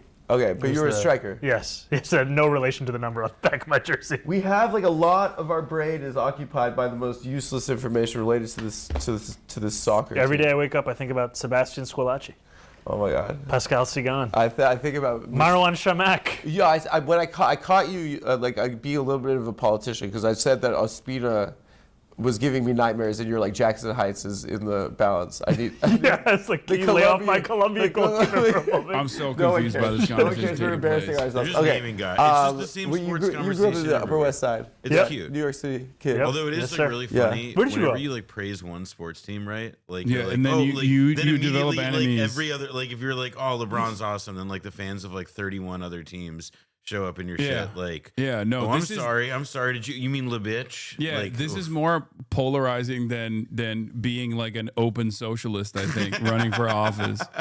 Yeah, there's mad people even in my chat. They're like, "Oh, fuck the Gooners. Arsenal fans are the ultras of the world. They're so Well, annoying." it's that combined with like all the people in your like chat who are like, "Oh, a sports ball? Really? A sports Yeah, ball in my politrix?" Adam Come is on. incredibly shut your bitch ass up, nerd, and let the jocks talk on the screen. Between me, and, Adam Friedland, and Zoran Mamdani, I'm the nerd, and they're the jocks here. Are you okay? If the English government was a team, it would be Arsenal. Your footy community is bigger than you think. No, I know. You guys took out Cloudflare, like the Spanish football. You took out Cloudflare the other night just so you could illegally stream your favorite Spanish footy team. All right. Well, keep we both lived a little bit as kids in Cape Town. Yeah. You lived in Cape Town? Yeah. Where did you live? Observatory? I lived in Oranjezegt. That's where my mom From grew up. 96 to 99. That's my mother grew up in Oranjezegt. Yeah. Both my parents are from Cape Town. And What? Then I was born in LA. My dad was on a list of some sort. You got to give me more than that. My dad and mom both went to university in London. Okay. We're Jews from Cape Town. Okay. And then Shout outs. they met in South Africa. They met at home in Cape Town. They kept getting set up on. Someone said we finally found the secret to get Zoran to stop talking about affordability. Yeah, this is the only time. This is the only time I've heard this man not pivot back to like fast and free buses. He will just keep yapping over Gooners for hours on end. Blind babes. And she was like, this fucking guy again. And then somehow he wore it down. And then they got married, and then he got a letter that he was being sent to Angola to the Civil War, and so they left. They just when did they packed leave? up and What left. year? I could eat. 82. Wow. So I was born in LA. Okay. Have you been to my Cape- dad was on an enemies list because of the apartheid regime, Yeah. and so Actually, Not a my bad dad list. was when I was saying a it's kid. because of apartheid And and like then- his dad not wanting to go to Nloga. No, his dad was on a list. His dad, it was like, this guy's Adam Friedland's dad. We can't let him go around walking. Yeah. No, it was because he was too supportive of He the was- apartheid regime. Exactly. He loved it too much. They were like, okay, dude, it's kind of like a Itamar Ben-Gvir not being allowed Yeah, to serve in the absolutely. Israeli military type situation. That's Max Friedland for sure. Yeah. I was there back. My granny's from Sea Point. None of the grannies left, and actually, an interesting. Are they still thing- there? Granny's still there. 94. She just got a hip. You want to send her a video? Let's do it. Hi, Granny. Yeah. Congrats your on the hip. Congrats on the hip, Esther. Congrats on the hip. I promise. I'm trying my best in life, and no, she's very proud of me. I told her I have the mayor coming on, and no. So yeah, my Diba actually he was like, when I was a kid, I used to write my essays like, who's your hero on my Diba, because like it connected me to my parents, because like it was like, you know, That's in South Africa. amazing. Yeah. So, but he went to our synagogue after he got out of jail and he was elected, and he was like, you got to tell your kids to come back because we need everyone to build a country. And like my parents' whole generation of Jews. So why are you not following Madiba right now? Because I had to talk to you, you know. And I got this studio, and it's a lot. It's a lot of work. You know, last time I went back was in 2010. 2010 for the World Cup. Steve fucking did the Jabalala. Don't. Was it obnoxious? Vuvuzela. Yeah. Could you not hear anything? You hate it if you're not the one doing it. And I was one of the people doing it. You got one. Yeah, I brought them back. Fucking loud. I brought them back. I brought one back to Maine. college. Yeah. I went to a D3 basketball game. My roommate was on the With the basketball team, vuvuzela. and I had the vuvuzela. Vuvuzela I think I was is at Bates College, and I pulled it now out. and I- synonymous with South American country Venezuela, I feel like. Wait, really? No, I just always say Vuvuzela instead of Venezuela whenever someone is like anti-socialist. They're like, oh, what about Vuvuzela? blew it, and the ref stopped the game. And he was like, You need to fucking stop. Yeah. And you're like, come on. Didn't you see the World Cup? Yeah. Didn't you see the ball that went in all different directions? But I was at the Ghana-Uruguay game. No. That's where I cried in public. No. Yeah. Luis Suarez. Asamoah Gyan. Dude, VAR. I can't...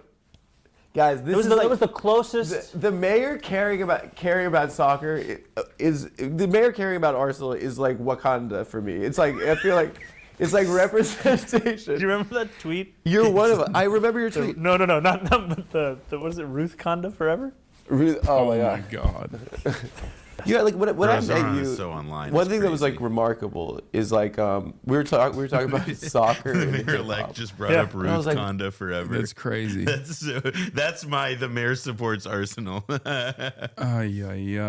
like Zoran definitely remembers the tweet about like how that lady doesn't care about Homie, what's that you from? Men's entitlement, because because about my the baby Afghanistan, crocodile. No, my Afghanistan was every time. Oh, the dad came home. But every time my keys in the absentee door. father put the keys in the door.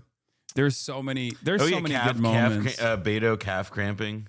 Oh my God, the calf Zoran knows cramping. that like somebody could like stop him on the street and be like, "Man, like so lovely to meet you. I'm excited about what you're doing. The housing and the affordability and the buses, I love it. Just one thing, Beto O'Rourke calf cramping." And you will see the man's face break. Yeah. I guarantee it. He knows E. Fartlow, probably. We are losers. I was like, we're the same. Like representation matters. We're the same generation, right? Yeah. It dawned on me that my entire life, this is kind of feels like the first time that someone from my generation. Adam is trying to get like young millennial cred, even though he's an old millennial. Dude, did you see? I like have brought this up to him repeatedly, but you see, So we're the same generation. Did you see Mark Ruffalo? Like, because like Adam met him on like doing some red carpet interview thing. Yeah. And Mark Ruffalo was like talking with Mehdi Hassan later, and he made a reference to Adam Friedland. I love that kid. Yeah, that was that crazy. 38-year-old baby boy. Yeah, they're the same age. Him and Mark Ruffalo, yeah, him pretty and Mark, much.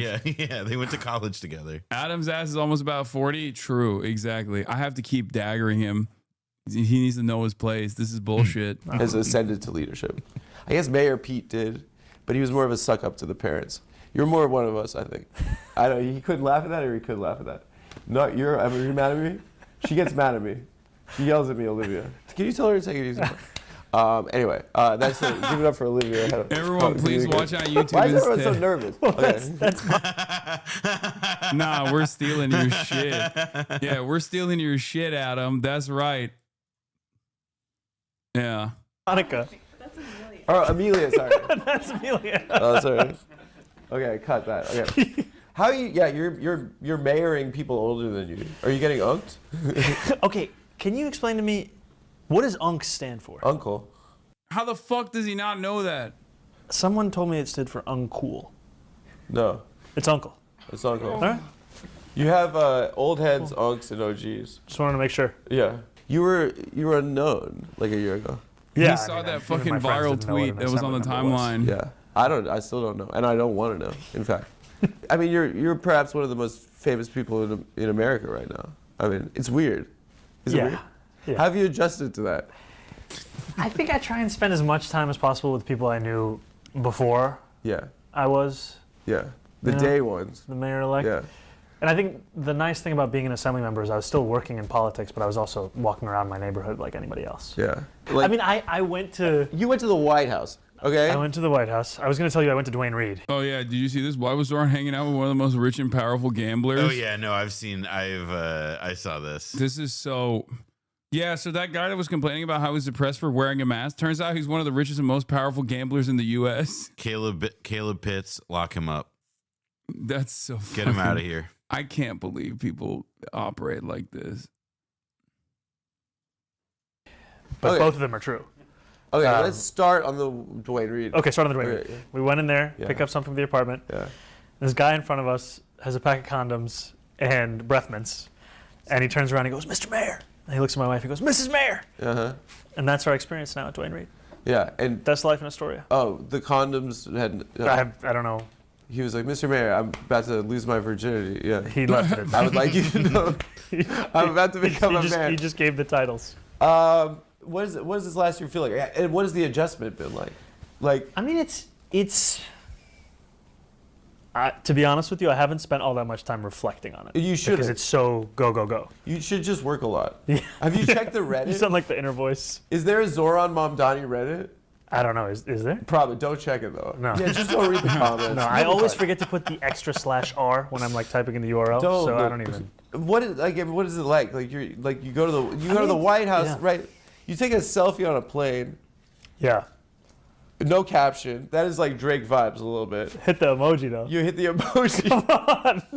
You know where I was going. going. On the plane? What do you think?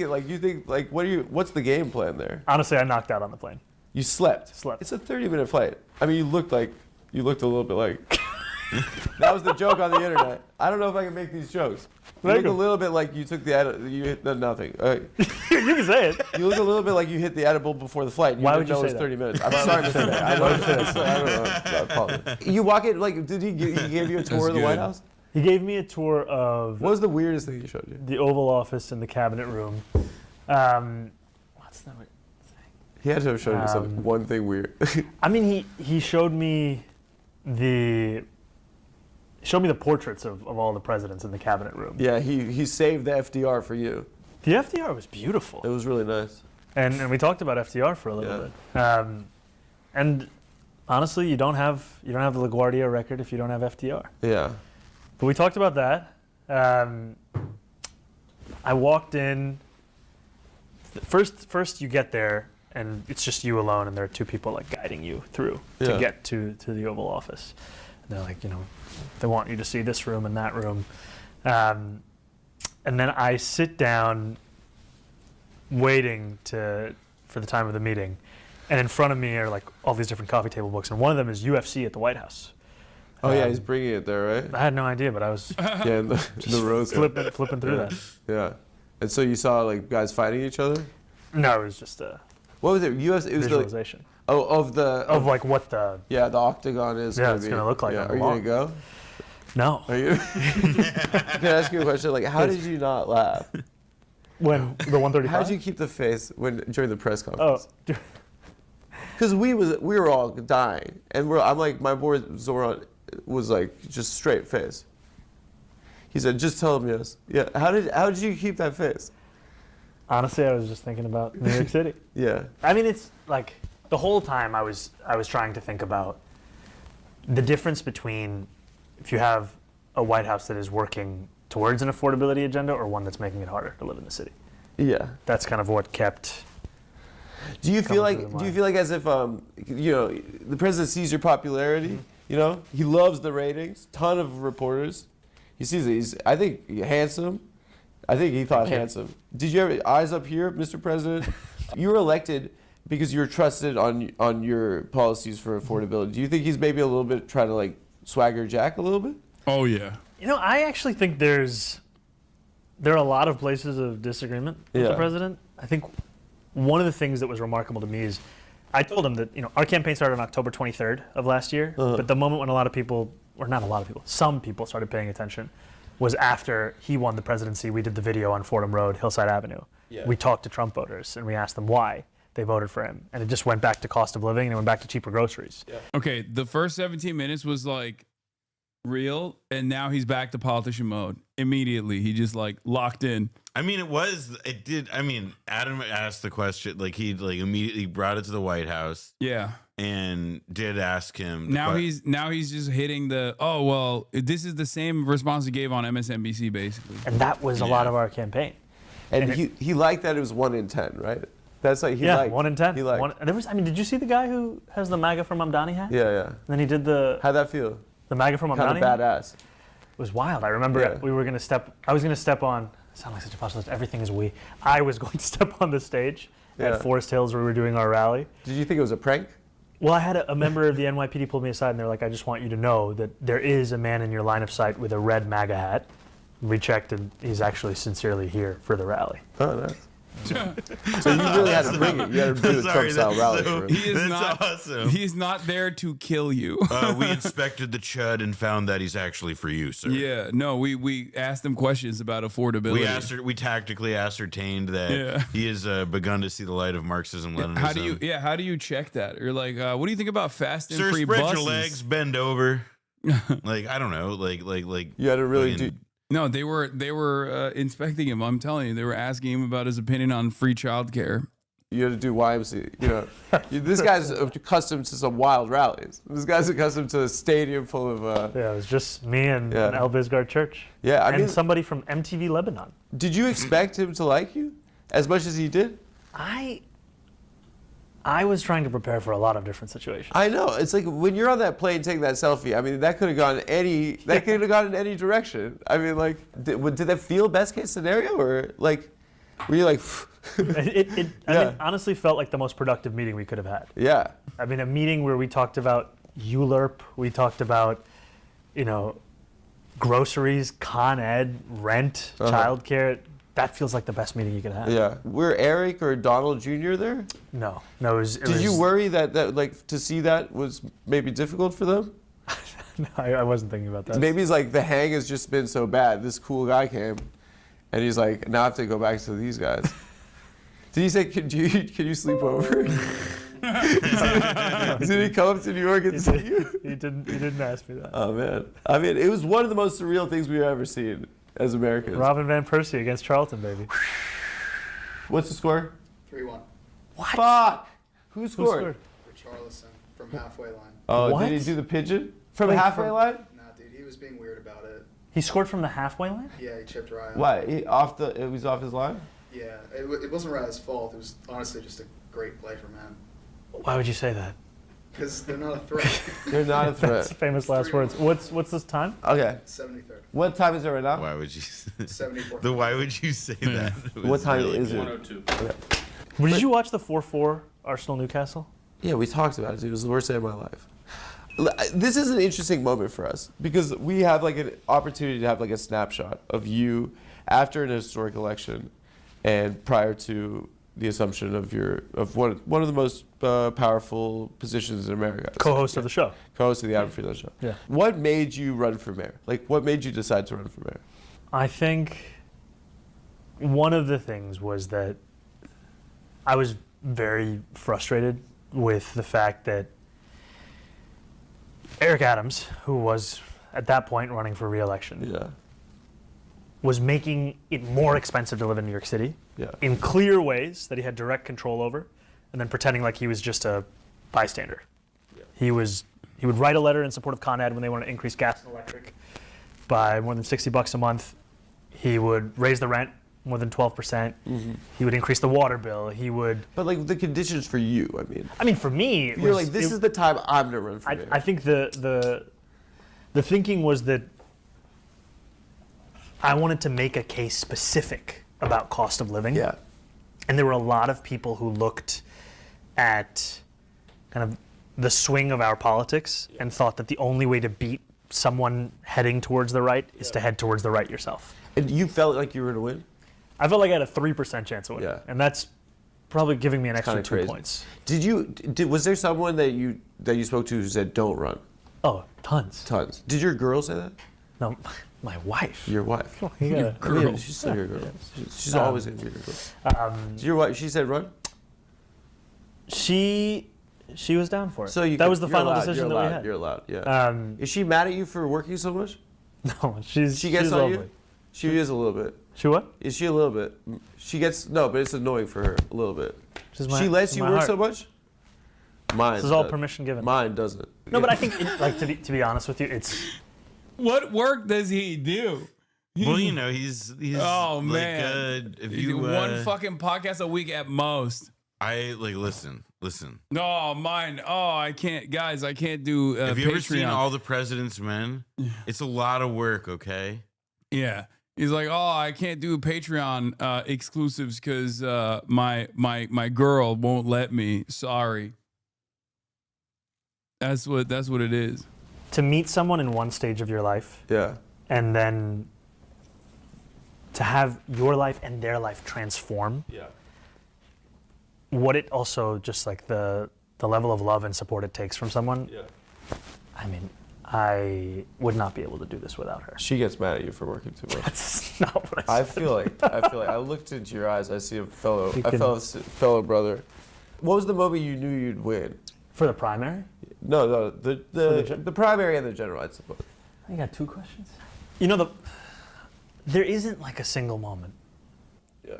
There is, the funny thing to me is that in both of the elections, from 6 to 9 p.m., I thought I was going to lose of election day. Because there was like bad like exit polling? In the general, Yeah. there was a rumor at around 6 o'clock that there were 2 major news networks that had bad exit polls and that showed Cuomo with an advantage. He started that rumor? Who knows, man? I mean, definitely worked. Ruined my night. Ruined my night. Primary, I remember Kevin. This podcast host kind of sucks. That's crazy. That's the millennial.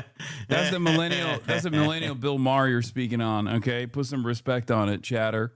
Kevin Elkins. How did you fall for that? I'm such a mark of this stuff. Kevin Elkins, who was working on Cuomo's campaign, put out a tweet like, I guess the most important things that everybody had. I was a little worried about the exit polls as well. Give me a fucking break, all right? There were a bunch of exit polls that did not look good for Zoran. It's true. Fun. And I was like, oh man, this means they know they're gonna win. And he's saying that to us. He's in a room full of 4 guys as the election night party. You're in a stadium. You're in a stadium in front of a Dory fan. I think you should have looked around. Yeah, but never. I mean, this is like, you know, being an Arsenal fan. It's the hope that kills you. It's never done until. That meant so much to me.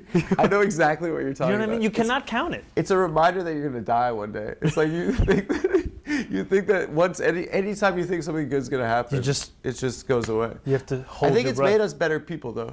Yeah, I mean, we've had to deal with disappointment for decades. I think if we were like Real Madrid fans, we'd be like cheating on our taxes. We'd be like, I'm going to live forever. We have affairs.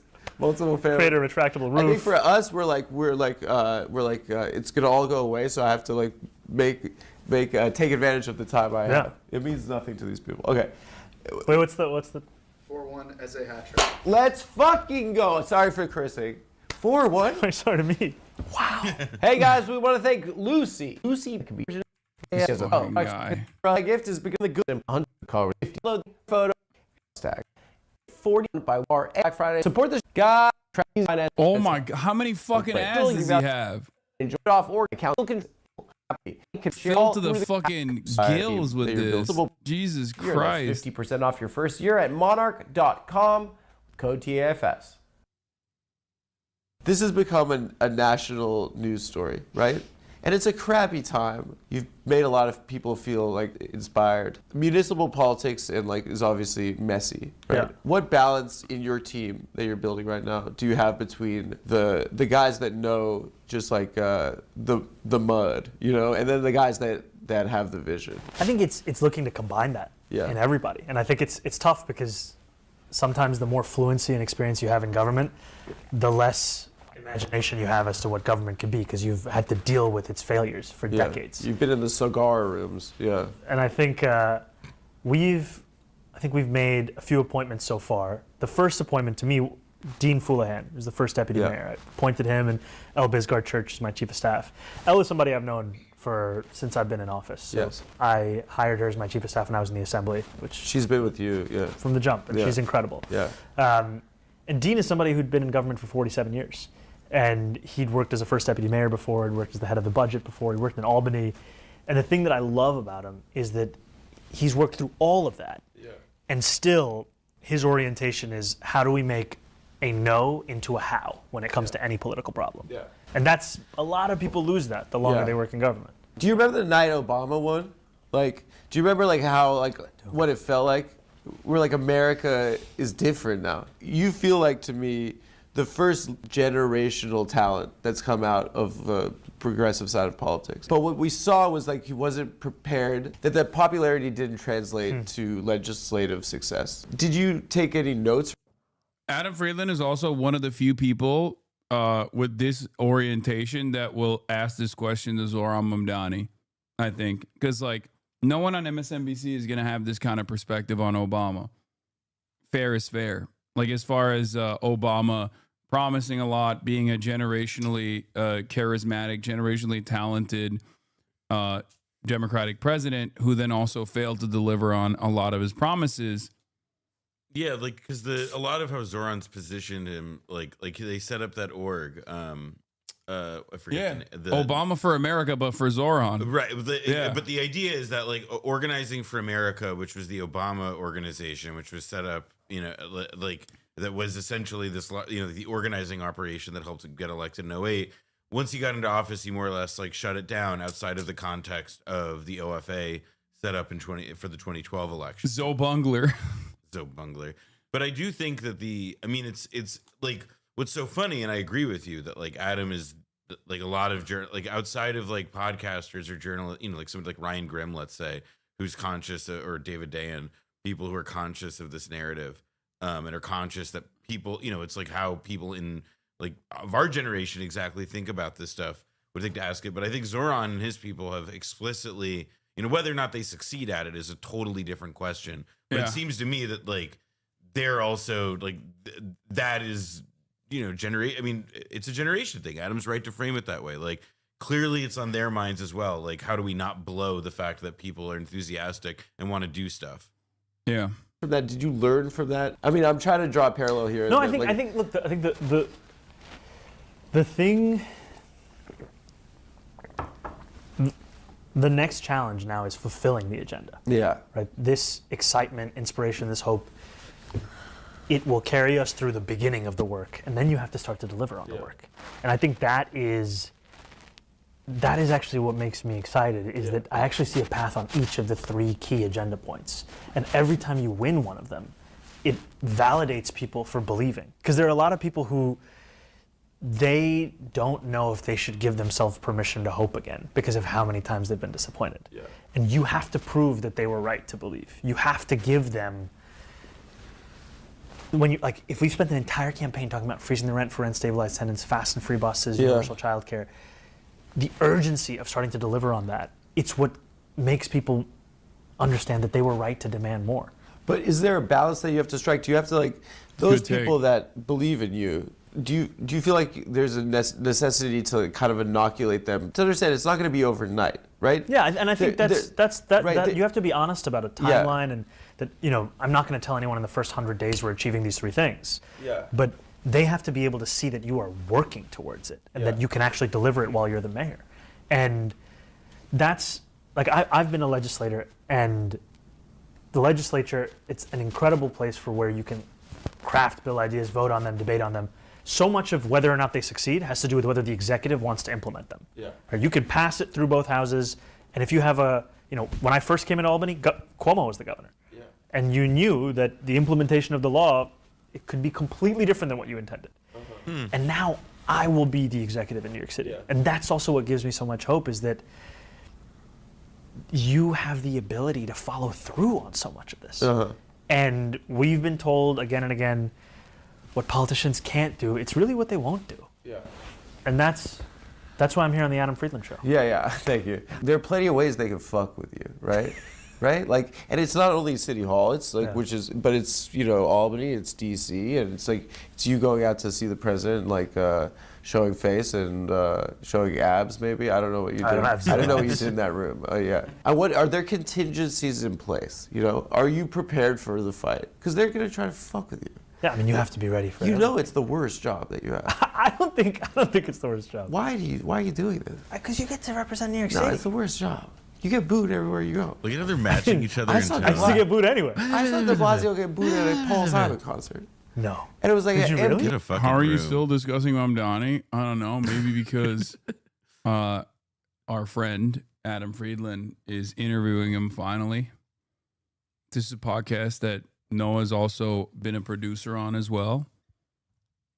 That's part of the reason. I had moved on from the Mamdani segment in the morning. Our parent family, they're like, go fuck yourself. I was like, what?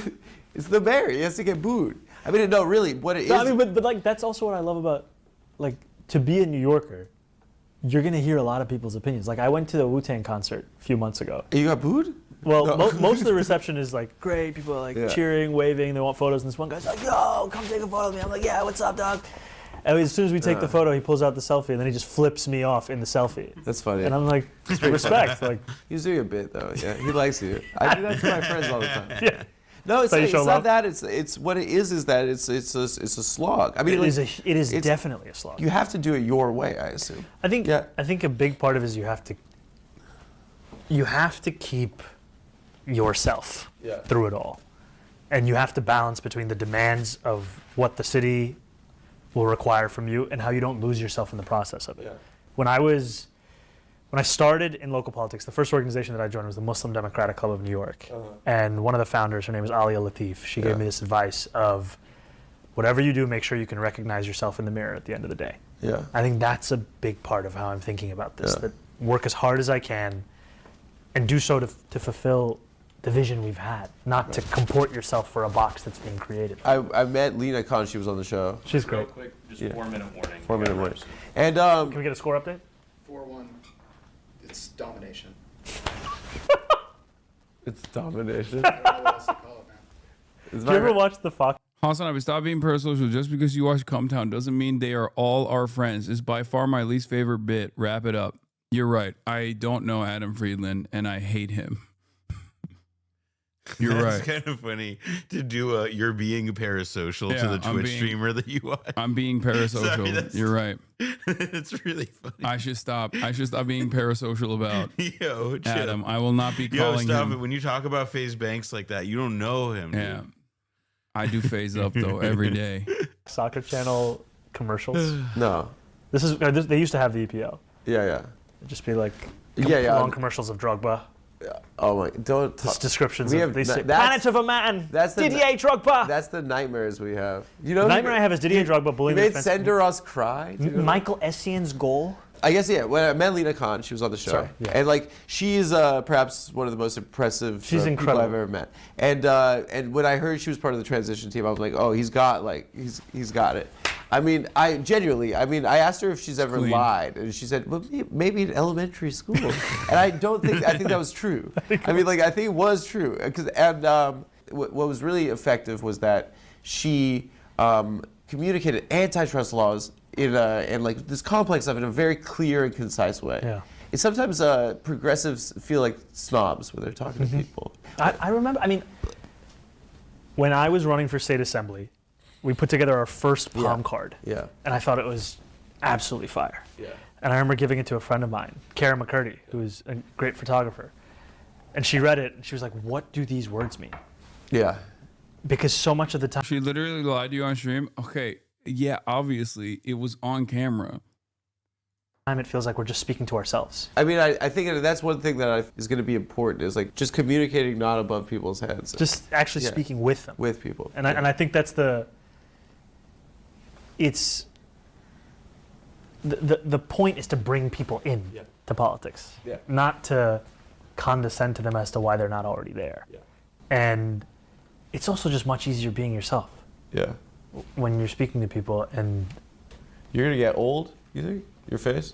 Brother. You see them always, yeah. You're going bald already? What do you mean already? I've been going bald. What are you doing for it? I worry. No, you Did you do anything? Did you do like minoxidil? We could go to Turkey. I gave him that tip, by the way. In our first conversation, I was like, "Listen, I was also balding, and I started doing finasteride and minoxidil." That's you go one to place Turkey. I'm I'll get not going. I go rhinoplasty. You go hair. Oh, you can't go. Do you need? Yeah. You look great. Adam, we got a wrap. Okay. Last question. This is just when when I spoke to Lena, she said one thing that stuck with me. Yeah. And I said, like, the most powerful companies in the world, the most powerful people in the world, like, are pissed at you. She had like hundreds of op-eds in newspapers. No one knew what the fuck the FTC was, and her response to me was very impressive. It was like, she said, like, I said, did you ever clap back or anything? She looked like confused, and she was like, no, I just have to, like, I don't know, like, win the lawsuit. Let the work speak for itself. If you're getting pummeled in the press, like, how are you gonna keep your horse blinders on and just focus on the agenda? You know? I think you have to both be responsive, but I think she's right. There's two things she said about that experience that have really stayed with me. The first is that you always have to remember that the opinions that you're hearing, that especially from the wealthy and the powerful, they will always be amplified in a way that working people's are not. Yeah. And if you remember that context, you take that seriously, and you also don't think of it as surround sound in the way that it feels. Yeah. And part of that means getting out of the office, getting actually into New York City, speaking to people, asking them what they're thinking about, what they're worried about. And then the other thing is that every time you win in your agenda, it proves that people are right to believe in that agenda in the first place. Yeah. And you have to both be able to respond to this and never let it distract you from the work that you're supposed to be doing. Because if she wins that lawsuit, then that's the proof. And if we deliver on this agenda, that's the proof. And I mean, Bernie talks about the thing that people are afraid of is that the power of example. Yeah. That's what people are fearing. Not that we won't get it done, but that we will. Can you get him on, can you text him? Get him on the show. I don't know, my phone's on me. You have his number though? You should. He's such a fucking cloud hound, dude. No, I got a text. That's Oh crazy. shit. I gotta give me the second time. Shit. Just in right again. Yes, Zoran. How No! I don't know if you No! and this and the Tash, but Hold on. Look how handsome. I gotta go for the beginning. Look how handsome he is. together. Yes, Zoran. How are you? We my gotta go friend? Betsy's I now. don't know if you recognize me with this badge and this hair and the It's so Tash, cute. but We love Adam Heck- told me that you guys were gonna watch the He's so derby stylish. together. We're not. You're right. You did tell him about minoxidil. Yeah. So, I have all these trolls who'll hit me and they'll be like, are you just mad because you're male pattern baldness? I'm like, damn. What, you got issues with that? I don't think it's there yet. But definitely, like, when people say, like, racist stuff or the baldness stuff gets me. The racist stuff, I'm like, stuff, okay, yeah. I mean, I got What's it up? because you told me to. Yeah, that's what I use. What is finasteride? It's See, I told you. I fucking introduced his ass to minoxidil and finasteride. It's the only FDA. It's Finasteride? It's for prostate cancer. Finasteride. It's for prostate cancer originally, but it is the only FDA-approved drug, as far as I know, that you can take that stops male pattern baldness. I You're not use even it. looking I at use him. finasteride and He's minoxidil.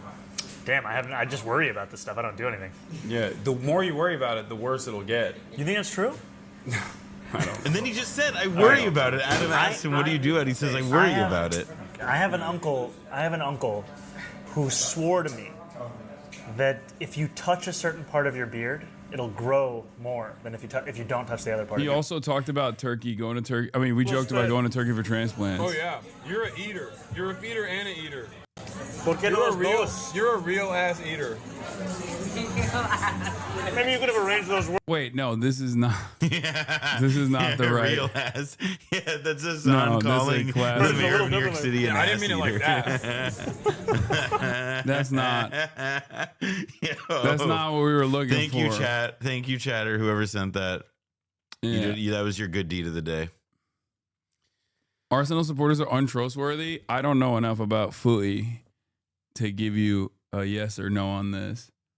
I pulled that bait 3 weeks ago. Yeah, he's an ass eater. He's right about the beard. Did it work? Did you touch your beard? Use your beard? I haven't done it, but he said that he did it and it did work. So that's what I'm also hoping. I just keep touching like right here, hoping that it'll just stimulate growth. I got you. Thank you. Thanks, Thank man. you. Gooner has a bad connotation for a long time. Yeah, I did crack jokes about flying to Turkey. That's real. We did do that. But anyway, let's finish. it made me miss video before, after, or at halftime, but I'm sure that we're winning somehow. Also, I wanted to DM'd say, everyone I on always have Instagram. this theory that being an Arsenal fan is heavily linked with being a fucking cool person. That my theory is really truly standing right now. Dude, huge congratulations. It's like when Very proud. Aiden Ross gave Trump a Tesla. It's I just amazing what you do. Even here in Spain, we feel the energy of what's happened. It's truly needed. I love him so much too. He was New York rapping. City needs right now, what the world needs right now, and The amount of people that came up to me in Hong Kong about Zoran Mamdani was insane. Really? Yeah. I was genuinely shocked at how many fans I have, like how many Chinese fans I have straight up in mainland China. because there were mad people that would show up when we were live streaming. And there was even one that said I pulled him out of the alt-right pipeline. I was thinking to myself, like, in China? Yes. And I was like, oh, so you must have gone to college in America or something. He's like, no, born and raised Chinese. I was like, God damn, you got to fucking fix the goddamn firewall, brother. There's an alt-right pipeline in China that's unacceptable. Yeah, man, that is a pretty big hole in the fence. Yeah, that's crazy. And there were also hella people that came up to me in Hong Kong being like, the Zoran interview that you did was so amazing. Like I couldn't believe how many people were tapped in Hong Kong. It makes more sense for Hong Kong, obviously, but there were people being like, we need a Zoran style candidate here. Nice to meet you. Big fan. Big I've been fan watching of you. since COVID, and thank you for keeping out the alt-right pipeline. Bro, they got the alt-right pipeline out here? You live out here, or you? Yeah, born and raised. That's crazy. Holy, American brain rot is so severe. That's insane. Yeah. Here. I'm gonna be honest. No more VPNs. They need to cut it out. No, you need to cut off internet access to America? They need to cut off internet access. Put the firewall up. Nope, put it up. Put it up. That's crazy. I mean, it's cool that like a lot of people, get to watch me, but that is crazy. This is James. Nice to meet you. Maybe don't fix it if you're actually the one that pulled him out. I'm just saying. Yeah, but it's for, he pulled the one guy out. It's for the safety of all Chinese, okay? The next generation of Chinese to not have to encounter any American brain rot, in my opinion. Yeah, Top G needs to fix this, okay? 1.4 billion people. Anyway, there was but yeah, the China trip was amazing, dude. It was so fucking awesome. I'm jealous, man. It was so amazing. It was everything that I like. It was basically seeing everything that I have talked about in action, like high-speed rail, insane development. Going from mainland China to Hong Kong was like going through a time chamber, basically. Like I time traveled back into the past. After, because like I that was actually kind of shocking to me, because I would assume that like Hong Kong also continued developing, considering that it's like, supposed to be this like Western enclave, right? It's a Western outpost, but it straight up is backwards in comparison to mainland China, at least the cities that I went to. It was beautiful. Hong Kong was beautiful.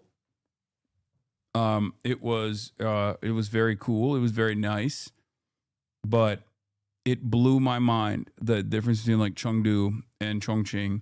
I would also say that like the people in mainland China, super fucking super duper welcoming, as opposed to people in Hong Kong were like very rowdy. Well, those are like kind of also, I mean, at least like in Hong Kong's case, like separate, like even like prior to like the rise of the Chinese Communist Party or the Civil War. Like that was Hong Kong's reputation as kind of like a wild frontier merchant city. But listen, man, I buy it based on both what you posted and what friends who've been to both places say. I mean, what was when you went to Hong Kong? Look at this motherfucker still saying Tofu Drake buildings are ripe in China, bro. Yeah, dude, totally. I stayed in all the Tofu Drake buildings. Let me tell you, okay? Shit was bomb. What were you saying? Sorry. Well, the like when you went to Hong Kong, like you just trained it from where did you go from? Because you had to miss Shenzhen, right? Yeah. The group didn't want to go to Shenzhen, and they were like, we travel too much.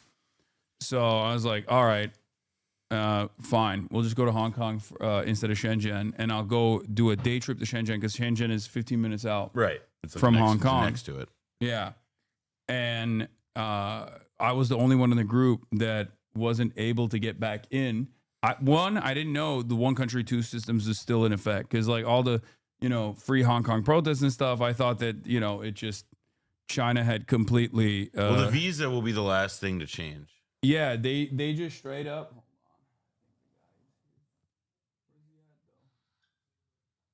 See him? Want me to check? No, hold on.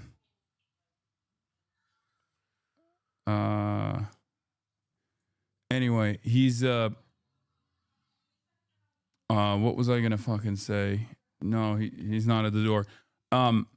Yeah, Shenzhen is it was going to be like a day trip, but I didn't realize that you need immigration. Like you technically are leaving mainland China in the eyes of the state if you go to Hong Kong, and they only had a 1 day. They only had a 1 day visa, or single entry visa for me. I was the only person in the group that got a single entry visa, so I wasn't even able to go to Shenzhen, and I had all this stuff going on in Shenzhen where I was supposed to get on a flying car, go to one of the factories, and I was not able to do any of that stuff. Next trip. Yeah, but it's all good, you know. Yeah, save more for the next trip. We're putting you in those like convertibles that can also become speedboats. Yeah, exactly. You probably had to take them to Hong Kong to teach them they don't want to go back. Yeah, I mean it was still Hong Kong's fun. awesome. Shenzhen, yeah, people say is boring anyway. Like they, so I get that. Thank you. I get that part that is like people were like, I get why someone who hasn't encountered any of that stuff would want to not go there. But it was a long ass trip. Yeah, I'm glad we went to all the cities, Chengdu, Chongqing, Shanghai, Beijing. The Beijing portion of the, I think this is yours. Bueno. The Beijing portion of the broadcast also was like, it was a little bit too boring for the rest of the group, I think. But yeah, we needed to spend more time in Shanghai too. Like we didn't get to spend enough time in Shanghai. I can't believe there's still motherfuckers who do this. Look, didn't want to see the suicide nets at Foxconn. Like, keep coping, chatter. Didn't want to see the suicide. Yeah, keep coping. Keep coping. Oh shit, we don't have a. What, silverware? Yeah, hold on. Hey, can you give me silverware? Oh, no, but here. Thank you. I was just joking. Oh, all right. Sure. I mean, that is like probably that is like in the CIA official copy pasta handbook. Yeah, no, dude, people for thought, the CIA. People thought even like non-haters thought that I was doing a paid trip. Like they thought I was doing a sponsored trip by the government or something to China. I definitely saw some editors from Tablet or something saying stuff to that wish, effect. dude. I fucking wish, brother. Oh my God. I wish I had motion like that. That would be so sick.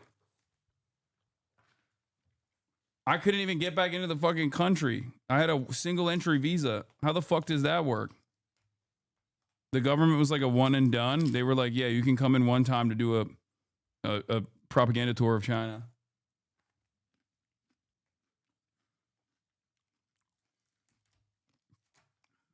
They tried to cancel you for going to the TCM clinic? Wait, what? Why?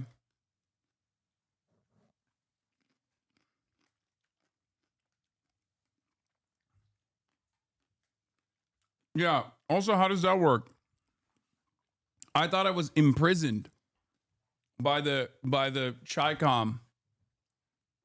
You know? Mad people initially, after the flag raising ceremony, everyone was like, oh, he's getting imprisoned. Oh, look at a socialist getting a taste of his medicine. You know? Socialists seeing real socialism in action. Oh, doesn't like it now. To actually, he's getting paid by the government. Well, going from the government arrested you to the government's paying for you. I mean, that exact arc, not with the Chinese government necessarily, but that exact arc has happened before. What? Going from being arrested by the government to being a sponsor? Yeah, and vice versa. Yeah. I think that could be a fun arc for you. Yeah. That's me. Punish Hassan. Dude, we'll actually get a 10-year. All of their visas are 10-year tourism visas. If you get, I don't think it's a 10-year though. It's like a 2-year or something. But they have tourism visas. Mine was a single entry for 2 years. So once you enter once, it burns. But I'm gonna get another one when I go back. You should also see. I mean, Vietnam would be interesting. Yeah, I really want to go to Vietnam. Yeah, I mean, Vietnam is awesome. I love Vietnam. Love Cambodia. But I would be really curious to get your impression, like how you would compare the two. because the countries resemble each other in a lot of ways, but there are, from my understanding, like some substantial differences in like how they feel and what the like. I mean, one of the things something that I experienced in Vietnam that was very disorienting for me was going from the center of Ho Chi Minh City to then, villages that looked more or less like how they did 50 years ago. Yeah. Obviously there are like some differences in terms of like roads or whatever, but life looks a lot similar. And it's just so close to like a kind of like human density, like the distance between the two, like how little it was, just like a few miles. I think that's how it is with China too, though. Yeah, that's what I was asking. Like it blew me away. As soon as you leave the cities, as soon as you leave like the tier 1 cities, when you're on the train and you look outside, you see that like you see at the precipice of the tier 1 cities, you see like a clear-cut difference in modernity. From what I understand, even with like a different, even with like rural parts of China, they have definitely done. Have Noah confirmed that Vietnam has the hammer and sickle everywhere, unlike China? Do they have the communist symbols everywhere in Vietnam?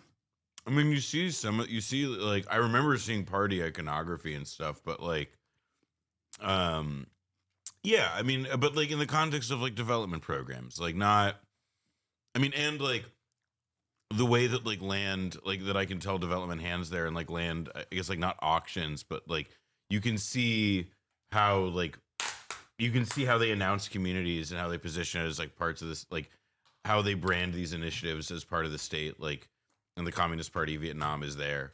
But also I think when I went to Vietnam, it's like, it's at a time of some transition. And like when we went in the regions we went to as well, it was also like a lot of like it was like a lot of the most like the things with most iconography in them, the things with like the most number of like hammer and sickle or even Vietnamese flags, were the sites that we saw tied to like commemorating like massacres of Vietnamese people or sites of conflict from the American War. But I mean, in Ho Chi Minh City, and I mean, it's not like, or even Hanoi. I mean, Hanoi is the capital. Definitely, you see more of it for sure. But even there, like these are kind of like tourist districts and very developed, and it's just not that present. Hanoi is cool. Yeah. Oh yeah. They just had a huge celebration that makes total sense, where you would see like in Vietnam, a commemoration of the end of the war and the unification. Yeah. A major defense parade. Has no one seen this brain rot? Have you seen this? Oh, well, I know the Charlie Kirk song, and I know what Osu is, so I can figure out what's going on. This is brutal.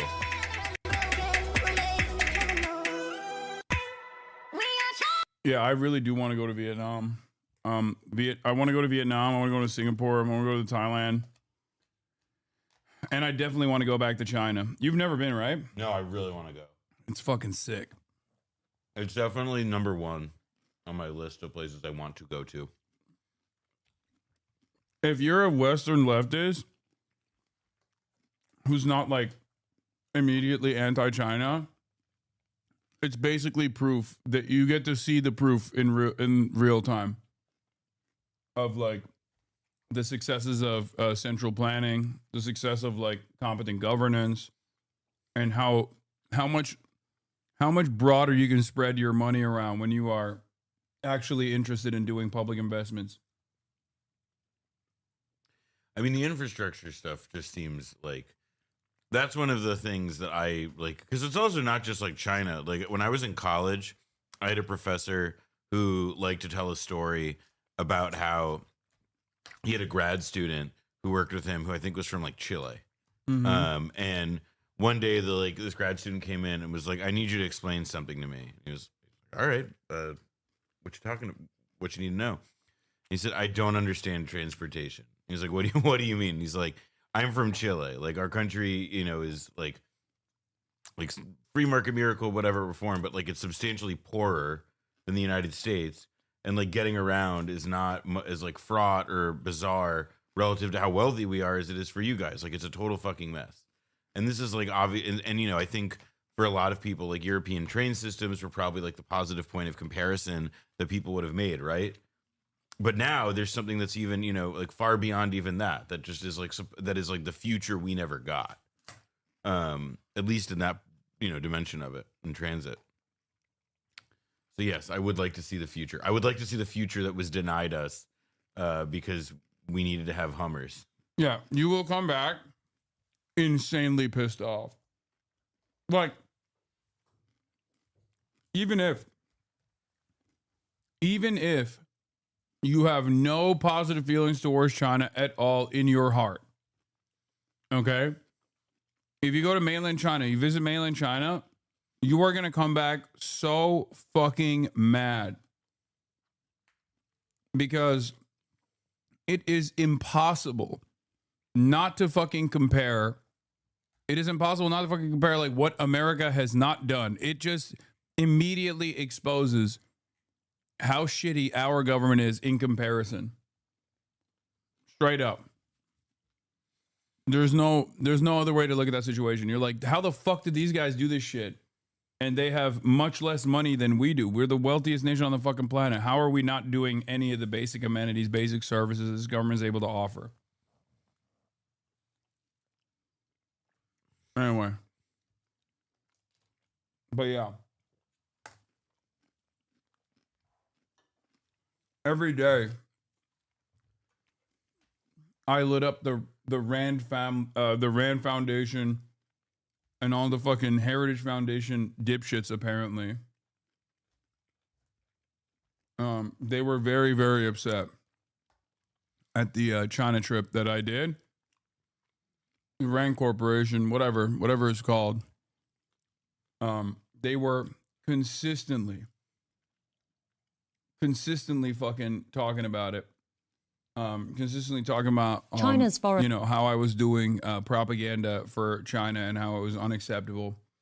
Apparently, including the thing that I posted. Where's the Drew Pavlov tweet, chatters? I mean, he was the #1 like angry person. I don't even know how I mean, his life sucks. Yours rocks. That one's not hard. I can't even see his shit because I fucking blocked his ass. So I can't. So annoying. Yeah. Yeah, this one was funny. Literally burn in hell, Hassan.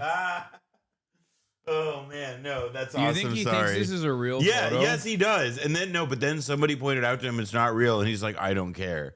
You know, he's like, Yeah. it's actually, he's one of those guys who like he gets caught in the thing, and so he's like, that actually, because I could have believed it's real. Yeah, this says a lot about you that I thought it was real. Exactly. I took one with Mao too. Yeah. Well, I mean, look, it's he really thought that was real. God, he's stupid. He's stupid. Your face, dude. You look so happy. I will. Like you just. Oh well, that's creepy. Yeah, I mean,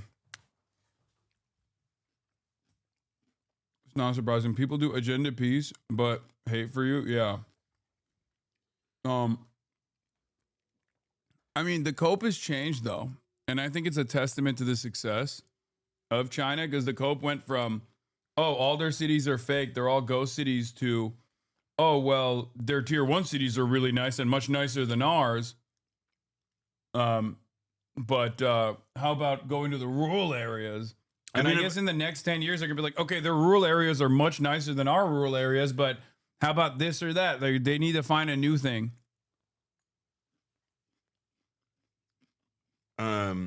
This one second. What? There was a thing with Rand in the news recently. I want to make sure before I like talk about it, I want to make sure I'm remembering it.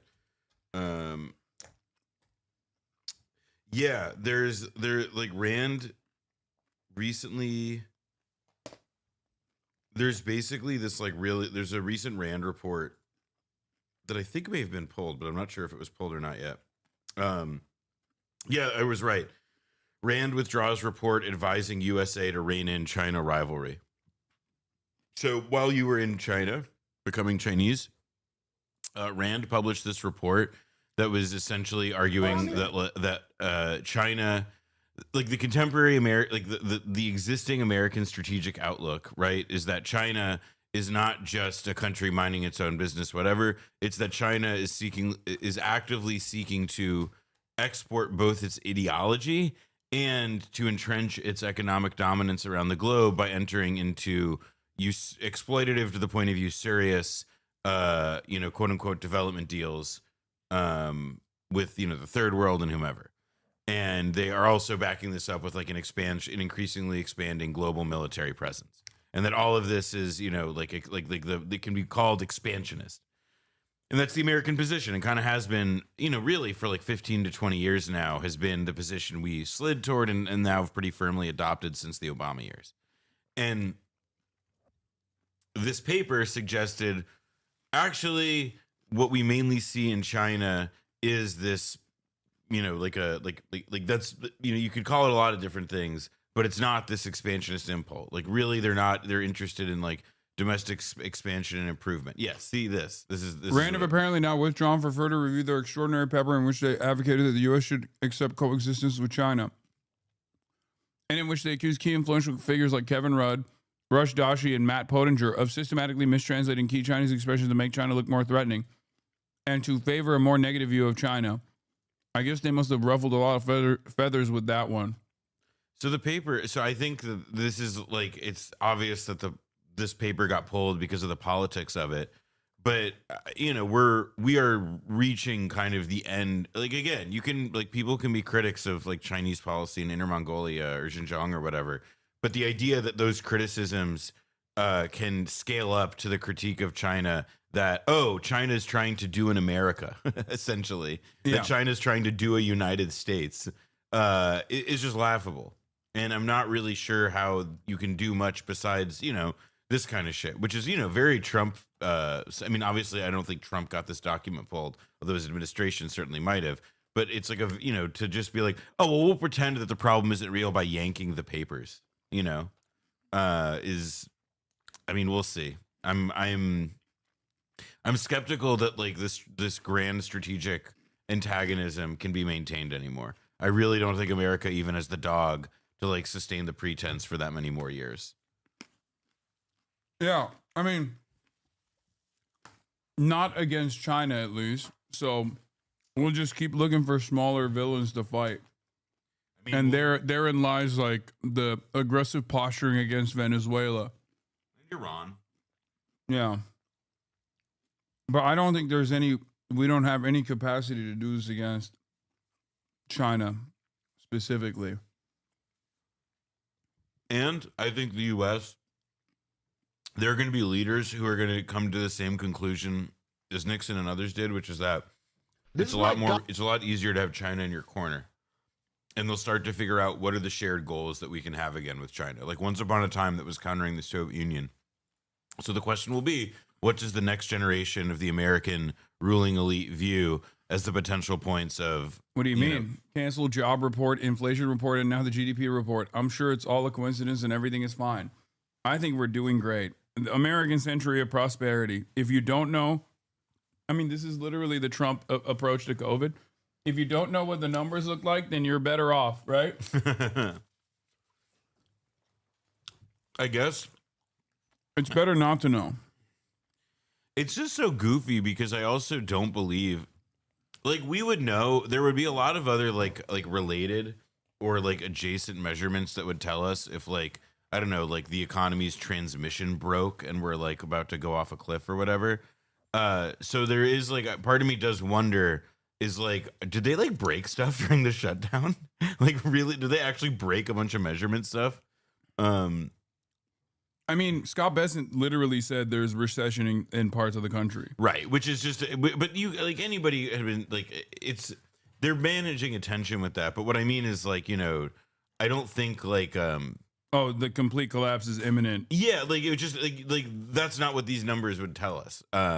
But it does, to me, like what I do wonder about is the extent to which, again, because there was some reporting to this effect that, like, yeah, when we did the shutdown and they stopped the measurements then and stopped releasing data then in BLS or whatever, they like as a consequence, like they may have, done some permanent damage in the same way that like cutting off, scientific research funding before it was restored busted some shit that you can't fix or will take a long time.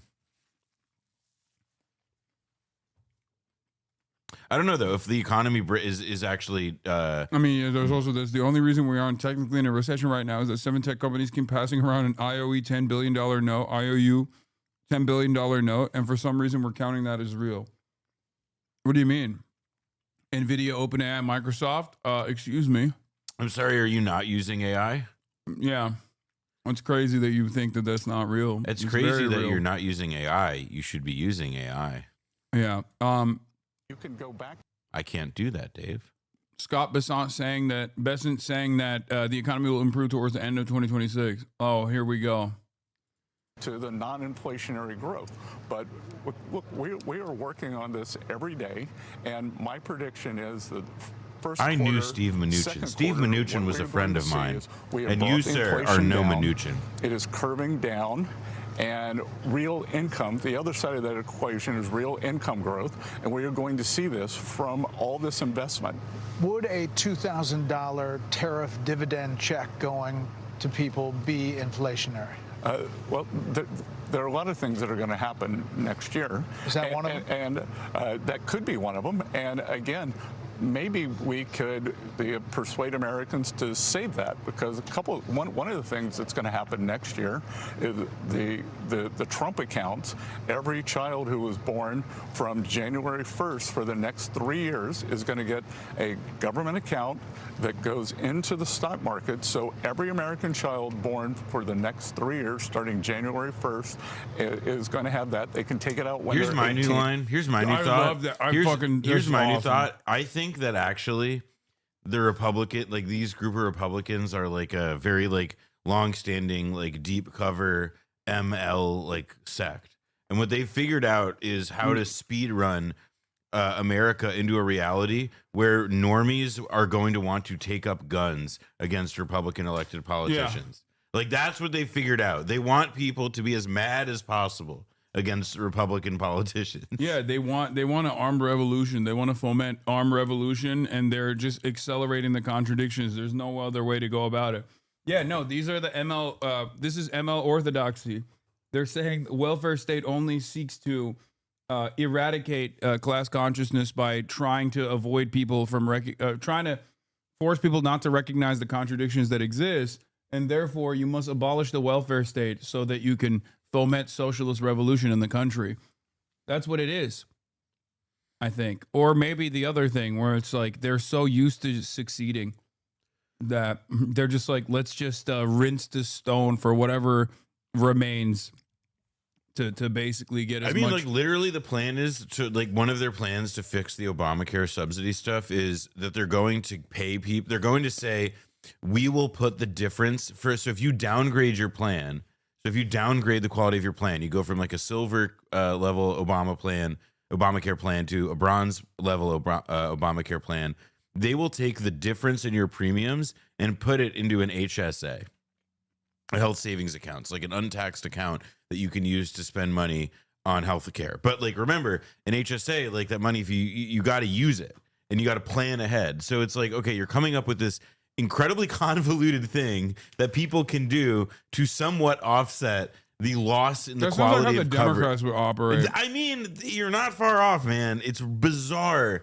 the fact that they picked this battle, like that they decided to like they decided to take the shutdown fight over this, because it's like, okay, the Democrats, even with Chuck, Chuck Wimp Schumer deciding to let the Democrats or let that centrist renegade group tank the shutdown strategy, the consequence will be, and again, it's nothing to do with the politics or optics of the shutdown, but it's entirely about the fact that like people still do associate the shutdown with the Republicans in general, and they are going to blame what happens to healthcare costs on the Republicans.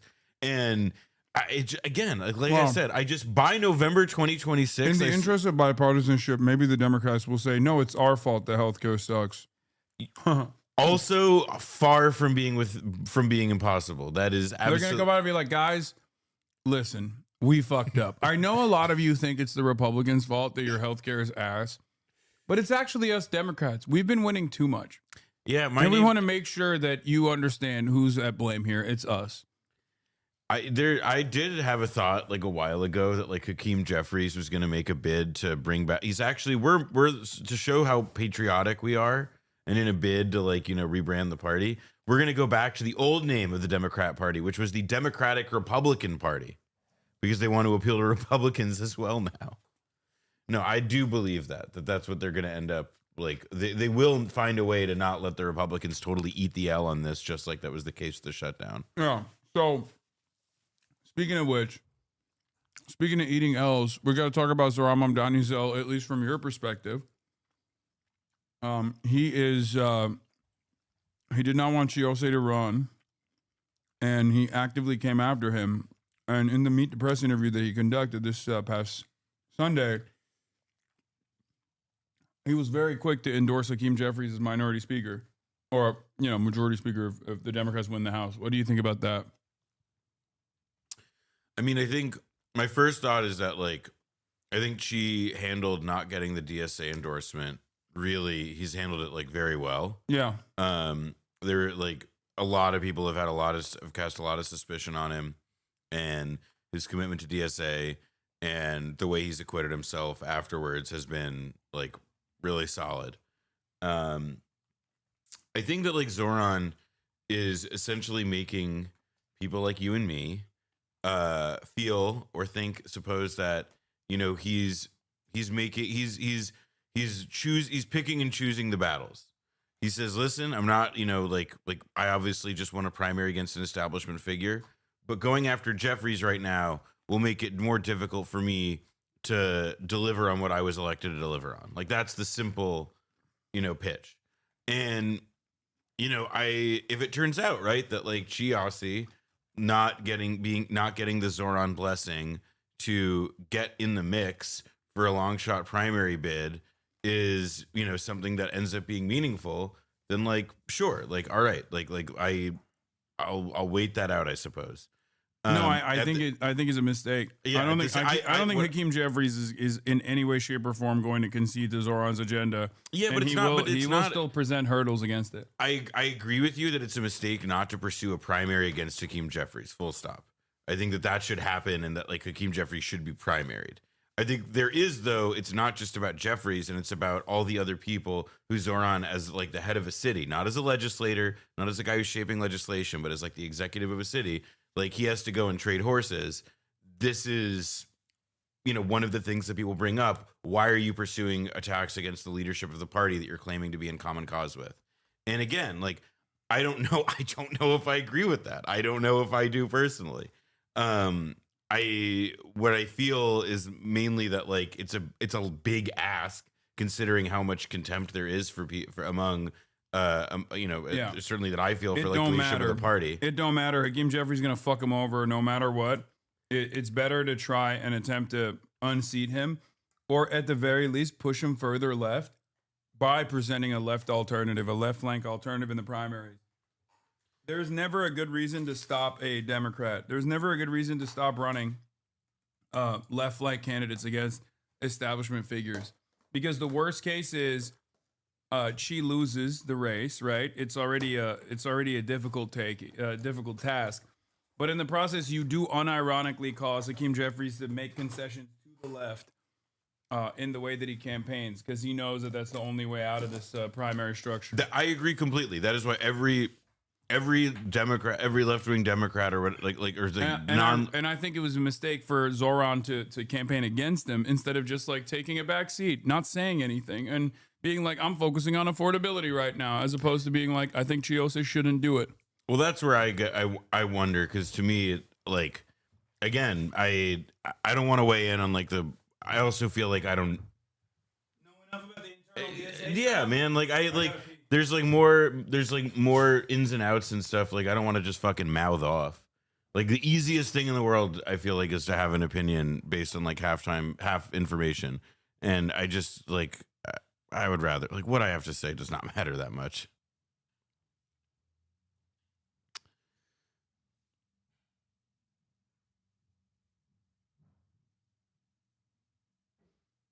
I still don't understand why he went and campaigned at the DSA against Xi. I mean, like, it's weird.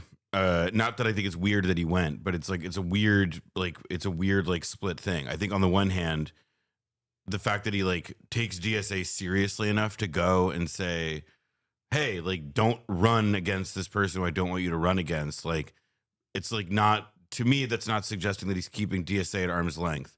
At the same time, like, was it the right call for him to go in and say, hey, Xi, don't run?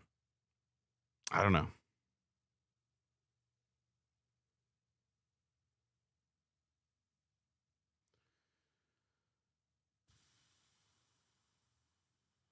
I hope Xi also runs and win anyway. I wouldn't be opposed to that.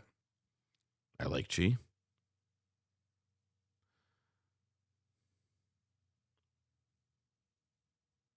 Jeffries being nearly 80% popular in the district is very different. Yeah, I mean, that's like the thing. He's not Joe Crowley. I don't know. This is like part of why, again, it's one of the many reasons why, like, I'm not trying to be strident or trying to like bug out at anybody for their take on this one. It's literally still the transition. He's not in office yet. Oh, Xi isn't running. I mean, I didn't see, I know that he said he wouldn't run if he didn't get the endorsement. I haven't caught up on the latest.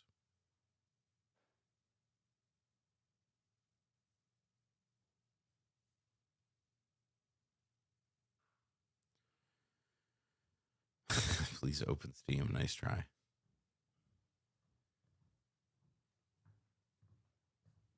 All right, you want to see some of the stuff? Oh, let's go. No, to your point about Xi handling this well. Oh, HSA you don't have to spend? Oh, yeah, I did mix it up with an FSA then. I just got here. I saw DSA put out a detailed report explaining why Xi is not someone they want to support, focusing on being an opportunist and not in alignment with democratic socialism. Yeah, I don't care about any of that stuff. Yeah, That's sorry. Stupid. Yep. Yeah, it's fucking...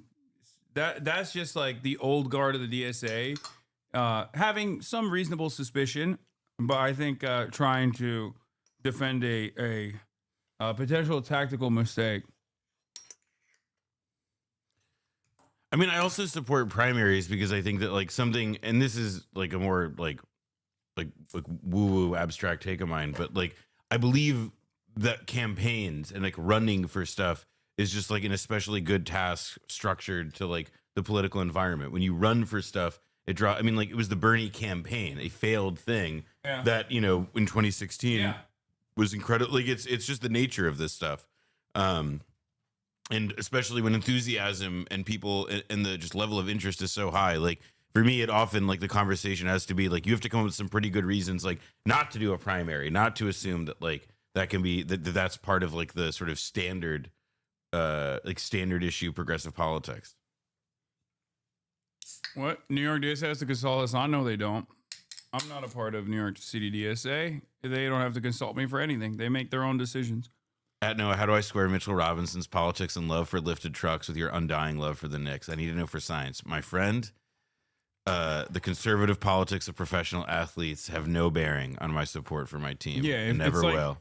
It's like saying, how do you support any professional sports team Yeah, whatsoever like, when their owners are all billionaires, many of them also pro-Israel as well. Like, it's just not gonna like. Phew. Yeah. What do I? You know what I think about Mitchell Robinson?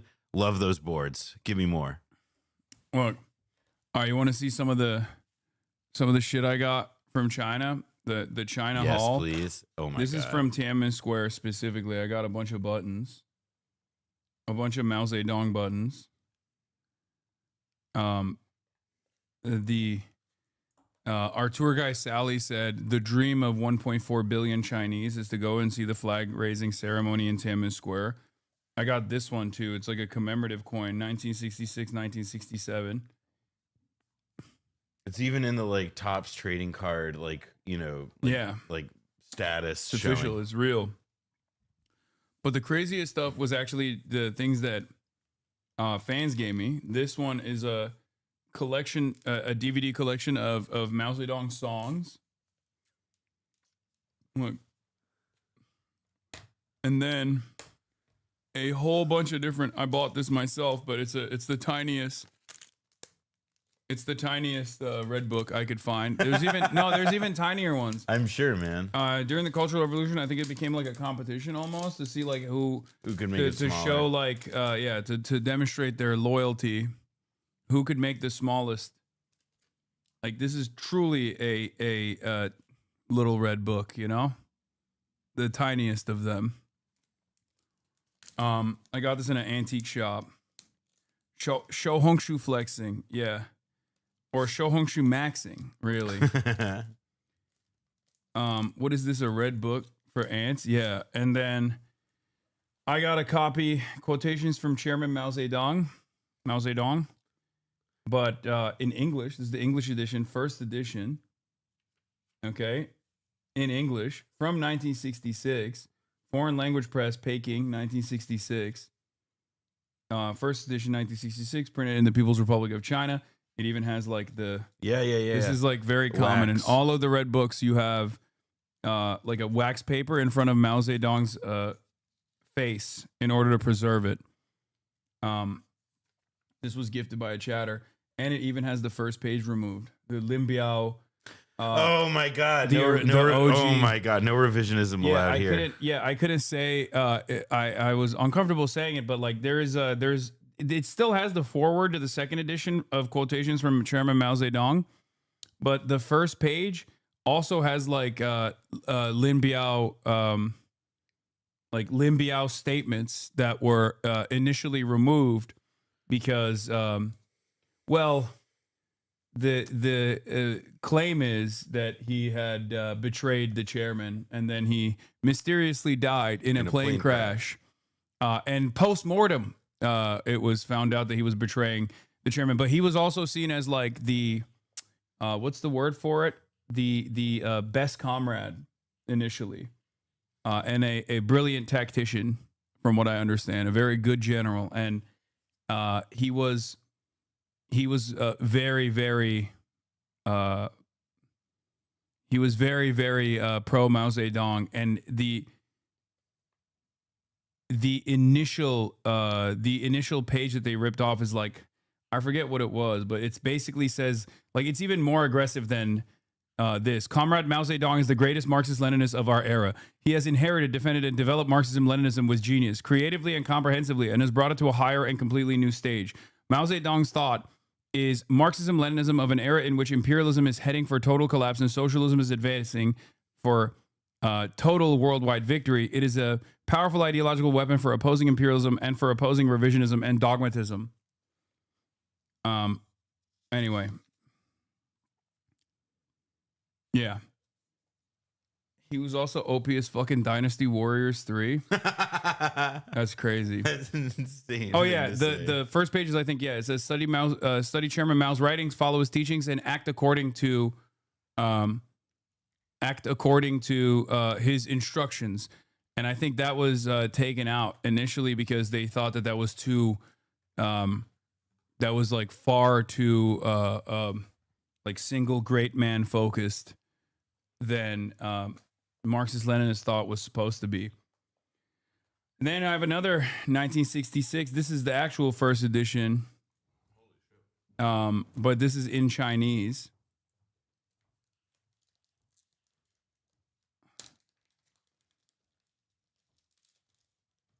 But I'm not even gonna. This is like easy to break. This is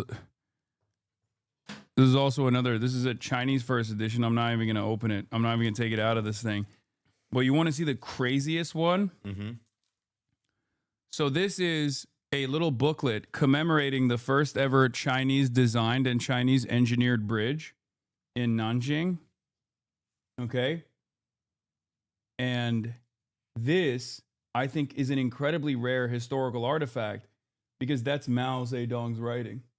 What the fuck? Yeah, that's his signature and his handwriting. And it's written in like, it's literally written in ink. Like it's not like a copied point of his like calligraphy or anything. A fan gave that to me when I was he intercepted the high-speed rail that I was on going to Shanghai from Beijing, and yeah. Yeah, I don't know. I mean, I didn't know what it was initially.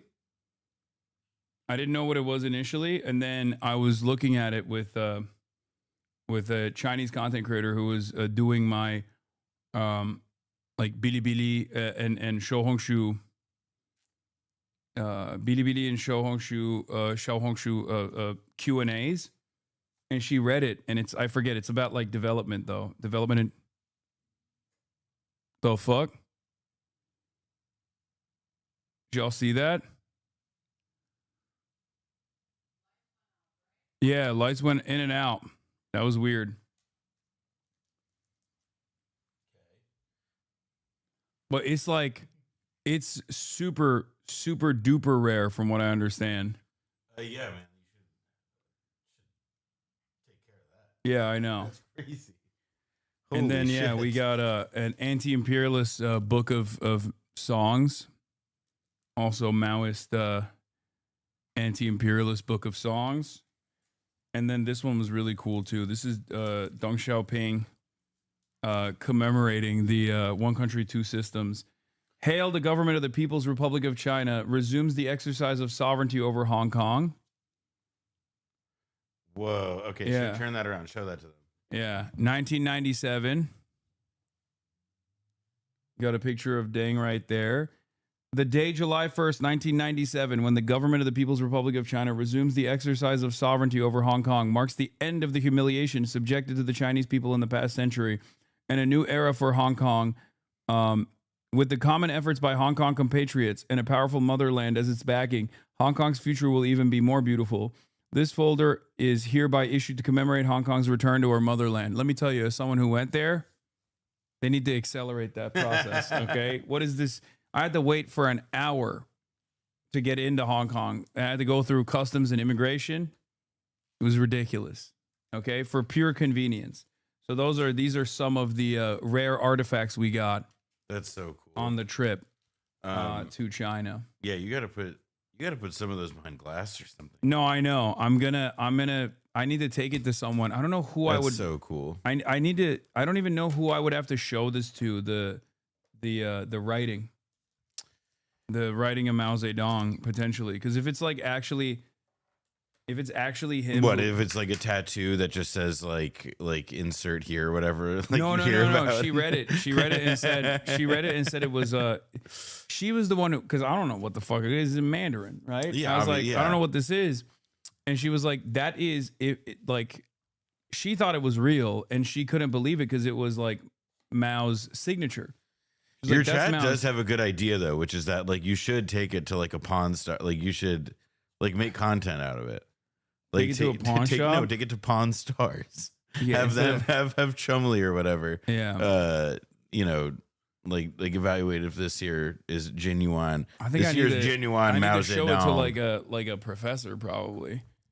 I don't know if the Pawn Stars would have a good assessment of what it is. I Well, mean, it's for listen, yeah, content. we could probably get somebody from UCLA or whatever, some bullshit like that, or we go to somebody on the TV. Yeah, they're gonna be like, best I can do is $50.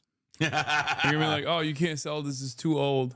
It's gonna stay. Yeah, in my, actually, and look, it's got tea stains all over it. That's not it's good. It's gonna stay on the shelf for too Actually, long. longer that I'm looking at it, I think I now pay $40. Yeah, only $40. What you say? Antiques Roadshow, please. Yeah, historians in some big schools might be able to confirm the authenticity. Someone that has a focus on the post-war. Yeah, best I can do is contact the FBI. Yeah. They will say, what is that? What are you, Buck, what are you saying? Lore is probably worth a couple hundred by itself. I don't know. All the Pawn Stars have succumbed to fentanyl. That's fine. Yeah. Apparently, mouse signatures are worth like over $10,000 and even hundreds of thousands. I don't know if that's... Like, this one random fan gave me a historical document worth tens of thousands of American dollars. That's crazy. I would never sell it regardless, but yeah, I have heard that it's like very, very rare. I mean, just like on its own, yeah, it does seem like it would be not common. Yeah. You keep it anyways, though, right? Yeah, obviously. Why the fuck would I sell it? What are you, crazy? What is? Did you ask the fan if he's in chat? I don't know. I mean, he was a Chinese fan, so I suspect he's not up at this hour. What is this? Beatles and Bob Marley unique autograph collection fetches 78 grand. Okay, but that's that's literally an autograph collection. Chinese revolutionary leader Mao Zedong's autograph was the highest selling lot. Oh, wait. Oh. For a signed first edition copy of poetry book selling for the same price was a piece signed by former Chinese leader Deng Xiaoping. Wait, what? Wow. So the exchange rate is that Jim Morrison goes for Deng Xiaoping. Hold on. Keep going down. All right. Where's Mao Zedong then? I don't think there is a Mao. A collection of autographs from 20th century. Oh, yeah, no. It's fetching 22,000 pounds. Signed by Chinese Communist leader Mao Zedong had the highest selling price, fetching 22,000 pounds when it went under the hammer. When's this story from? This sold for 300,000? 310,000? I mean, you know, let's make sure that it's not like something a tattoo artist wrote, you know? That's all I'm saying. What the fuck? Wasn't it your tour guide that picked up on the signature? Yes, that was me. Oh. Wait, you're in the chat?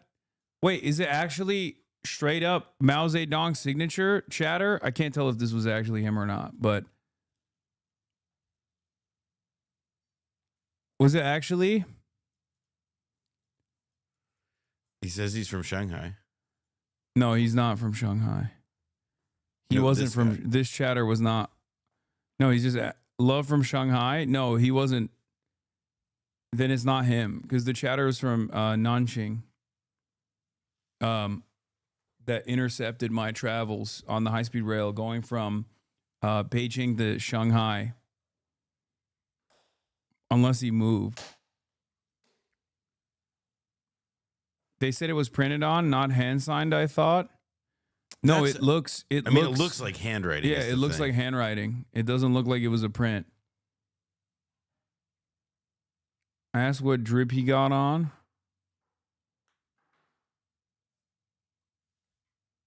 I don't know. It looks like it's also in blue. It's like blue ink.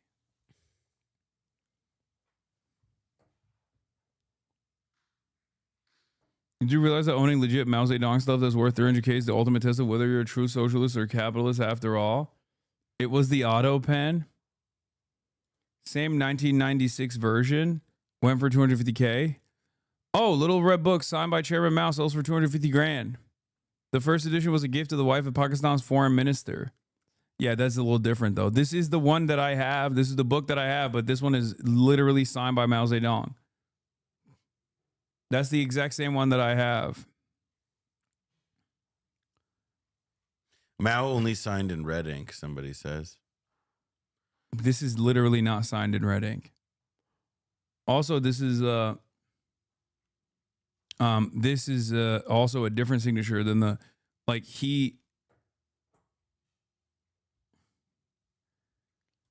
I saw a clip where someone tried to sell a Nixon document and the signature analyst said it was fake and that he signed an auto pen all the time.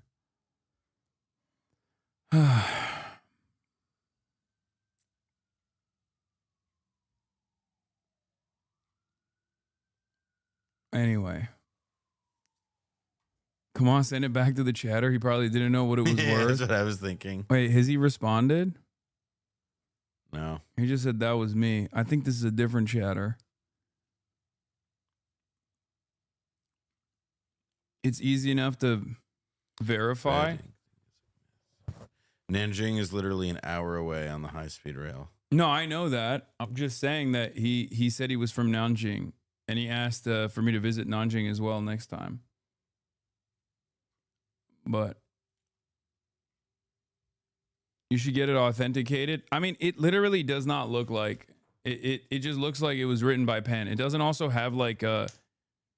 It could just be like a recreation or something, or it could be just. I mean, like, that was my initial thought to me. Like, it just that seems like such a Mao signing something seems crazy. But it's like it's a different handwriting than what you said, like a signature thing that looks like like. No, this just means Mao Zedong. Like that's his name. No, but the way it's written is like it looks like somebody like carefully took their time to like write it. Exactly, like which is to say they didn't just autograph it.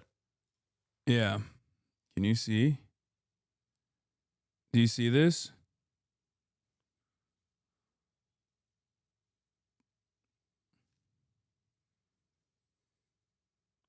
And it's like, it looks like it's not printed. And instead, it looks like it's written by hand.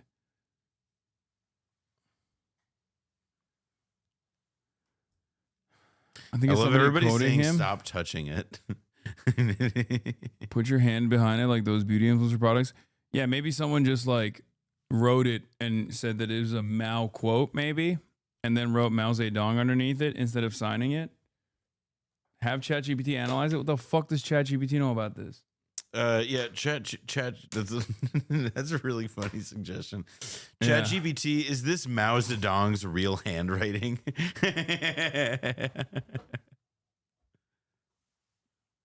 That's worth nothing in comparison to the Joe Biden signature. I agree. Bro, Joe Brandon. Joe Brandon is my favorite revolutionary communist. Joe Brandon, two corn pop. Grok Hassan is woke. Chinese here. I think this is just someone writing a quote by Mao. To be honest, yeah. It's all in neat Chinese print. No flair on the name would that would indicate a signature at all. That's what I. It just says it's not a signature. It's just it says Mao Zedong at the bottom. Oh, of it. somebody has a thing like put. Hold on. Is that what it says? As for why, that thing that begins as for why. What? The guy with the Mao quote. Like somebody posted the Mao quote. As for why we should change what is promising for me, this question must be clarified. If it's not clarified, it's very dangerous. We must be thorough and genuine. Mao Zedong. I don't think that was a quote, but maybe it is.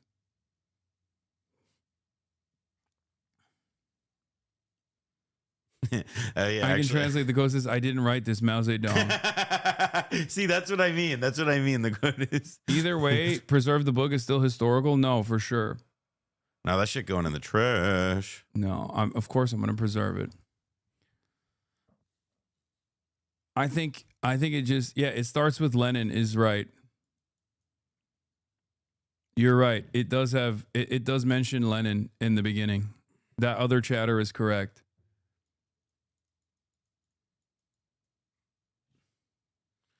Apparently translates to this. Why did Lenin speak of exercising dictatorship over the bourgeoisie? That is the actual quote. Yes, that's what I remember.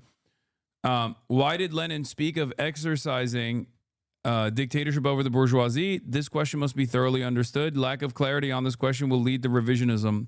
This should be made known to the whole nation. And then underneath it says Mao Zedong. I like the idea of carrying that quote around in particular as like a thing to wrestle with. Yeah. Does your friend know you abuse animals like horses and dogs? Yes, we do it together. That's why he's here. So we can abuse more animals together. We just had some chicken too. Specifically chicken that was abused.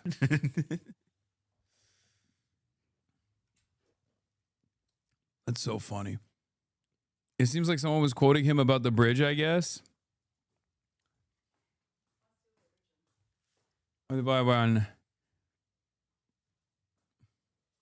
Telling you to save your souvenir from your first trip to China is a new level of parasocial. Yeah, so I'm not going to do it. The abuse makes it tastier. It's my fault.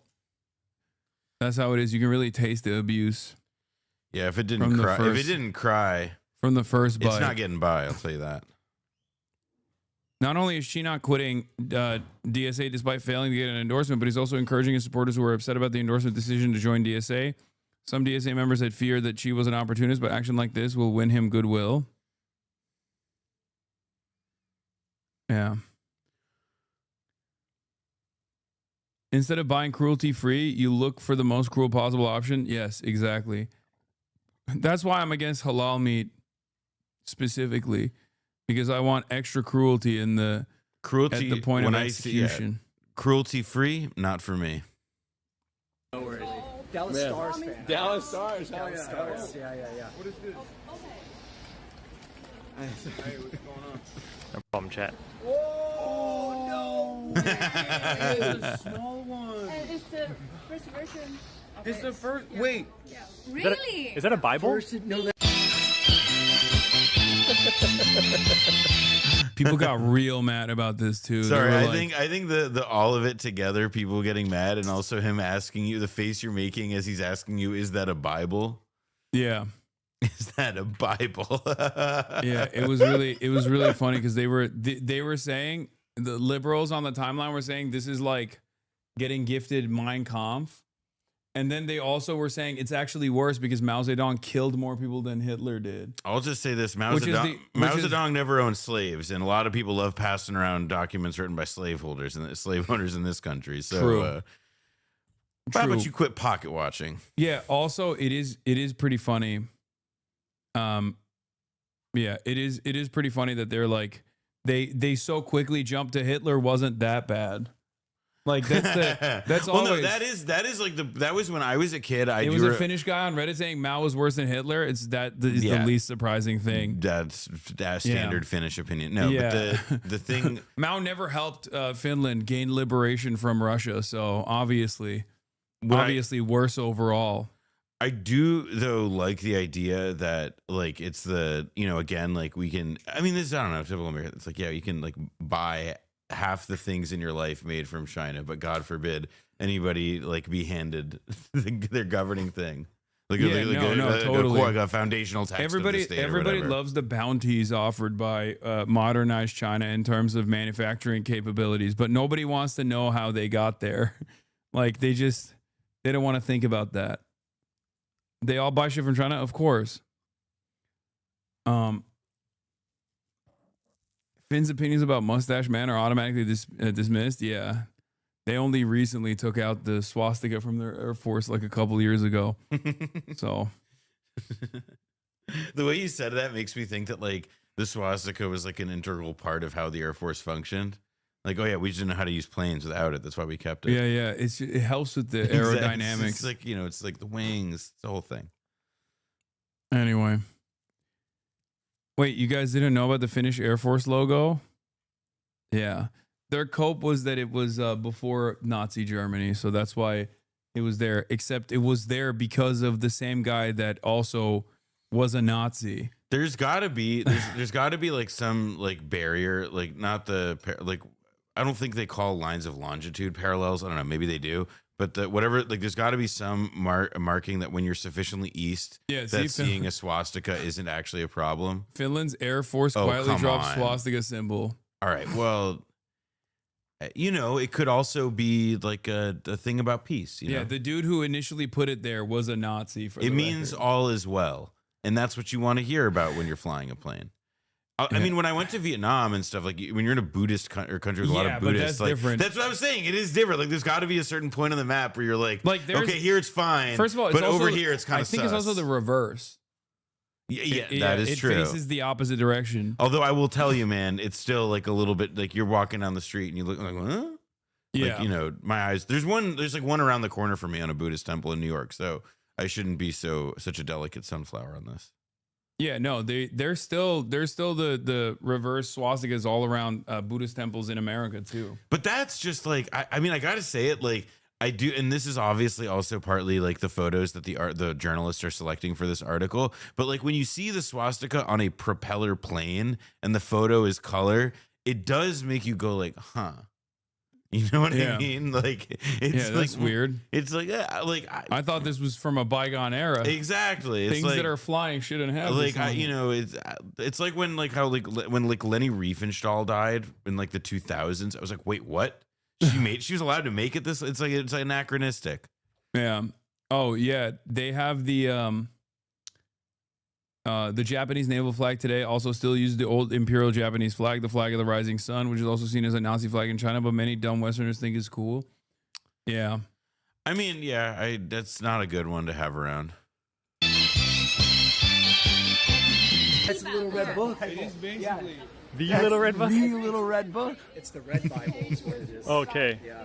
Some may say more important than the Bible. Some may. Especially over here. Yep. Yeah, I know. That's crazy. Okay, these were incredible. Well, they weren't very rare at the time, but this is a red book. Okay, quotations from the chairman Mao Zedong, and this is an English version from I guess from 1966.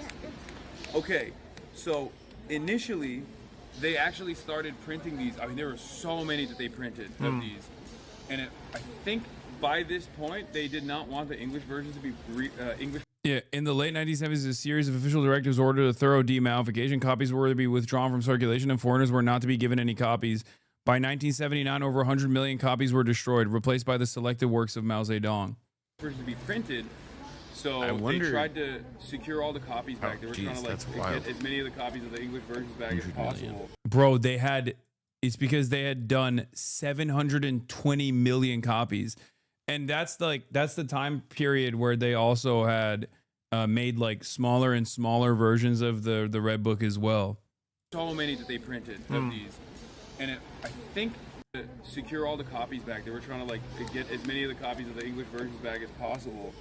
And this is really, really special. Thank you. So that's crazy. Wait, what's your name? Deemer, we will. What? Look at you saying thank you, receiving Thank you a so gift like a much. grown up. This is incredible. Wow. This is literally what I talked about on the stream like the first day. I was like, I want one of the English copies of the OG Red Book. I already did describe the first page. The first page was the Lin Biao. The Lin Biao statement about Mao that was deleted. That was yeeted from all of the Red Books. I actually want to get She's like, Bo. if it's even possible, I want to get like. It's so crazy that if we every can time find it like you here, reference like, one I of was the just saying early, this, like your fans immediately are English able to get like fucking chapter and verse. Yeah. I'm like, oh well, here's where he was, where he expressed. Like, he said the other day, he said he was hungry, and here at like 1:46:32, here's him describing his hunger. Jesus. This so is that's no, what no, you're no. missing. No. I have the foreword of the second edition. There's another page on top of that. This study Chairman Mao's writings, follow his teachings, and act according to his instructions is the first that's page. like so they ripped that page. But the Comrade Mao Zedong is the greatest Marxist-Leninist of our era that still exists in the foreword. The foreword still exists, but the calligraphy of this is ripped from all of the books. Lin Biao wrote an endorsement in calligraphy exhorting to the people to study Chairman Mao's findings, follow his teachings, and act according to his instructions, promoting the Little Red Book, added to his luster and prestige. And by 1969, he was named as Mao's successor. Also, you got that from I think it was the Alexander Cook book, The People's History of the Little Red Book is where this quote is from originally. Where it traces the history of the Little Red Book and how it became an international phenomenon. Yeah, but that's holy nerd. How do you keep this sniped? Lamau. Yup. Yeah, that's a passage from that book. But yeah, that's where I found out about. That's where I learned about the deleted page and everything. Lin Biao, the perfect comrade, the perfect marshal. Anyway, seems like you're doing commodity fetishism, sweetie. It's true, but yeah, people were. It's not commodity fetishism when you do it for stuff that you like. Okay. Yeah, that's how it works. When that one girl in Hong Kong showed you the Chinese edition, you said there was something you couldn't talk about it then. Can you talk about it now? No, that's it. That's what I was saying. This is the passage that they ripped off. Bro, you came on such short notice this time. Before you arrived, there was almost no word on Chinese internet about your trip to China. My friends and I in Shenzhen are all eagerly looking forward to your next visit to China. No, I'll be back. It's just regular fetishes. And hers still had it in her first edition, the calligraphy of Lin Biao saying, study Chairman Mao's writing, follow his teachings. Anyway. But yeah. What? You asked ChatGPT? Why would you I don't care. Not, also, I love the way not sure how much stock should be put in this. Yeah, I don't Let give me a tell you shit. how much stock. None. None.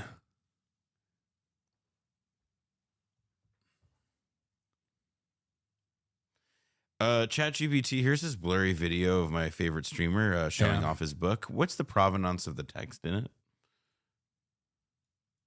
Yeah, he went from giving me an actual quote from a book to fucking giving me a ChatGPT response. I think he something tells me this person knows what they're doing. Yeah, they didn't ask DeepSeek, bro. What's up? Anyway, will you keep streaming on Bilibili? I will. I was streaming on Bilibili the entire time I was there. Oh, that's cool. Yeah. What was that one Hong Konger talking about? You were unable to. First of all, he called himself Hong Kong Chinese, and he corrected me for saying he was Hong Konger because that has a different connotation in Hong Kong. Because if you're from Beijing, you say like you're Beijinger, right? In English. But when people say they're Hong Kongers, that means that they are like separatists specifically. What do you call it? He was saying that that's not the case, that he says he is Hong Kong Chinese. And then the other thing was like, he was just telling me about the history of Hong Kong, like the colonial history of Hong Kong. And the bodyguard literally tried to stop him from explaining shit to me. And I was like, don't do that.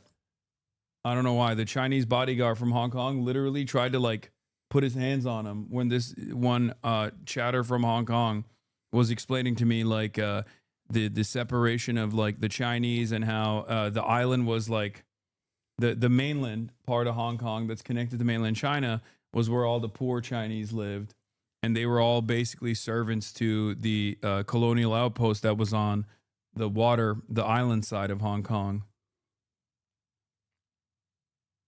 Because security doesn't want fans to linger. No, I don't think that was the case, or maybe he didn't understand. Maybe you're right.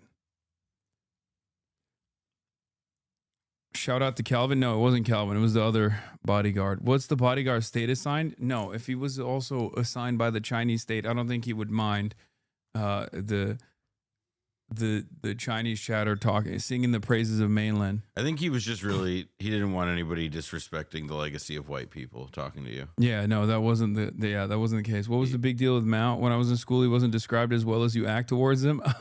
Oh, you mean in the United States of America, people don't sing the praises of Mao Zedong? That's so crazy. Yeah, no shit. It's same with Stalin. Yeah.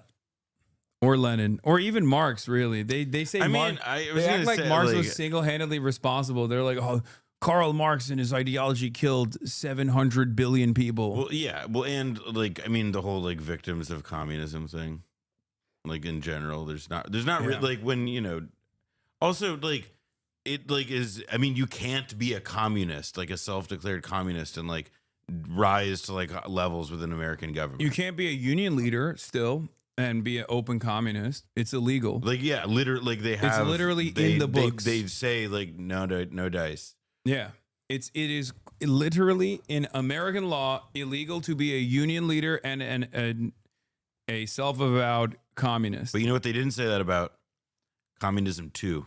Yeah, that's true. When we have communism too, this doesn't apply. Yeah. But in Texas, it is illegal to run as a communist. It's also... Well, in Texas, it's illegal to run. I mean, have you seen the shape of those people, folks? Damn. But the National Guard, the Texas National Guard, in a state of dire... in a dire state in general. All right, here's China posturing apparently against the Philippines or something. I don't know. China's Foreign Minister Wang Yi has added to tensions with Japan over a remark on Taiwan made by its new prime minister, calling it shocking. Wang is now the most senior Chinese official to comment publicly on the issue, which has shaken relations for more than 2 weeks. In a statement posted on the Foreign Ministry's website on Sunday, Wang said Japan was crossing a red line that must not be touched, accusing Prime Minister Sanae Takaichi of attempting to intervene militarily over Taiwan, and that it was shocking for Japan's leader to openly send a wrong signal. Takaichi was responding to a question in Parliament on November 7th over a hypothetical Chinese attack on Taiwan, when she said it could trigger a military response from Tokyo. Beijing views... That's crazy. That is crazy. Way. Sorry. That was like the big news in China while I was there. The fucking China Daily was writing about it nonstop. That's what pissed off a lot of people in China. And they pulled back, I think, like 400,000 plane tickets or something. I mean, I could see it. Also, I mean, there's like a weird, like the Japan's like neo pseudo belligerent turn is surely not making Beijing feel good these days. Yeah, they're also positioning at the in the islands closest to Taiwan. They're putting new missile systems there with missiles that can reach Taiwan if necessary. It's a historically insane thing to say for a million different reasons, one of which is that up until 1945, Taiwan was occupied straight up by Imperial Japan. It's like they did the Holocaust to the Chinese people. For those of you who don't know, it was so devastating that it actually caused the KMT and Mao to unify for a brief period to fight back against Japanese colonialism, Japanese imperialism. And so when that same country, who was never officially recognized their war crimes, at least while any prime minister was in office at the time with an official state recognition, turns around and says, like, they're going to, it's literally having a Holocaust denier be like, we're going to reoccupy Poland, you know, or we're just going to put all the Jews in prison again or some shit. Well, and I mean, it's like, you know, I mean, I think in general, there's like now this weird assumption that like at least is presented in, I mean, certainly like the leadership of the Japanese government, but obviously in like the US led, you know, Pacific Alliance or whatever, where they were trying to create like, and we see this in all sorts of similar military like they're trying to create the consent for a military response, even though that may not be the best version of a response. Like, I'm not sure that also necessarily people in Taiwan would be willing to like invite the Japanese or any other foreigners in to participate in some protracted foreign war over an alleged Chinese. Like, the whole thing is such a goofy, like abstracted, like, I mean, it just seems like nationalist posturing of the worst kind. Yeah, China reminded Japan that it's an international law that any of the UNSC Security Council members can declare war unilaterally on any of the defeated fascist states in World War II if they became militaristic again. Yeah, which is true. Those islands are also Chinese territory occupied by Japan after the 1895 Sino-Japan War, which was also when Japan colonized Taiwan. They were given back to Japan in the 70s by the U.S. to basically threaten China. Well, now there's also, and like, it's the like China, Japan, like / like Filipino, like axis of conflict is also sort of generating at the same time that China's like working to improve relations with, you know, Vietnam, the other country that it like very heavily competes for influence with in like the stretch of the Pacific.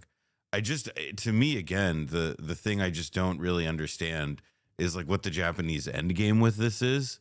Like, it's just like, I understand like the arc of Japanese politics at this moment, like, is like not necessarily like, I don't think it can go toward like it's like I mean, it's frankly not that different from our position. I just don't understand how any of these countries can sustain like a fundamentally hostile or worsening relationship with China at this point in time. The overwhelmingly popular position, the one that absolutely has the plurality at least, is that they don't want to rock the boat and they want the current status to continue existing. The unification status is much less popular than continuing with status quo in Taiwan. And this is like, you know, Western and Taiwanese polling. not like these guys have any interest in making it seem as though that would be the popular position. And as far as people trying to compare this to Ukraine, it's obviously not the same because the international community in its entirety do not recognize Ukraine as a part of Russia, whereas even the United States of America, with its strategic ambiguity posture, still technically recognizes Taiwan as a part of China on paper. And so does Japan, for the record. And like, if you're in the Chinese perspective, they already negotiated a successful changeover in like handling and reunifying with Hong Kong. Like, wait a bit longer, and realistically, if the Western order continues to, you know, like fall into sand or like eat itself alive, like perhaps the same thing can happen with Taiwan peacefully as well. Because that's the thing I just don't understand is like, and this is again, I think something that was suggested by this Rand paper that got withdrawn, which is that like there's an assumption that China will seek an aggressive military solution to its Taiwan problem, supposedly. And, you know, it's like, I don't see the Chinese as the ones who at this moment, at least, are trying to like, you know, intensify. They're not the ones like sounding a lot of alarms about what to do in the event of a military situation. Like those scenarios are the ones being bandied about by, well, our team, so to speak. Yeah. China's never invaded any country. Okay, that's true. Just not true. Sorry. That's not true. You're wrong. I mean, they held a big L in Vietnam. Yeah, man, that was not such a good moment for them. Yeah. When you were talking about just thinking about Takeichi's rhetoric from the perspective of China and what they've seen in the last 100 years, it broke through like a lightning bolt. Oh, yeah, of course China would not appreciate how they're talking about Taiwan. It's like if Germany was talking about military action in Poland or some shit again. Yeah, exactly. Well, and like it's also the other piece of this is that Japan has been demilitarized since, you know, the 40s. And that is starting possibly to change, you know, in a very slow and kind of tectonic way. It's illegal in their constitution that we wrote for them to have a standing military, but they do have a self-defense forces. And yes, under American leadership, Japan is starting to remilitarize anyway. And so there's not like, I mean, it's again, though, aside from the fact that like military spending is like in like viewed in a domestic context, like not like what are the geopolitical reasons you would ramp it up? Like it's a way of resolving contradictions in your own country without having to do redistributive or like, you know, shifting industrial policy. Like it's a way of, I mean, at least as I view it, like it's a way of like preserving and not really fucking up existing regimes of accumulation.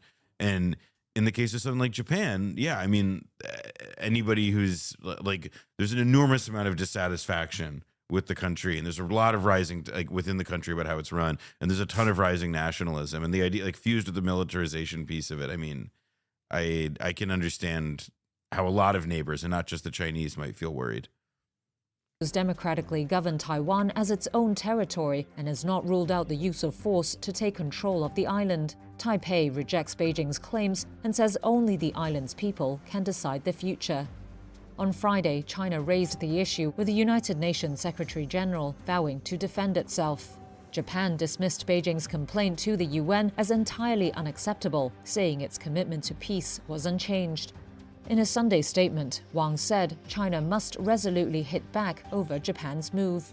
He threatened to dredge up its warring past if it, quote, persists in its wrong course, saying people have the right to re-examine Japan's historical crimes. After the G20 leaders summit on Sunday, Takeichi did not comment on Wang's statement, telling reporters only that Japan remained open to dialogue. It is interesting, though, when like liberals will look at like a far right. I think she's also a Holocaust denier too, if I'm not mistaken. Like the Japanese, a total freak, and be like, no, she's her embrace of defense of Taiwan is actually brilliant and beautiful, and also fuck China. And it's like, that's just like a psycho far right figure that you're riding for. What the fuck? I like it doesn't seem like the Japanese people are also especially co-sign this stuff, let alone, I mean, frankly, like I have a funny feeling that the Japanese political establishment, especially the visa stuff, because China can issue, you know, it's not like this isn't like all symbolic, or, you know, like they can do stuff to each other, especially China. We need Reiwa Shinsengumi to make significant gains in the next election. This is the GOAT. I think, right? This is the guy, right, Chatters? Yep. Taro Yamamoto. From Battle Royale. Oh, you yeah. know he's an actor. Mm-hmm. He's like a very famous actor and probably one of the loudest socialist anti-imperialists in Japan right now. Battle Royale mentioned, yep. Like I would go so far as to say he's and listen, you know, no disrespect to the JCP, but these guys are the real deer, real deal. I thought you were gonna meme about the deer guy. No. Anyway. That is a very Zoran coded slogan. Protecting Japan starts with protecting you. Yeah. The party was formed by left-wing members of the Liberal Party who opposes merger with the Democratic Party for the People. The party won more than 4% of the vote after contesting the House of Councilors election in July 2019. Would it cause an international incident if you get an interview with him? No. He disappointed a lot of people by making xenophobic comments this cycle. Wait, he did? Wait, that's surprising because I've seen him say some really positive shit.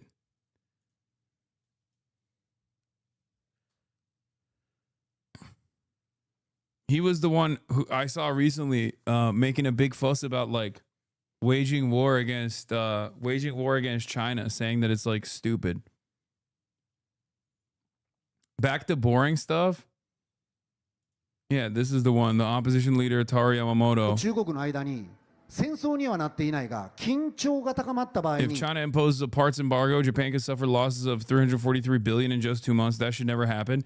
Which, by the way, I mean, the liberals are also on board with this. Like all the party backers, like all the big, from what I understand, all of the big business owners in Japan are super pro-China. And so is the governing party. And the reason for why is because they do a fuck ton of business with China. Yeah, well, yes, they're like China's the largest trading. I mean, but this is what I mean about no country in that region. To me, has JCP, Japanese Communist Party, very anti-China. By the way, I straight up asked them. Really, and they were like, "Yeah, no, they are not." Like he is more pro-China than JCP is. Is it like what's the JCP argument? JCP argument. I mean, they are a revisionist social democratic party that still holds on to the history of communism and like they just carry on the name, but they're not exactly a real communist party at all. I mean, wasn't the American Communist? Well, no, ACP is a different thing. The ACP is real. They're not revisionist. They're not revisionist trash. Yeah, the CP, like the fucking social fascists of the DSA. There we go. That's right. Finally, the truth comes out. Yeah, I saw Jackson Hinkledink is also in China. He's trying to be me. He's also doing a China tour right now. We never cross paths with one another. You didn't link and build? No, we did not link and build. Jackson Pimple. Anti-Muslim and blaming everything on tourists has gained a lot of spice in Japan recently. Yeah, the tourism thing is like seeing how many people. Speaking of which, that actually ties into my next fucking comment on this issue. Policy difference between LDP leadership candidates from the perspective of the Japanese Communist Party. From the JCP's perspective, the candidates' varying degrees of appealing to anti-immigration sentiment make them all promoters of xenophobic policies. All candidates have said they are against Japan having an immigration policy. Yeah. Wait, for the reason they think CCP is not communist enough? Yeah, okay, that's on paper. Okay, that's ridiculous. You're like, the real reason is because they're not. Kohei Saito calls them revisionists, but did debate the former recent chairman Communist Party leader. It's funny because they're seen as conservative by the youth too. That's another funny part of it. Even though they have like very progressive policies. Do left-wing politics in Japan conform to the same like generational issues that like plague all other parts of their civil society, where it's like lots of old people, older generations in control, youth like frozen out, you know? Is that like I mean, maybe if you don't know the answer, that's fine. No, I asked them about this as well. But basically, from what I understand, the youth don't even have like an understanding of left-right dynamics in the way that we do. Like they just don't. That's not how they see stuff. That's not. Yeah, I think youth participation is also not very good to begin with in elections. Like the youth are just like totally checked out. And do they blame everything on anime the way that we blame everything on phones? No. Yeah, the youth are even more cooked than we are. They're way more disaffected than we are. Well, I see. I mean, I've like read a bit more about like Korean youth and like the incredibly dark place that country's like cultural psyche has drifted. Is there like a Is there? I mean, and I know the stereotypes essentially, like the very broad impressions about like the difficulty in getting ahead, high cost of living, like careers being frozen, essentially, like no ways to advance. Yeah, I mean, it's like, it's tough. It's tough to get youth involvement when you have a one-party state for basically its entire experience and its entire existence. And it's not a cool one, which is really interesting because Americans love touting the democratic processes of all of these other countries that are basically colonial outposts that work against as a bulwark against Chinese socialism in the region, Chinese communism in the region. And yet there is like a very clear single party rule for decades in all of these countries. Interesting. I will say that well, you know, maybe freedom is a state of mind. Mm-hmm. You know, it's not really about things like democracy or elections. I suspect that, I mean, I don't know. What is it? The yellow or the orange party, Sun Saito? They literally got like a MAGA America First white guy to write their anti-immigrant agenda. And they actually made some decent gains, like surprising amounts of gains. So they're probably going to do the same exact thing that every fucking Western liberal democracy has done, which is pivot to far right fascist politics beyond what they were doing already. Like instead of like the neoliberal xenophobia, you will have fascist xenophobia in a country where the immigrant population is 1.3%, I think. Yeah, no, I just don't understand that. Because also, like, again, it's like they also have like real crises. Like it's not like, I know everybody gasses them up for like, because like the cost of housing there isn't the same total crisis that it is here.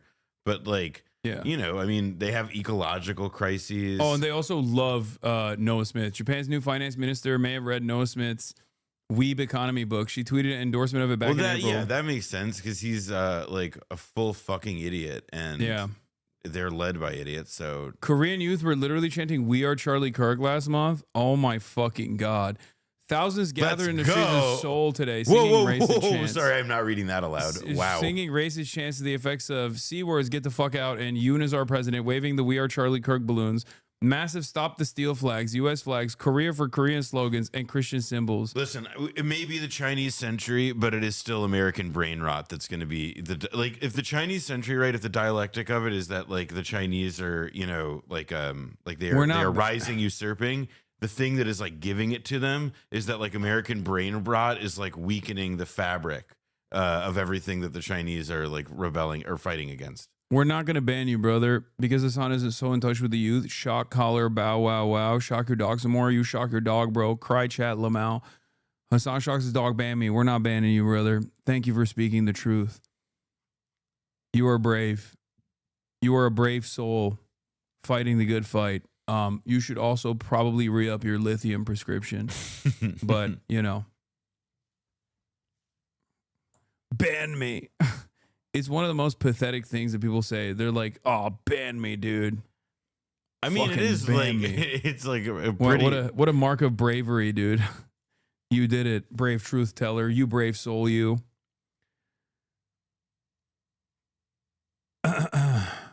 We Are Charlie Kirk balloons were fake. Make Yoon great again. Oh my fucking god. Make Yoon MIGA? Yeah. MIGA. There's a Korean streamer duo that used to be big back in the day on Twitch. They go to these protests and support their super anti-communist as well. It's not surprising. Yeah, I was going to say anti-communism is actually something South Korea has in common with America, is that anti-communism has been a great way for them to deal with the fact that they don't like it's a very credible other for them to go after. Yeah. Please don't shock me, Dad. Hassan's dog probably. You already moderate this hard, you baby. Just let people speak that truth then. What do you mean? It's already happening for you. You're able to do it, King. You're able to do it. What's up with his O key? I think it's because it's auto modded. Because people used to spam it nonstop. So he's like trying to get around the auto mod. You know? I guess. Yeah, I think that's what it is. Let me speak while speaking. Yeah. He's just like, oh, they're silencing me. They're silencing me while talking to this microphone to a room of thousands of people. Yeah. They're silencing me. You got the mic, little pup. Go wild. They're calling President Lee Check his Jae-myung logs from China 2023. Oh, God. Jon Stewart supports lab leak. Also, Japan shocks their dogs. You are gay. Japan uses shock collars. Shock collars. Ma, check your messages, Lamau. Wow, what a shocker. Badum tisk. Oh, that's why. So yeah, it was about the auto blocker. Very nice. Thanks, Obama. Jon Stewart supports lab leak theory. Obama covered up Bush illegal wars and torture programs. You are gay.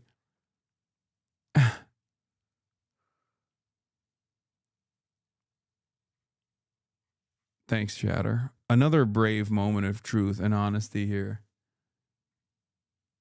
Dude's almost as silent as Dave Chappelle. True. He's not fully censored yet. He will eventually. Where was I? What were we talking about? Oh yeah. Speaking of Japan, massive Mr. Jeffu victory, by the way. This is a PhD university lecturer in Japan. He talks about like Japan's politics, nationalism, and pop culture. I linked up with him when I was in Japan last time. He has waged war basically against all these fucking like this guy, Colonel Otaku Gatekeeper, being one of them. He's waging war against Colonel Otaku Gatekeeper. How interesting. So there is like a network of British.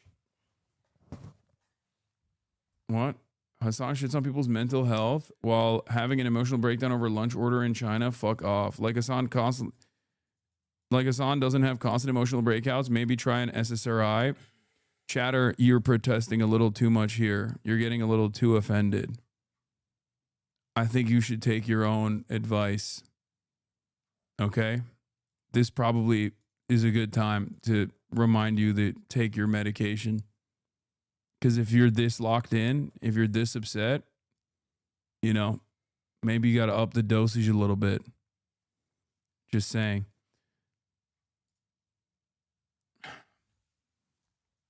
Shatter doesn't realize he's projecting, of course.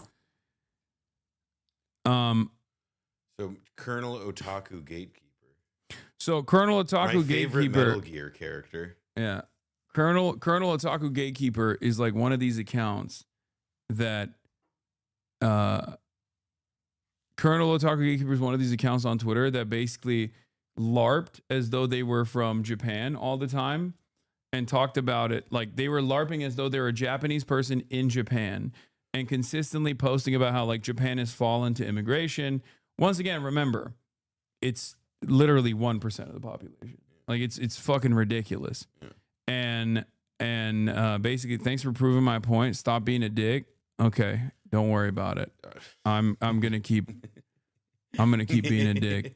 Also, yeah, I like that this person is like, oh, Hassan is actually not careful enough about people's or stigmatizing people's mental health while also simultaneously saying, like, doing the exact same thing that they're complaining that I'm doing. Yeah, no, it's really, which is the whole point. Like, I'm making fun of you. You proved his point. Yeah, I'm making fun of you, Chatter, because you're doing the same exact thing that you're criticizing me for doing in the process of your criticism. That's the whole point. Everybody does it, yourself included.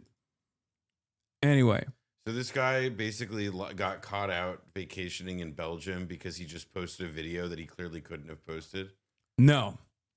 Like he lied He about is. posting. People have known that he is not actually from Japan for a long time, and I think at some point he actually admitted that he was not from Japan. But he deleted it, and basically now that Twitter's geolocation feature is on, everybody's been getting cold. Dude, I hate that shit. I gotta say though, also, I appreciate knowing that like half of MAGA Twitter is like based in Lagos or whatever, but it is like astonishing how like this has just like legitimated some of the most annoying racism. Like I've never seen this many people screaming like on "You're Indians." Indian!" Like at each. It's like fuck. Like I hate this feature.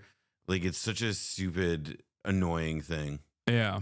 No, I agree with that. There's been a lot of that, like everyone's Indian, except also there are a lot of Indian people that Well, I mean, look, the blue check feature. There were like, a lot of Indian people. Because Elon Musk did it. Elon Musk like created like a mechanism. Now, the whereby, reason for that, and I've talked about it before, the reason for that is because like, you know, a $50 payout goes a much longer way in a developing country than it does in fucking America, which is why a lot of people are responding to like the demands of Elon Musk that there's more right-wing white nationalist and Nazi sentiment on the timeline, and they're just filling the market demand, or not even the market demand, but the demand made by the owner of the market here. Exactly. Like and so they're just like responding to that. If it was like woke, if woke was in high demand by Elon Musk and that you would get an algorithmic bonus, then yeah, all of those accounts would be fucking woke as shit. Yeah, that's right. We would be hearing like nonstop like SJW posting from Uttar Pradesh for sure. Yeah. So, but yeah, the first time Colonel Otaku Gatekeeper initially admitted that he was, you know, not, he had initially admitted that he's not. I'm not Japanese, but I can explain why I pretend to be Japanese. I'm deeply ashamed of being British. I see the UK as a lost country. It's too far gone. My purpose on X was to talk to people from different backgrounds and to learn other perspectives, which is not something I could do if people I knew I was British, which is ironic because it's like, why do you want to hear from other backgrounds if you're complaining about other backgrounds in England has ruined England? You know, when I first put on the, nobody cared until I put on the mask. Yeah, my love for Japan is genuine. My earliest life memories are playing Sonic 1 with my family on Sega Mega Drive and trying to pronounce the Japanese names on the credits. Except that also puts him at like a 40-year-old LARPer. No, this is awesome. My most favorite artist of all time is Linkin Park, which is founded by Mike Shinoda Ahafu. And I'd say 95% of all happy memories of my life involve Japan in some ways. Like this reads like a bit. Yeah, no, this is like Chris Chan territory. Like I don't know what's worse, like this or fucking Ryan Lizza coming out and being like, like everyone was blowing the back out of my wife Olivia Nuzzi. Well, it's you know why I first became Japanese? Because of woke. It's just like some things you don't have to write out loud, you know? It's like very embarrassing to admit those sorts of things, I feel like. Also, like I mean it's just to me it's such a way of relating to where you're from that I just can't understand, because it's like, look, like he's British, fine, I'm from America, and the other heritage I can claim right now is really not one I want to be. But like the thing that like really strikes me about it is that it's such a like nobody's making you, like there's no compulsion where you have to like answer for the fucking sins of like wet pea barm or whatever. Like you can just, or you can, like nobody's making you like you could just be a British guy. Like nobody is. Yeah, you can be a British guy who loves Japan. It loves Japan, and it's normal, and like you have a happy and fulfilling life, and you don't like make it into a whole complex on Twitter. Yeah, my favorite artist of all time is Linkin Park, which was founded by Mike Shinoda Ahafu, is also just icing on the cake. I mean, it is like such a crazy to be like, he doesn't name a single actual like Japanese cultural product, right? Like I guess Sonic the Hedgehog kind of, but like even still, like he doesn't name like, I don't know, Japanese like music that Japanese people listen to. Yeah. He doesn't name Japanese books or literature that Japanese people consume. Yeah. He literally just talks about he famously can't read Japanese. Like he doesn't speak Japanese, he can't read Japanese. That's part of the reason why a lot of people suspected him not being Japanese. Because he even couldn't, though he would like copy Google Translate shit, or he would I first began to suspect he wasn't Japanese when he couldn't speak or read Japanese. No, literally. And then that's why I pretend to be Japanese to help fight Japan, I guess he says. But he is like a xenophobe for Japanese people. And one of the things I've always found to be really funny about like Westerners LARPing as Japanese and talking about immigration into the country is that Japanese people are very xenophobic. Yeah. But in terms of their hierarchy of who they're xenophobic to, it's always the Chinese and Koreans that like they first suspect as being like, the secret Chinese or the secret Korean that comes to Japan, that ruins everything in Japan. It's not just like, it's not instantly about like Indian people or people from the African continent. Like it's not like they are first and foremost xenophobic towards other Asian people. And that's why it's really funny when these guys like bring, Western attitudes about immigration to Japan. And that's another way that that's another telltale sign that these guys are being. The reason he says that he got along with Koreans surprisingly is because remember, he has that disease where he actually like where white boy think that he's actually Japanese. So he's like, so it's surprising that I got along with the Koreans because after all, I'm one of the white Japanese. Yeah. Well, we all suspect it has been verified. Colonel Otaku Gatekeeper, an account with over 100K followers that claim to be a Japanese nationalist living in Japan, is an account created and located in Europe. He regularly posts completely wrong information that indicates a lack of basic knowledge about Japan or the Japanese language. However, because it fits with the expectations of immigrant-hating overseas netizens, the misinformation he often posts goes viral internationally. His account recently helped spread a completely false story about a Prime Minister Takaichi directing the government to begin mass deportations. The story went so viral that the Japanese media had to react with stories pointing out it wasn't based on reality. You know? Also, yeah, people are being like, well they're doing this. I clowned on a dude for doing this. Yeah, like, they were you like- use a VPN? Like, yeah, country region may not be accurate. And Like, it's so Jeffrey, stupid. who is literally a Another fucking reason university professor in Japan. Another like, reason I've met him. I despise this feature because one, like every other new feature that gets rolled out by Twitter, it's broken and it's muddled in the rollout such that like it helps defeat the purpose of what it was supposedly doing in the first place. Yeah. Like it's actually like the perfect X product rollout. It's buggy, it's uneven, and it mainly just inflames people calling each other racist shit. But basically, when it came out that he was a Europe-based account that falsely claims to be a Japanese nationalist, reacted to Twitter's new location feature by posting a video claiming to be on vacation in Belgium. The post was community noted because the video is clearly not from today. I haven't been able to do my regular content as I'm currently traveling around Europe. Today, I went to St. Mary's Royal Church in Belgium, and it was beautiful.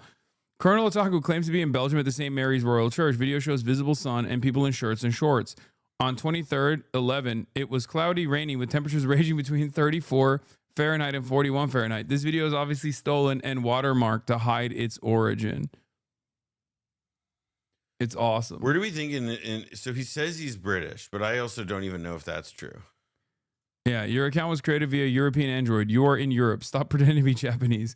You have never once provided reliable proof that you are actually based in Japan. No, he actually admitted. Jeffrey, you're a mainstream media journalist from America pretending you live in Chiba. Wait, he tried to do a know you. I know for a fact that Jeffrey lives in Japan. What the fuck? He is literally a college professor in Japan. I have met him in Japan.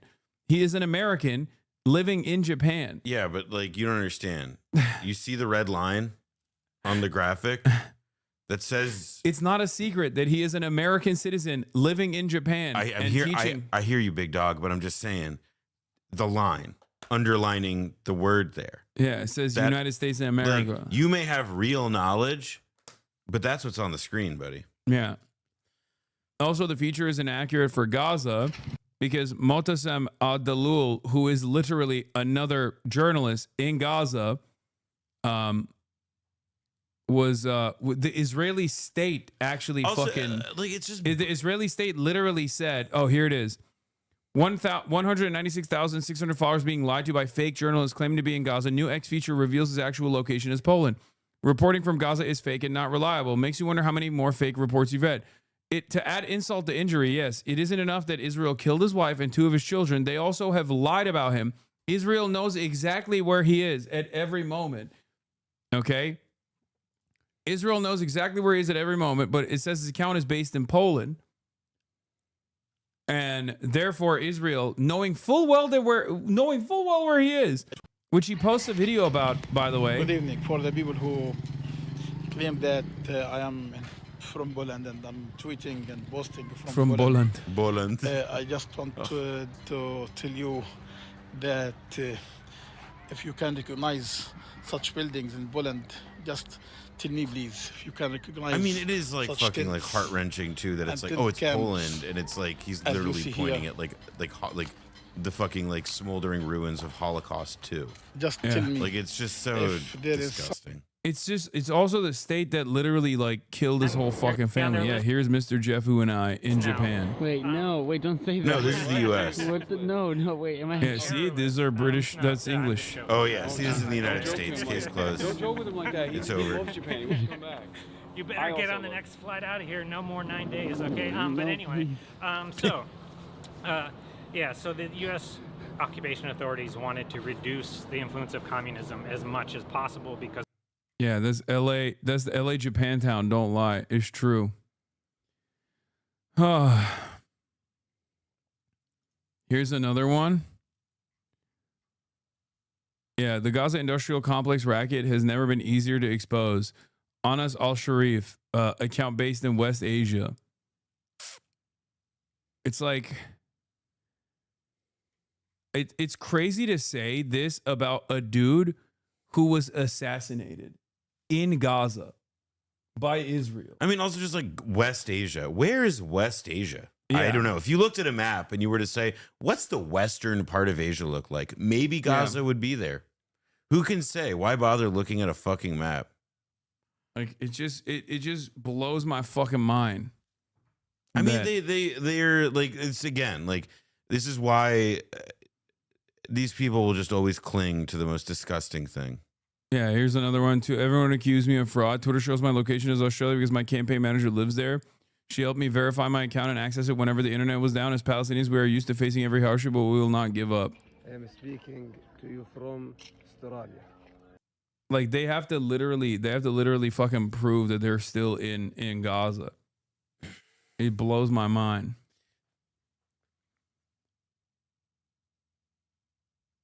Israelis accusing people of being from Poland as jumping the shark. That is, I didn't even think about that. That's true. They really are relitigating all of the like everything, man. They're It's just like- going. like- they open up a copy of Mein Kampf and they're like, "What can we learn from this? It's Everything. disgusting. Let's just do all the things." And they do. It's like all the little things too. Like did you see when you were in China this controversy over like the flight of Gazans that was sent to South Africa? And like I didn't see that. Israel, like it's I haven't seen like the most latest reporting, but it was like the South Africans let these refugees in, but there was some initial confusion because they didn't have visas. Yeah. And it was because like they were just sent there, it looked like. And it's like reminds you of a lot of these stories that you read about like in the 30s and the Nazis and like the outset of the Holocaust and like all these like psycho games that they would play with trying to like deport and with deportation and expropriation. It just feels like it's so unpleasant and disgusting. Yeah. There also was a moment of controversy from what I saw. Like the Department of Homeland Security was on. It said that their account was based in Israel. I don't know if it was a meme or not. People were saying that it wasn't a meme. That was a meme. The one that wasn't was the Mariah Carey one. What's Mariah Go to her Carey? Twitter account. Let's see if this still works. Because I tested it and it was true. Just look up Mariah Carey's Also, Twitter. yeah, APAC, Palestine News, account based in Australia, connected via Australian App Store. You're not going to believe why so many Palestinian accounts are located outside of Palestine. It is like the most defensible fucking thing in the world. Yeah. Like, just love the insinuation that Palestine is a massive foreign diaspora just waiting to come home after generations abroad. You know, that's really interesting. Maybe they should have a right to return then. If they don't want to fucking return back home, then why is Israel stressing this point all the fucking time? Is he implying that that's bullshit? Like, I love the insinuation that there are all these Palestinians who have a diaspora and that like they do things like hold on to the keys of their family home across multiple generations in the expectation that one day they'll be able to return to the land from whence they came. Oh, they Ooh. changed it. It's West Asia now. Was it Fuck off. Israel? Yes. Why was it Israel? I don't know. I saw somebody post it and like all the other ones, I was like, Photoshop. But that one was real. What the fuck? Oh, I guess the DHS one was real too. Shit. Yeah, the DHS one, I saw someone literally do a screen recording of the video of them clicking on the about. And the DHS one was Israel initially. And then, here, look, the screen recording of the DHS account. Dude, being Jewish is so embarrassing. It's constantly embarrassing. I feel like this is doing the thing with the cursor. Yeah, dude, this sucks. This sucks. Why is that? Elon, why did you even make this an object of discussion? Like, I don't even like what I don't know if the video is fake or not. I don't know. Maybe it is. Maybe the video is also fake. They could have totally faked it. I love this. No, this one I watched myself. I saw that shit with my own two eyes. Well, they did post about it, didn't they? Didn't they literally post about what, it? DHS? DHS, they were like, ooh, like embarrassed GIF or something. To quote Matt Christman, dabbing on us. Yeah. Just dabbing on us. I saw that with my naked fucking eyeballs that the DHS said Israel, that Dev is a lying bitch. Where is the DHS one is definitely real. Don't get it twisted. Is account based accurate or not? It just means that like someone social media manager that set it up. Somebody in chat says like, oh, maybe like a firewall company or something. Like, I agree with that. Like, Yeah, I believe that it's actually like, it's not that like there's some like Israeli like conspiracy or something. It's not like, I'm sure that there are Israeli software products that like you do this stuff that are affecting it. Wait, well, this is funny. Today, like every day, fuck Israel. Date joined January 2024. Account based in Israel. The fuck Israel hour account is also based out of Israel. Yo, that's awesome. Who's our king? Yeah. Oh, this was the one I was thinking of. This DHS Homeland Security account based in Tel Aviv, Israel. Date joined in Israel, and they posted this, which is like how are you gonna make a joke about that? I mean, look, if anybody would, it's like those fucking knuckle draggers. This is the DHS statement. I can't believe we have to say this, but this account has only ever been run and operated from the United States. Screenshots are easy to forge. Videos are easy to manipulate. Thank you for your attention to this matter.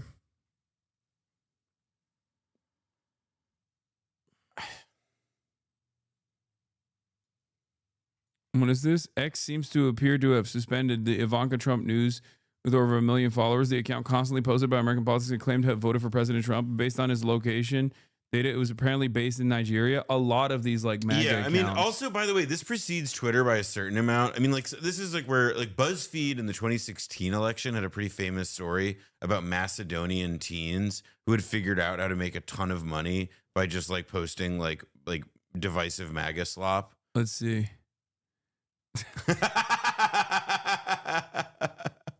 I mean, it's ugh. Yeah, this also is, it's important to point out all these fake accounts targeting American conservatives because they're the easiest marks in the world. That is 1,000,000% true. These are people like, I'm sorry. No, you want to know the truth? The username American not being run by someone in America sums up the current state of anonymous accounts on Twitter. The American account based in Pakistan. The proof of this is just like, look at the actual ads that are supposed to not be scams that like conservative media advertises, and it tells you. Yeah. These losers are fighting each other. Best thing Elon has given us. Hey, Grums, this tweet seems to be a dig at my friends Rhino the Bouncer and Sim Potato are in Middle East. Video games bring us all together from all walks of life and different countries. Just because they're not white dudes from the U.S. like we are does not diminish their law. I'm not white, you absolute R-word. Ian Mas Chung, this has nothing to do with your race and everything to do with you stating that my opinion doesn't matter just because I'm not American. Oh my God, they're fighting each other. What? They're fighting each other. The general, the 1776 general, account based in Turkey. But now, hold on. Chill now. Chill. Cool on that. Chill on that. Okay? Fucking chill on that, dude. Listen, the general, he's one of my guys. I just love, though, I do kind of also believe that, like, American culture is, like, still weird and everywhere, and our brain rot is everywhere. That like, what are these people like? They're not doing it for money. They're just like in it for the love of the fucking game. Yeah, they just like Ian Miles Chong. Like Ian Miles Chong. Like although I mean maybe he's made money. I don't know. Didn't these things show that he's in Dubai or something? He is in Dubai now. Yeah, no, he's been living in Dubai. Still never been to America, by the way. I'm shocked. Yeah. This is my shocked face. We are Charlie Turk. Oh no. Yeah, Ian Miles wrong LARPs as though he's an American, and in my headcanon he does it because he wants to believe it. Like he wants to do the secret. He wants to act as though I want to be a real boy. Yeah. Wait, what? Ian's having a rough one after the rumor spread that he was about to be Laura Loomer's baby daddy. What? That's just Laura Loomer is reportedly pregnant with Ian Miles Chong's child. I don't need this is just bullshit. This is slop. Sorry. I know. I don't need to see that. Is this account based and feature newish? I'm not on Twitter much anymore. Yes, it's new.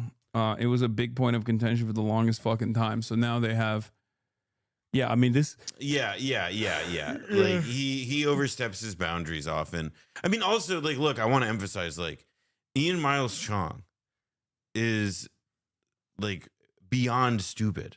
Like the man, like it's such a great like it's like part of this is like to make this kind of fuck up.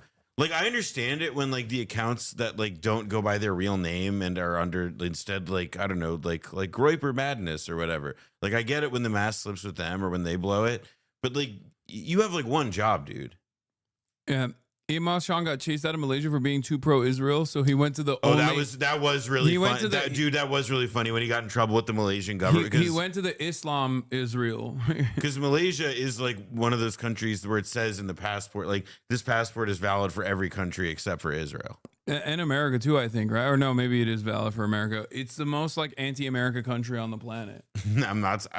Based on the people I've met there, I'm not surprised. Yeah, well, that and Turkey. It makes sense why he didn't fit the fuck in. Yeah. It's just got to be so strange. Like if they only knew who Ian Miles Wrong was in Malaysia, they beat his ass all the time, I think. But oh yeah, there was an execution trend if you remember. Yes. People online are fantasizing about Malaysia cracking down. Yeah. Malaysian right-wing commentator and social media influencer Ian Miles Chong was quick to dispel rumors spreading. Also, I just gotta say, man, it was such a weird world we live in where there's like articles from like Henry Luce's Time magazine, once the most like popular and influential magazine in like print publication in the entire world, and now it's just like this week on Ian Miles Chong's Twitter account. Yeah. Well, Newsweek wrote about me fucking being stopped by the police at That's true. Although Newsweek has just been owned by crazy Christians for like a decade and a half now. Joey Manarino, U.S. Wait, what? This motherfucker is also not from... Wait, I thought this guy was in America. This guy's not in America either? Manarino's like... that's... Wait, what? But it's what does he US. say? Click on his account. What is he? This is not my America. Deport them all. Yeah, but what's he say on his profile? Important context. This user is not from America as their profile shows that they're from Europe. Let's see what his excuse is. American citizen born in Philadelphia. Okay, well, there you go. Born in Philadelphia. I mean, it makes sense. Manarino, like the Pittsburgh crime family, the Pittsburgh mob was the Manarino family. Like it's a conservative, working with conservative movements in the U.S. and EU, remigration. So he's just in Europe. Wait, but his people at a certain point were being pushed out, you know? Laura Loomer on the allegations. Stop lying. One, I'm not pregnant. And two, my boobs aren't that big. Wait, what? That's kind of funny. That's a funny way to respond to this accusation. But leaving room for the idea that you did like have sex with the... Well, that's actually the thing you want to leave open in the conversation like this, is you want to leave open the possibility in everybody's imagination that you, Laura Loomer, had awesome, backbreaking, like sweaty, like, you know, like fluid-filled, disgusting sex with Ian Miles Chong. Yeah, war hamster, America first, common sense, critical thinking, son of liberty. Call me old-fashioned, but I don't think folks from foreign countries should be allowed to vote in our elections. All right, new game show that I just came up with. Somebody shows you one of these accounts, and you have to guess which country it's from. I mean, this one I wouldn't have thought UAE. You know, it's awesome. Did you see Erica Kirk talked about her hug with JD? Did you see people didn't understand the hug Let's that you go. and Let's JD go. had? Dude, don't they realize addressing this stuff makes it way worse? It No, because they are stupid.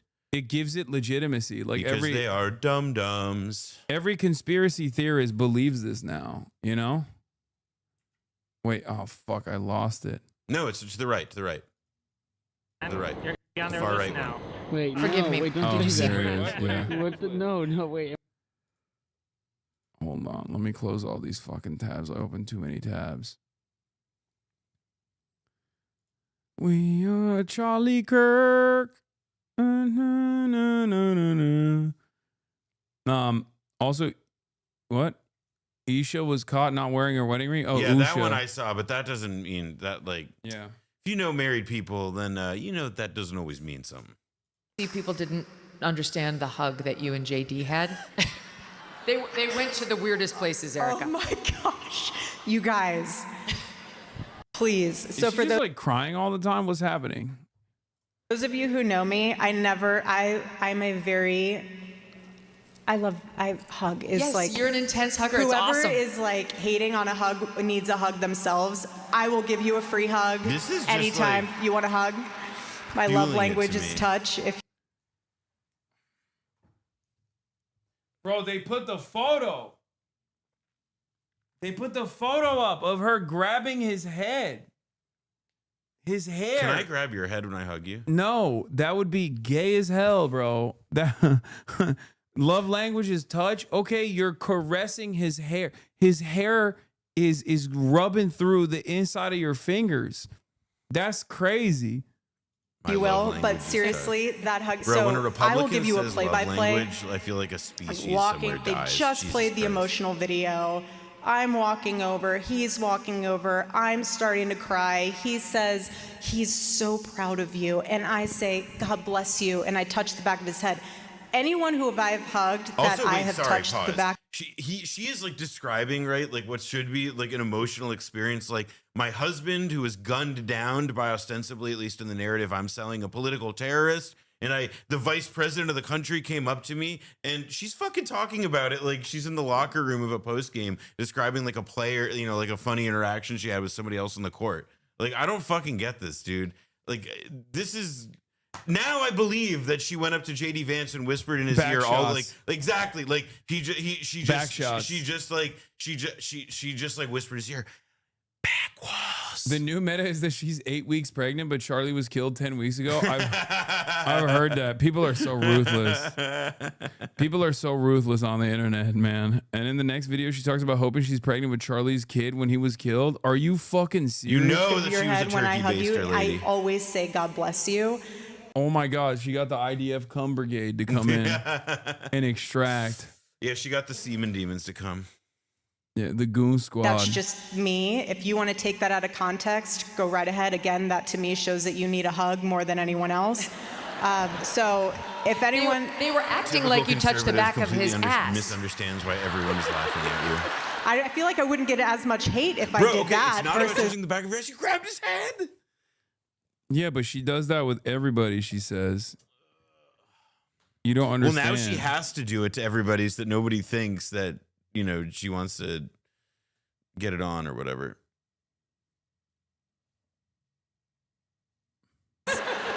But no, seriously. So now when I go and hug people, I'll bring them back in and be like, I obviously didn't give you the right hug. Like, come let me touch the Where back do of your the hands head. go? I don't know what to do with Can't my touch the head. What can I touch? I know. You must be desperate for subs to watch this. Wait, what? Why? What would this do for subs? I'm confused by this line of reasoning. Doesn't explain the couch leather pants. I mean, it doesn't explain a lot unless you assume that there is, you know, sexual intercourse taking place. But also, maybe she got emotional after seeing JD sing like this. You've seen this, right? Oh, yeah, of course. Forgive me. So you did?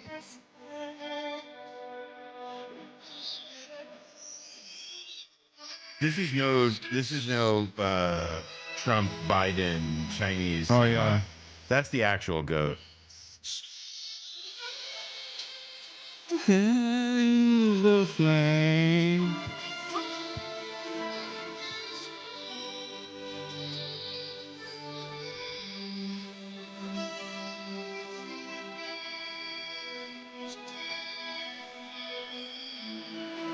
I do like the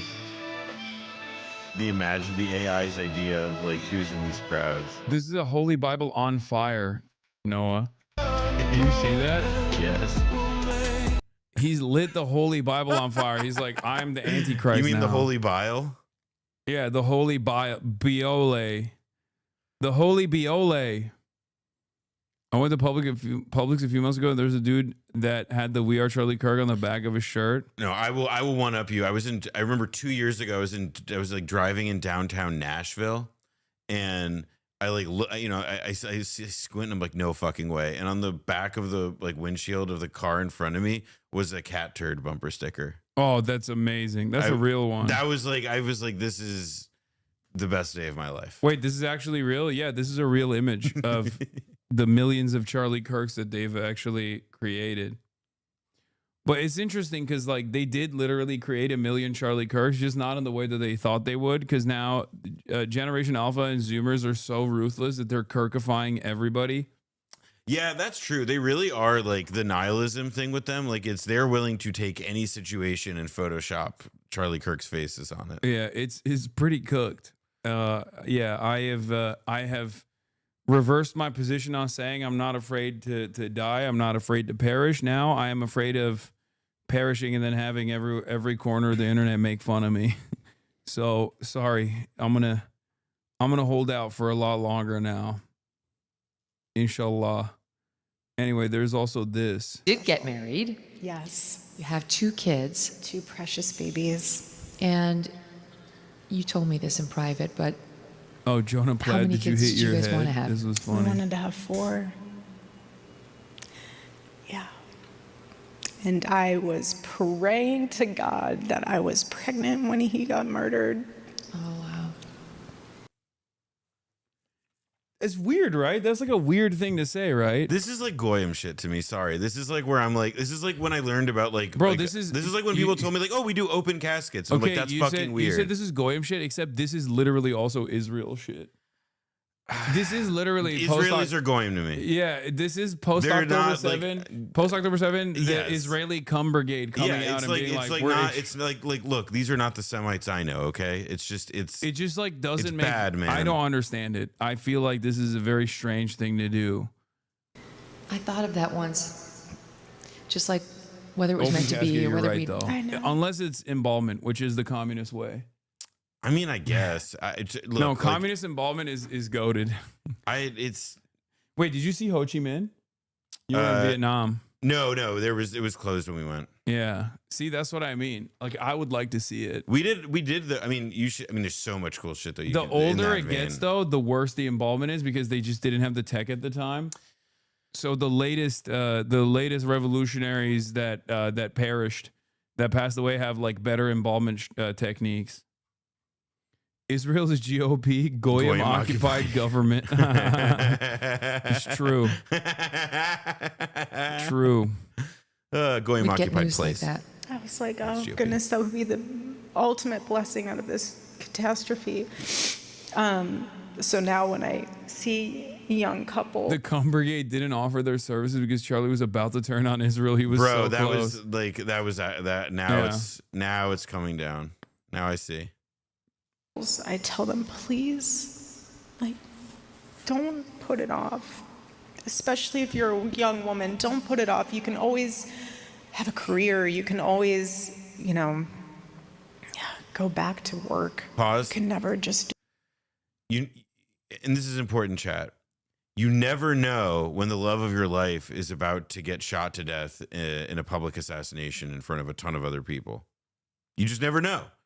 Your career, the thing that you're working toward your whole life, and that like is gonna, be in your life regardless of what happens, that can go on the back burner. What's really important is to act before the love of your life gets domed in the most televised assassination literally in the history of humanity, something that will make the JFK assassination feel like it happened in the fucking like time of Attila the Hun. Yeah. It was filmed by, there was no Zapruder footage because it was like it everyone, was like literally like everyone is the Zapruder. Well, and it was like this horrible thing too of like the weird, like the gnarly thing too, where it was like there was a really gross version of it that showed exactly what happened. And I saw it. Yeah, same. I mean, it was all. I mean, it was like I mean, if there's something I feel bad about, it's that like his kids and his wife have to like see the footage of him like dying over and over again. But or evidently, the million Charlie Kirks that has spawned.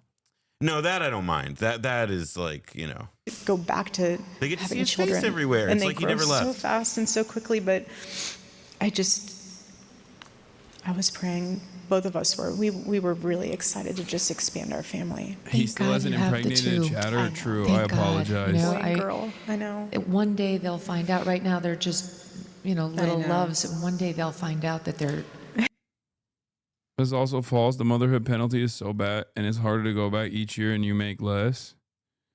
I don't know what you're talking about. Anyway, No, she's talking about how like if you have a kid like early on in like beginning of your career, like it's like working women know it's like the incredible toll that it exacts to like be a mother and also be in the workplace. I mean, it's tough. It's like there's no easy answers in 2025. All right. Well, I know I said I was gonna play video games today, but I'm too fucking tired, chat. So that's all I got for today. You have to give me a little bit of grace here, because I am, I'm actually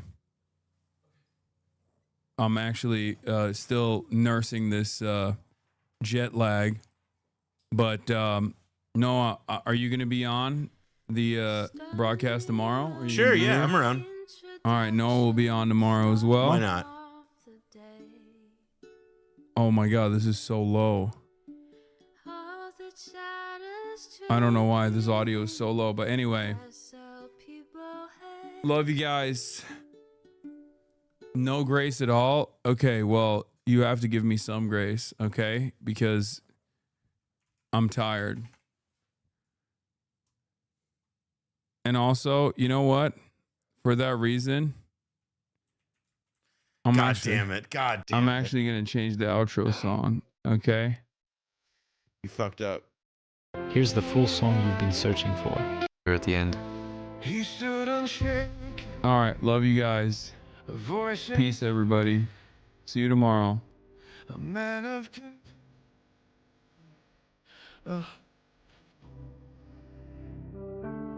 he spoke truth when you're close down.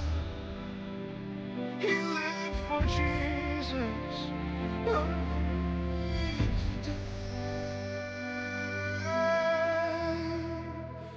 We are family. We carry the flame. The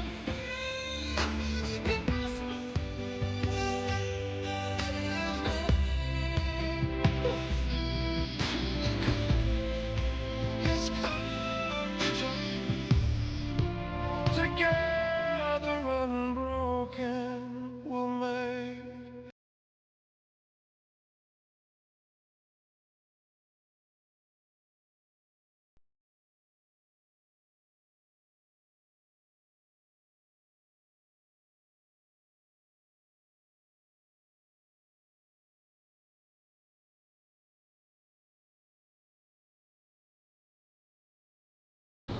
So strange. It's so Okay, delicious. we all have our own fucking things, okay? It's so wild that Dude, I'm I ate getting called seafood. strange by Austin fucking Show, who managed to makes anything about planes and being homosexual. He's I mean, cooking you. But damn, I'm like, wait, how you gonna throw that around like that? He's You're cooking literally you. Austin Show. Dude, we'll go to Shenzhen. I don't think I'm later, strange. I think I'm later like today. everybody else. No, you are neurotic. The reason why we're a much smaller group today is because everybody went out last night, late into the night, and the only ones who were able to recover were the ones who left a little bit earlier. It was Austin and Christian. The rest of the group is sleeping in today. And Will is going to go to Shenzhen later in the day, and he is going to he's going to pick up the my Zhongshan suits. Oh yeah, mine too, right? Oh, we're wearing them on the podcast. Yeah, but we don't have anything.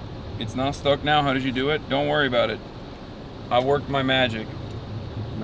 Shouts out to the Bilibili team on the back end. There's a bunch of other people working on the server side. I don't think he's gonna stream his Shenzhen trip. No, yeah. It's just like a. It's like you and just they're have making to go it. there. They're trying to streamline the process. Like they are making the quickest Shenzhen trip ever. And that's no shade to Shenzhen. They're just tired. And then we're we have to film the podcast tonight. That's why. Yup. Would you visit those skyscrapers? They're the modern Kowloon City. Where is the modern Kowloon City?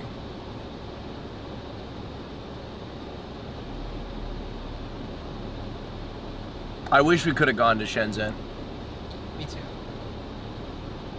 But also, you can't really say that to Hassan because there was advocacy not to go, and I think it hurt his feelings to say that, and then rubbing his face, being like, "I was so excited to go to Shenzhen," is a bit disingenuous. Well, under the conditions at which we would have had to go to Shenzhen, I didn't want to go because it would have been insane. It would have been an insane schedule, but for sure. If we didn't have those conditions, it would have been Yeah, perfectly fine. It is a bit of a flex that I'm the only one who wanted to go to Shenzhen, and I'm the only one who can't go to Shenzhen. I'm going back to mainland China tomorrow, by the way. Yeah. I'm flying back to mainland China without Hassan. Christian and I are going back to Shanghai. And then we fly back to the U.S. Yep. Don't you eat lunch at noon? I mean, I usually eat one meal a day, and that's usually later in the day at around 5 p.m. But here I've just been eating throughout the day whenever we stop to eat, picking at food here and there. There's a YMCA here. Oh. Boots. Boots. It's fun to stay at the YMCA. And no one's gonna do the dance. That's crazy. Go on, show. Hey. Dun dun dun dun dun. We're doing the dance because Trump's a socialist now. Mm-hmm. Yeah, he's a socialist. Yeah, Trump and Zoran. Trump sucked off Zoran as hard as he sucked off Bubba. Yeah. Like he went down on him. Have they asked him a question about that yet? No. Oh God, I wish they would. I think the press pool is legitimately scared of Donald Trump at this point, or more so scared that they are going to lose access entirely. I was talking to somebody's got to ask him about Bubba. The throatus. Are also Christian going to Shanghai tomorrow? Yeah. I guess, yeah. Shanghai. Do you know about the Dewan chicken? It's very cute. Oh, Monster Building is the modern Kowloon City. Yeah, we are on our way to, what is it, Australian Milk Corporation? Australian Dairy Company. Australian Dairy Company. The technology city is very modernized. I know. Why flying back from Shanghai? Cheaper. Much cheaper. How much cheaper? I saved $8,000. Yeah. Hong Kong. I was paying for 2 tickets. So I saved $8,000. I think Hong Kong because but that's because I had a lot of benefits with my airline. Okay. Hong Kong has visa-free travel from Europe and America, so a lot of people fly in from all around the world to Hong Kong. Whereas I feel like tickets are much cheaper out of mainland China. Tons of Brits. So the airline that I have that I have a lot of points with, or just I have a lot of loyalty to, Delta Airlines, doesn't really service China and Hong Kong. They don't really service it. They don't have many flights to it, so it's very, very expensive. So the one city that Delta does service is Shanghai. United takes care of Beijing and Hong Kong mostly. They must be in first class, otherwise it wouldn't be so expensive. Yeah, of course. Flex No, on those. I'm not trying to flex on those Bilibili chatters. I'm saying, of course, of course I'm flying business class, but more so, of course. Tell them what's what, bro. No, Come on, go ahead. It's not of course that I'm flying business class. Talk It's your shit. No. It's not of course that I'm flying business class. It's of course that is why it's more expensive. Bitch, you're in business class too. What the fuck? I don't know what you're talking about. I'm a man. I'm a pro. I'm a man of the people. Hey, Zoran. He He flew by plane to New York. Yeah, but he flew economy. Yeah, Zoran is also much smaller than me. I got a upgrade. I used my upgrade certificates, so I didn't actually pay for this business class. It was free via my upgrade I'm actually certificates. taking the bus back to America. As on exposing Austin, I'm dead. I didn't pay for my ticket. I got it for free through my. It's true. Austin used an upgrade certificate because he spent a lot of money before this trip. What? Yeah, flying business. No. Flying first class. Free because Austin emits so many carbon emissions that they like him. No. Come on. No, I mean, yes. He's but not. Come on. He's not flying private. No, I'm not flying private. This plane. Only sometimes. The planes I go on are flying anyway. He flies private every now and then. It's just like I've actually never flown private. It's only like a weekly thing. No. It's not that. It's not all. I've the never time. flown private in my entire life. It's only a weekly thing. I've been offered to fly private. He doesn't consider but I it. said no. The reason why he's saying that is because he doesn't consider it private unless it's a 747. That's. Everything smaller than a 747, which by the way is, from what Austin has told me, a much more compact and comfortable experience. Like it's cozier. Look, I have never flown private. On a 747. I just haven't. I'm a little afraid to fly private, to be honest. He doesn't own it. Oh yeah, no, you're right. It's a charter. He charters them. That's why he doesn't consider it private, because he's like technically chartering them from someone else because he doesn't own the plane himself. That's how Taylor Swift justifies her carbon emissions, right? She's like, technically, I'm not flying on all of these private There are jet people flights. in here unironically thinking that I fly private, and you're so happy about that. Yeah, Will was explaining yesterday that they booked a 4-day holiday to fly from US to Tokyo with the savings they made from not flying US to Hong Kong, which is insane. Yeah, it's true. Yeah. Kinda, yeah. They're gonna go to Chongqing Mansion? No, we're not. If we're gonna play, I want to play basketball, but I want to. We're gonna go to Victoria Park in the afternoon. So the reason why that's I'll the go case buy 'em. is a lot of U.S. carriers don't really.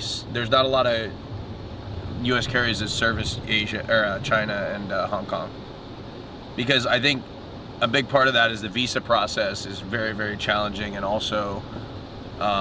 $200,000 to charter from LAX to Hong Kong. 200,000? He knows that already. He's saying, "Oh, 200,000. That's cheap." That's why he's shocked. Come on. He normally spends like 300K for that. 200,000 has to be 200,000. There's not a lot of private jets can make that travel. Guys, I would never spend that right? amount of money. You can't. You have to have it be. No, they can make that trip. Smaller private jets. A BBJ could. The smaller private jets can make the trip from No. to Hong Kong. I don't know. No shot. I think maybe. No, I've seen those TikToks where like there's this like one, a BBJ. You know what I'm talking about? Yeah. The guy who jet sells guy. private jets. Yeah. Those are some of the most insane TikToks. Like I always wondered like who's the target audience for this, and then I realized like, well, I'm watching it, fascinated. So I guess everybody else. I'll be honest. Like I don't really know a lot about private jets because I was more obsessed with like commercial aviation. There's the cutest little goose stuffed animal over there. Such a homosexual. See what I have to deal with. I like it. You like it? Yeah.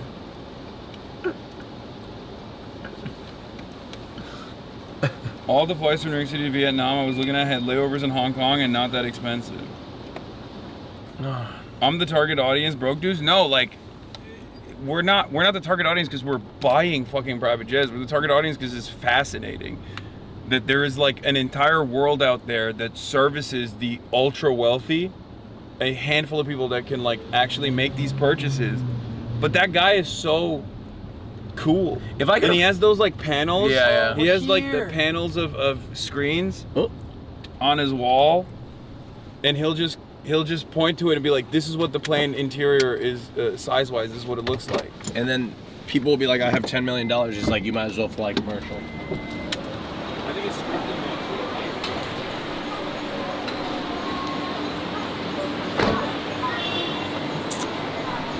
I'll spit out my gum somewhere. Are we here? Where is you it? have a tissue or something in your pocket? No. Why would I? I mean, I'm sure there's tissues at the restaurant. Wow. Look at this, Christian. Look at this. Look up.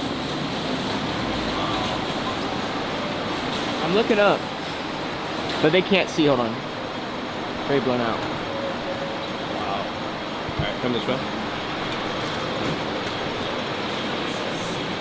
Oh, they have a Circle K? Yo, maybe they have slushies. Wait, I would low-key fuck up a slushie. Christian? That's durian. What is that? Durian. Stinky. It's this fruit that smells really bad, but it has like a creamy. It smells kind of like. It has a what? This way. Creamy.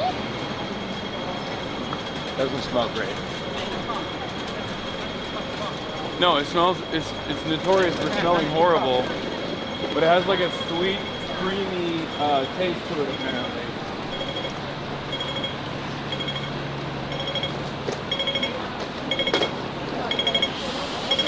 Dude, I'm so discombobulated that I don't even notice that the city's like traffic is the wrong way. I'm like looking at the wrong direction. No, it's kind of tripped me out a little bit. Why? You're British. You're right. I actually think this out should be everywhere. Yeah, this is the right way to do it. Right. It's the right way to do it. Literally, Right, literally, like. Yeah. Very nice. Feels like home. Whoa, look at that. What is that? Oh, that's where we were yesterday. Oh, that's where you guys went last night? Yeah. Oh. We started there at least. Oh, very cool. The service is really bad though. jealous. I'm not. I wanted to know what nightlife was like in Hong Kong because I heard it's like sick, but I'm too old to participate in stuff like that. Bro, he's too young. I'm too young. I'm way too young. His bedtime of 10:15. Oh, okay. No, pedestrians? Nah, it's good. I just walked. That's what you gotta do. Lake New York.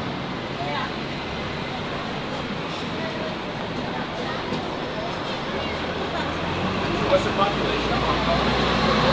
7.5 million. 7.5 million? Yeah, but half is migrate from China after 1997. And we also have 500,000 domestic helpers. Okay. Oh God, you can't escape LA, even in Hong Kong. Beverly Hills Polo Club. Yeah, we saw this last night on stream. Get me away from LA. I don't want to. I'm sick of it. Oh, I didn't realize how close we were to this cafe yesterday. I've been in Asia for 2 weeks and I don't miss LA in the slightest. I do miss a little Portland though. I miss Portland. A little bit. I'm sad that we're gonna go back and there's gonna be no leaves. Wait, I'm gonna go inside real quick. Oh yeah, I've been on a desperate search for deodorant. I mean, I'm leaving tomorrow, but I want to see. You have deodorant? Deodorant? Oh, you do. Oh, they do. Wow. Hi there. No. 35. Maxine. Yeah, very good. Good. Some. Okay. Oh, he pays. Let me tell you, Christian. I just called Hassan Christian. He is going to bankrupt the entire city of Hong Kong with how much deodorant this man needs to keep it. Hey, Hassan. Hassan, would you buy me some chapstick? As I was saying, he's going to. What? No, I didn't. What? He thought that I was complaining. Bro's yelling at you now. He's yelling at me. Whoa. Excuse me. My lips are so chapped, as you can tell. Yeah, they can see it on camera. Yeah. I'll stand here. They look flaky. Yeah. Here, I'll get a better angle. You want me to be a bit further from you? No, it's fine. No. You Just don't want to get too close, or? I can hear. No, Christian, don't do the bit where you go really far away. All right, go ahead. Where he goes really far away. No, go ahead. What? Okay.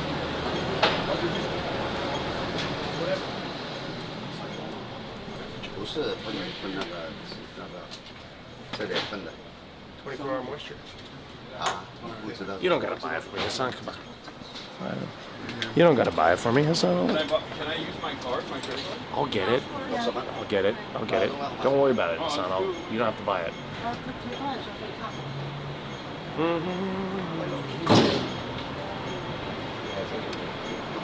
Don't worry, Hassan. You don't have to get it for me. Austin spent $20,000 on the flight here. So I did not spend $200,000 on the flight here. Sorry, I'll get a better shot. What were you saying, Austin?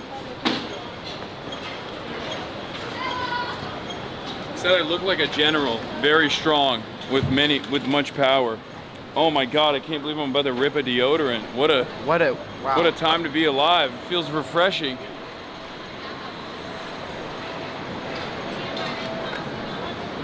You want some? Are you saying I'm stinky? No, yeah, Christian needs a little.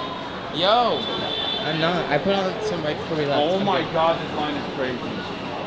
Oh, but I guess they rip it fast, right? Holy shit. You guys see this line? They waited on it for us. We skipped like 45 minutes worth of line. Oh, they accept cash only, no electronic payment. Yeah. Tour guy have to cash. Hi, I've been here for 45 minutes. What's up? I'm at the front of the line. Are you serious? That's oh clutch. my God. We were not going to wait in this line. No, yeah, I knew. That's why I got here and I was oh like, my I'm going to God. wait on the line for us. Thank you. Thank you, Stella. I've been here before. It's pretty sick. Go? Go inside?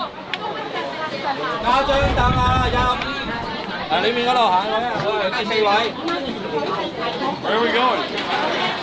Well, he just pointed in that direction.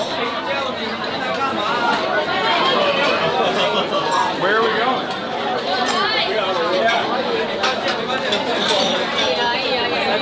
He's like, I didn't even know you. Why are you guys going in? I'm like, I don't know. I don't fucking know. All right, follow him. This way. Come on. Are we going this way? Are we following him or are we not following him? I thought I knew you guys. I was like, what the hell for a moment. I was like, which one? All of them? Yeah. 5 people. 5 people. Here. So get inside. I just realized I can't fit it. Oh my God.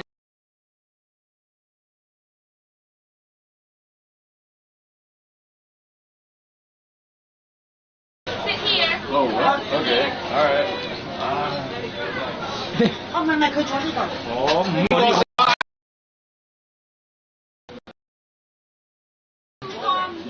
Ma.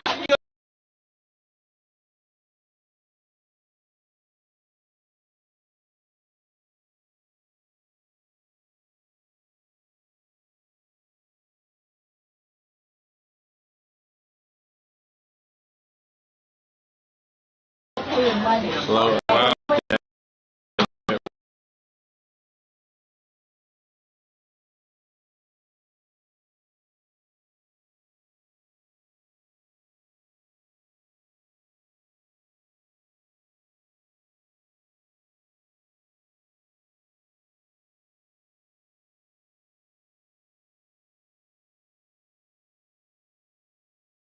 Bars in here. Too dark. 他们要點餐。你先起身先啦。係啊，兩個。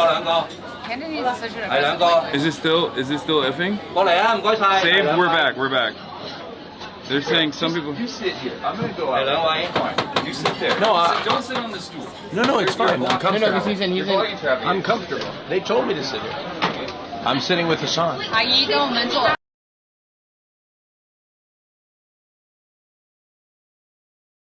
I'd like an iced vanilla. I want Scrambled egg sandwich. Yeah, that's good for me. I heard it's a scrambled egg sandwich. Yes, that's Oh my gosh, look who it is. You guys waited that whole line? No, I did. Stella was. You're a champ. I know. You might have spawned in. Yeah, we can buy something. Okay. Did you guys see the lineup? Yeah, Yeah, crazy. I was You stood in that entire line? How long did it take? About 45.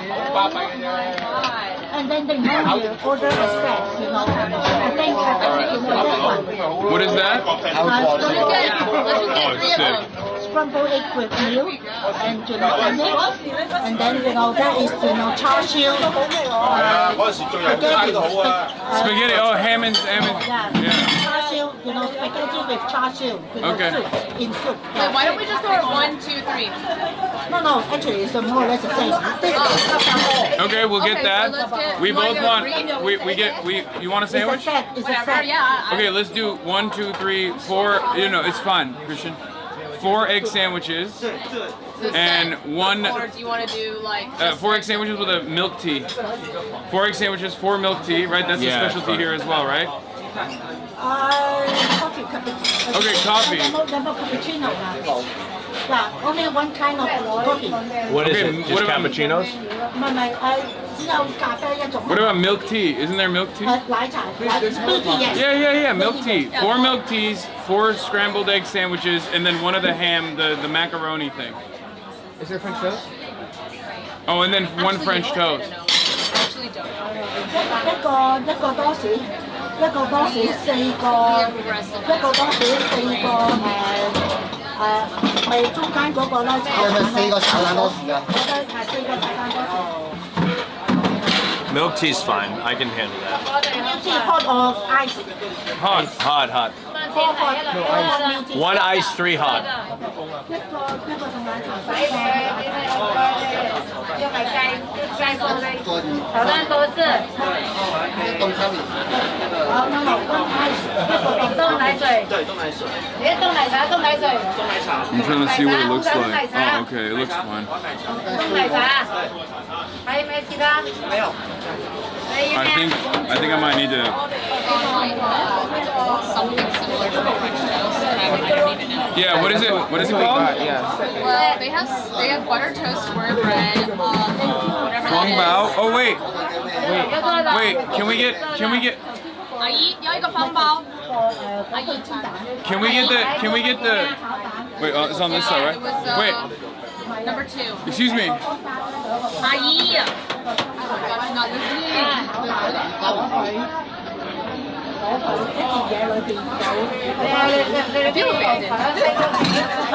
She is arguing with this person. Wait, yeah, this, excuse me, this. Yeah, this, all of this. The toast.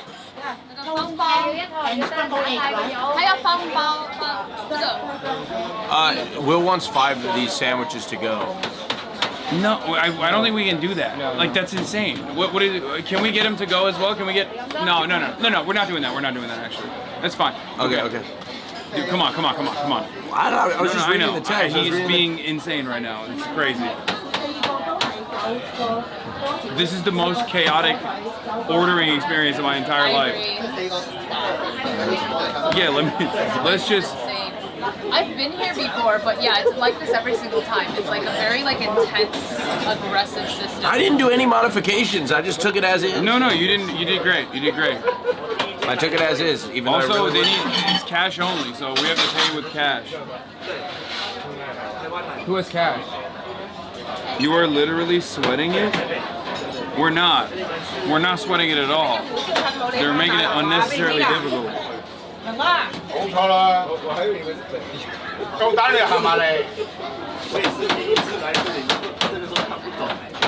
Not a DoorDash. High Shred Restaurant, the bear style situation. To be honest, I'm actually relatively calm for how much chaos is happening around me.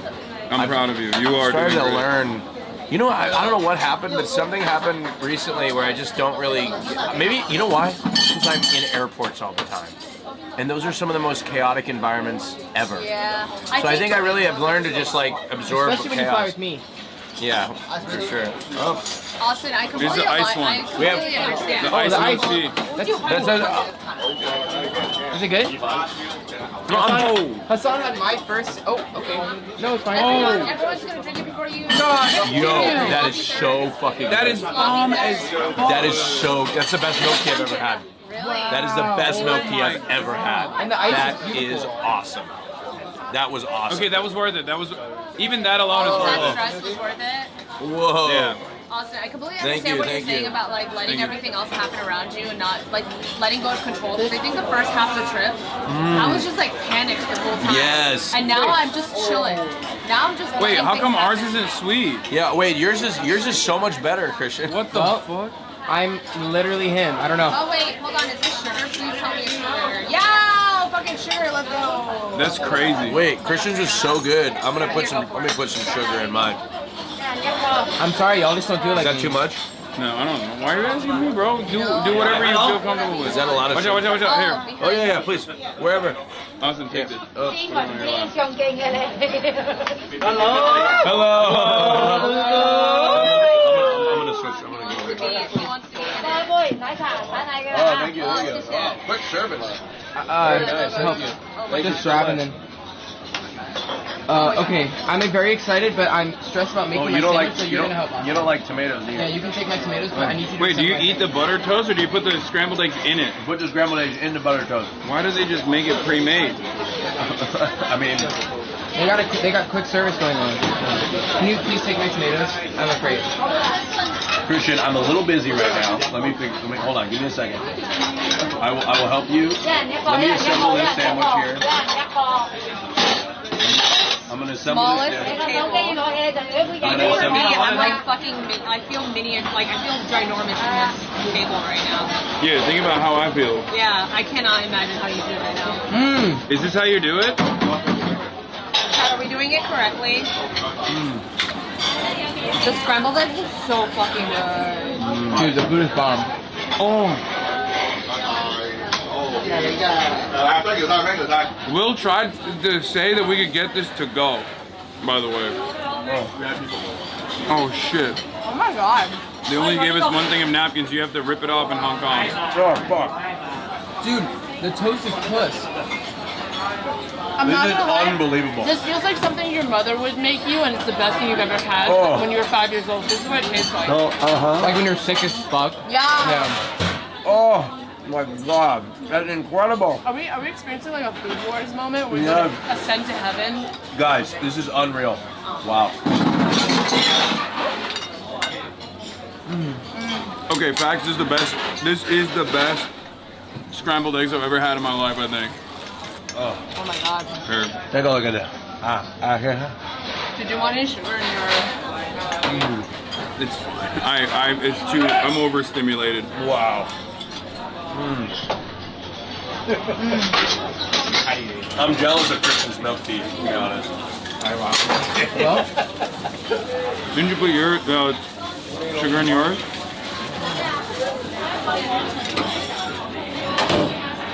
it's the best milk tea I've had the whole trip. Oh god. I need this egg recipe. This is crazy.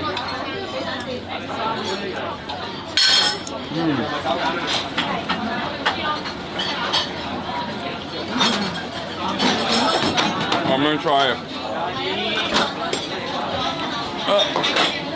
Wait here, no. Let me help you. This might be a little ambitious. Here you go. Yeah, that was. Guys, this table is like not even 3 feet across. No, it's insane. It's like 2.5 feet.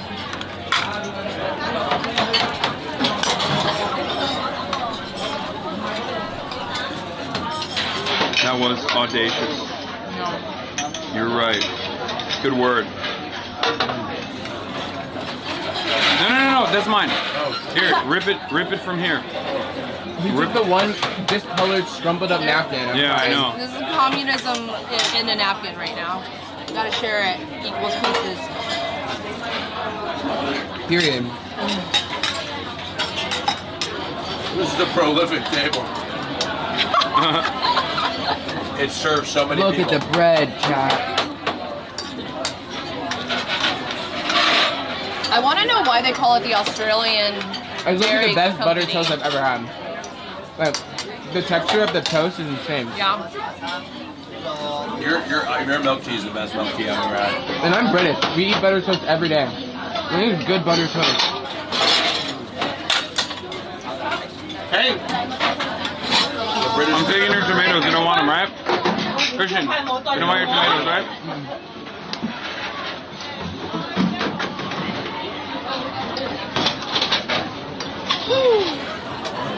This is definitely the most stressful eating experience I've ever had. But I feel like Hong Kong people kind of thrive in this kind of environment. Everything in Hong Kong is so on top of one another.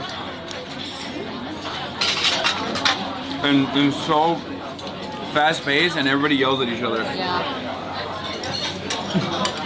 She was beeping with the guys that were taking the order from.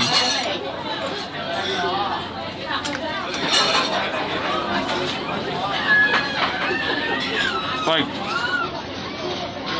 at first I couldn't comprehend it. I thought it was like our tour guide was just like uniquely beefing with everybody. No. And now I realize, like, no, that's Hong Kong culture, I think. New York people are like that too. No, not to this degree.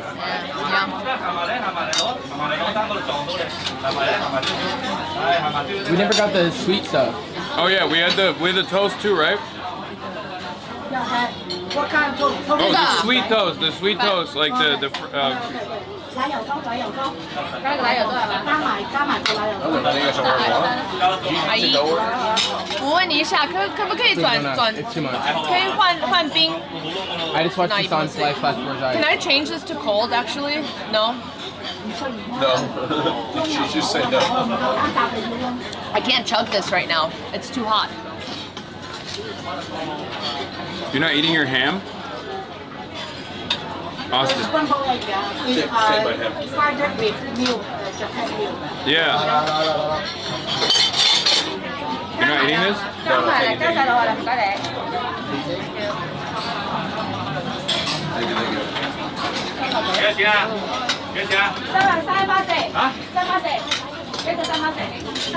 Hassan, do you want the rest of mine? I actually ate breakfast, so this is too much for me right now. Fuck yeah. Hey! Wait, this is like what we had yesterday.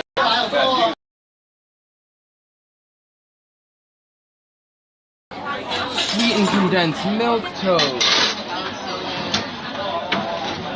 Let me take a little bite out of this. Rip it. Rip it. Oh, cute. Just get a bite, baby. It's like, we're all gay. Chatty, yeah. Eat This chat. is a gay table. Tastes like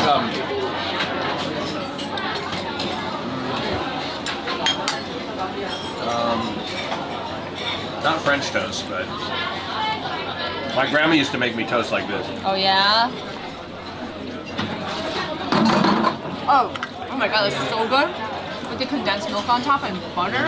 Oh my god.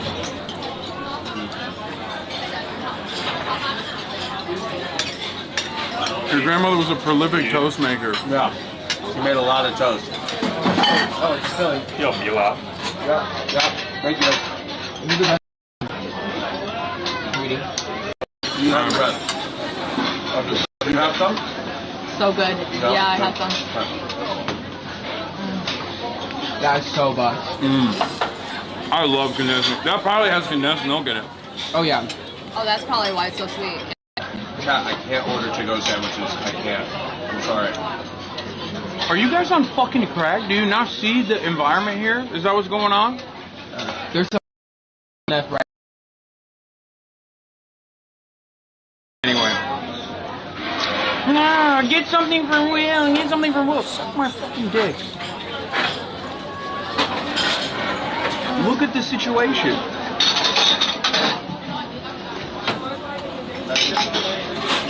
We can't even fucking... I don't even know what's going on. There's so much going on. This place is insane. I mean, mean, anyone who visits Hong Kong can absolutely come to this spot, regardless of how stressful it is. Oh, yeah. It's definitely an experience. I don't think there is any like way to order to-go food here anyway. I haven't seen a single person This get is a place you come in and you eat and then you leave. It comes out so quickly. It's practically like Someone's like, Stella can't even get her drink iced. I know that. The way the waitress was like, no. Like, not even like, oh, sorry, we can't do this. Like, no. Get out of my face. Girl, And they're I on was like, all right. They're on well, a time crunch, Henny. I actually appreciate the Wait, bluntness. there's a PowerPoint? It's bad?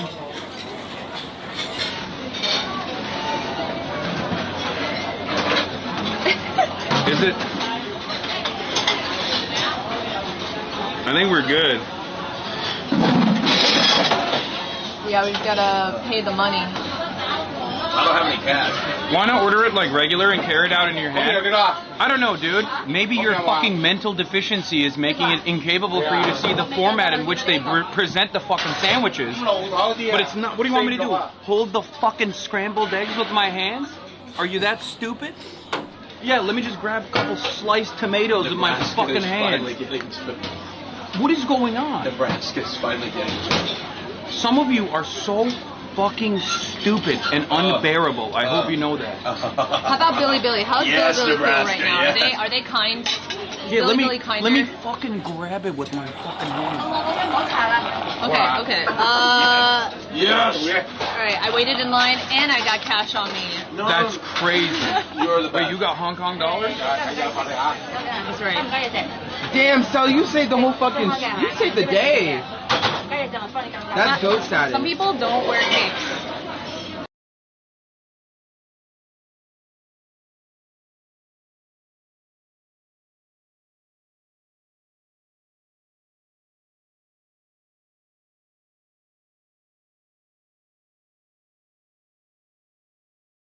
They fucking they make cocaine out of it. Let me tell.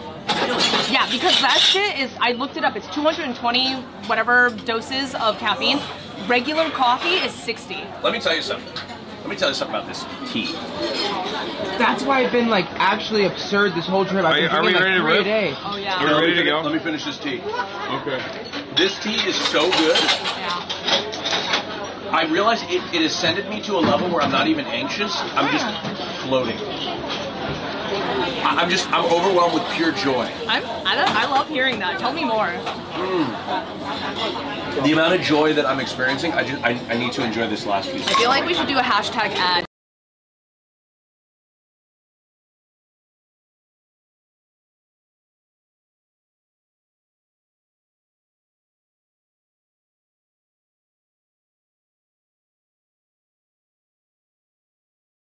Definitely do not like it when I speak Mandarin. Yeah, so that's probably part of it. Yeah. Or maybe.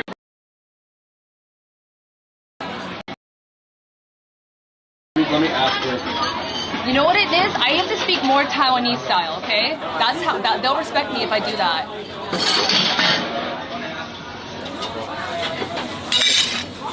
I'm gonna go grab our handler.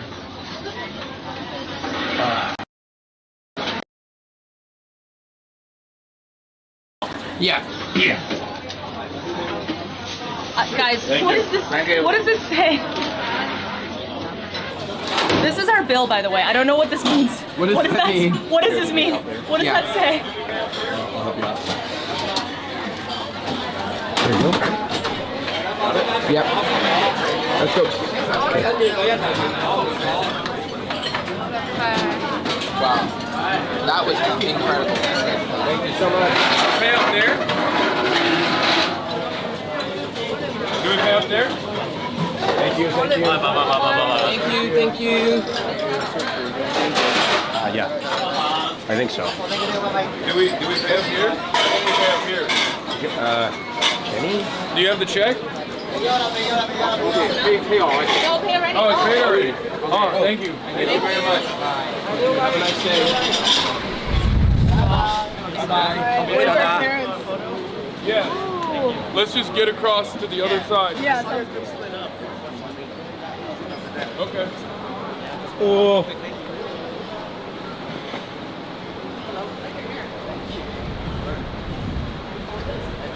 Do you mind? What's up, Christian? Yo, how are you? Nice to see you. Hope you guys are enjoying your time in China and Hong Kong. Of course. It's awesome. Well, this is the last leg, yeah? Yeah. No Shenzhen? We're leaving. Unfortunately, no Shanghai. Shenzhen. But Oh, yeah? For a day. You guys like it that much? Well, no, we saved a bunch of money on airfare. But we still love Shanghai. So we're excited. Yeah. All right, then. Yeah, take care, man. Nice to meet you. Oh no, that song is stuck in my head. Which one? I can't say it. Is it Quando Quando? No. The other one that's been taking over the internet. Is it? We carry the flame. I didn't even know that one. I didn't even know that one. You do. I just can't say the first. I'm just not going to say the first line. Okay. Chat, what have you done to me? Stella, do you have any wet wipes? There you go. Nice to meet you. But I do have... Big fan of your work. Hope you're enjoying Hong Kong. That's about it. It's been great. It's the best I can do. What's up? If anyone can bring us wet wipes, that would actually be amazing. Yeah. Oh, here you go. Red Star? What, you got a gift for me? Yeah, it's the Imagine Dragons song. What is that? That's sick. The time is now for socialism. That's what it is. It's socialism o'clock. Yo. Careful. Oh, if you drop it, It's over. It's over. Is this a vintage or is it antique or something? Or is No, it it's just a like reissue. Oh, okay. Well, thank you so much. You want to take a photo? I prefer Will and What? the rest of us here and crew in the photo. They're eating right now. But Austin's here. But Austin is here. We can do it with Austin, and then you can get one with Will when he comes out. Do you mind if it's off? Yeah. Oh yeah, I'll be off camera. Oh my God, look at you. He's looking up at us. I don't know if he knows it.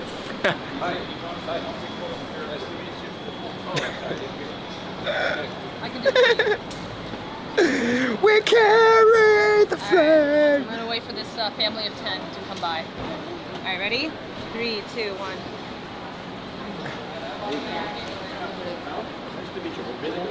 Damn, Christian has a great chin. That's why they call me Chin. Oh my God, are you singing? No. I'm not singing Are you it. singing the Charlie Kirk song? No. Oh my God. It's stuck in my head and it's your fault. I didn't get it at first and now I got it. It's your fault. Wait, don't show him on camera. Oh shit, sorry. Austin. That's my favorite one. He played on his stream and I was watching, getting my morning politics in. It's not my fault. It's not my fault.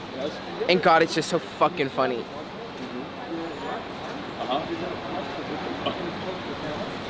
Christian looking so good. OMG, I'm straight, by the way. Does it like a crap. Me too. Okay. Give me my nickname, Mr. Bro. Sorry, I'm not trying to hijack the stream. The girly pop who's taking a photo doesn't want to be on stream. So you're just getting Christian Cam. Hi. And Stella Cam. What else does chat want us to do today? Christian always dripped out. Actually, I got this shirt here in China. I'm obsessed. Well, it's nice to meet you, man. Thank you so much for watching. We love your chin. You for us. Also, Chatter They're right over there. Jenner from In Care Saves Lives. Yes? Chatter had a couple nicknames for me.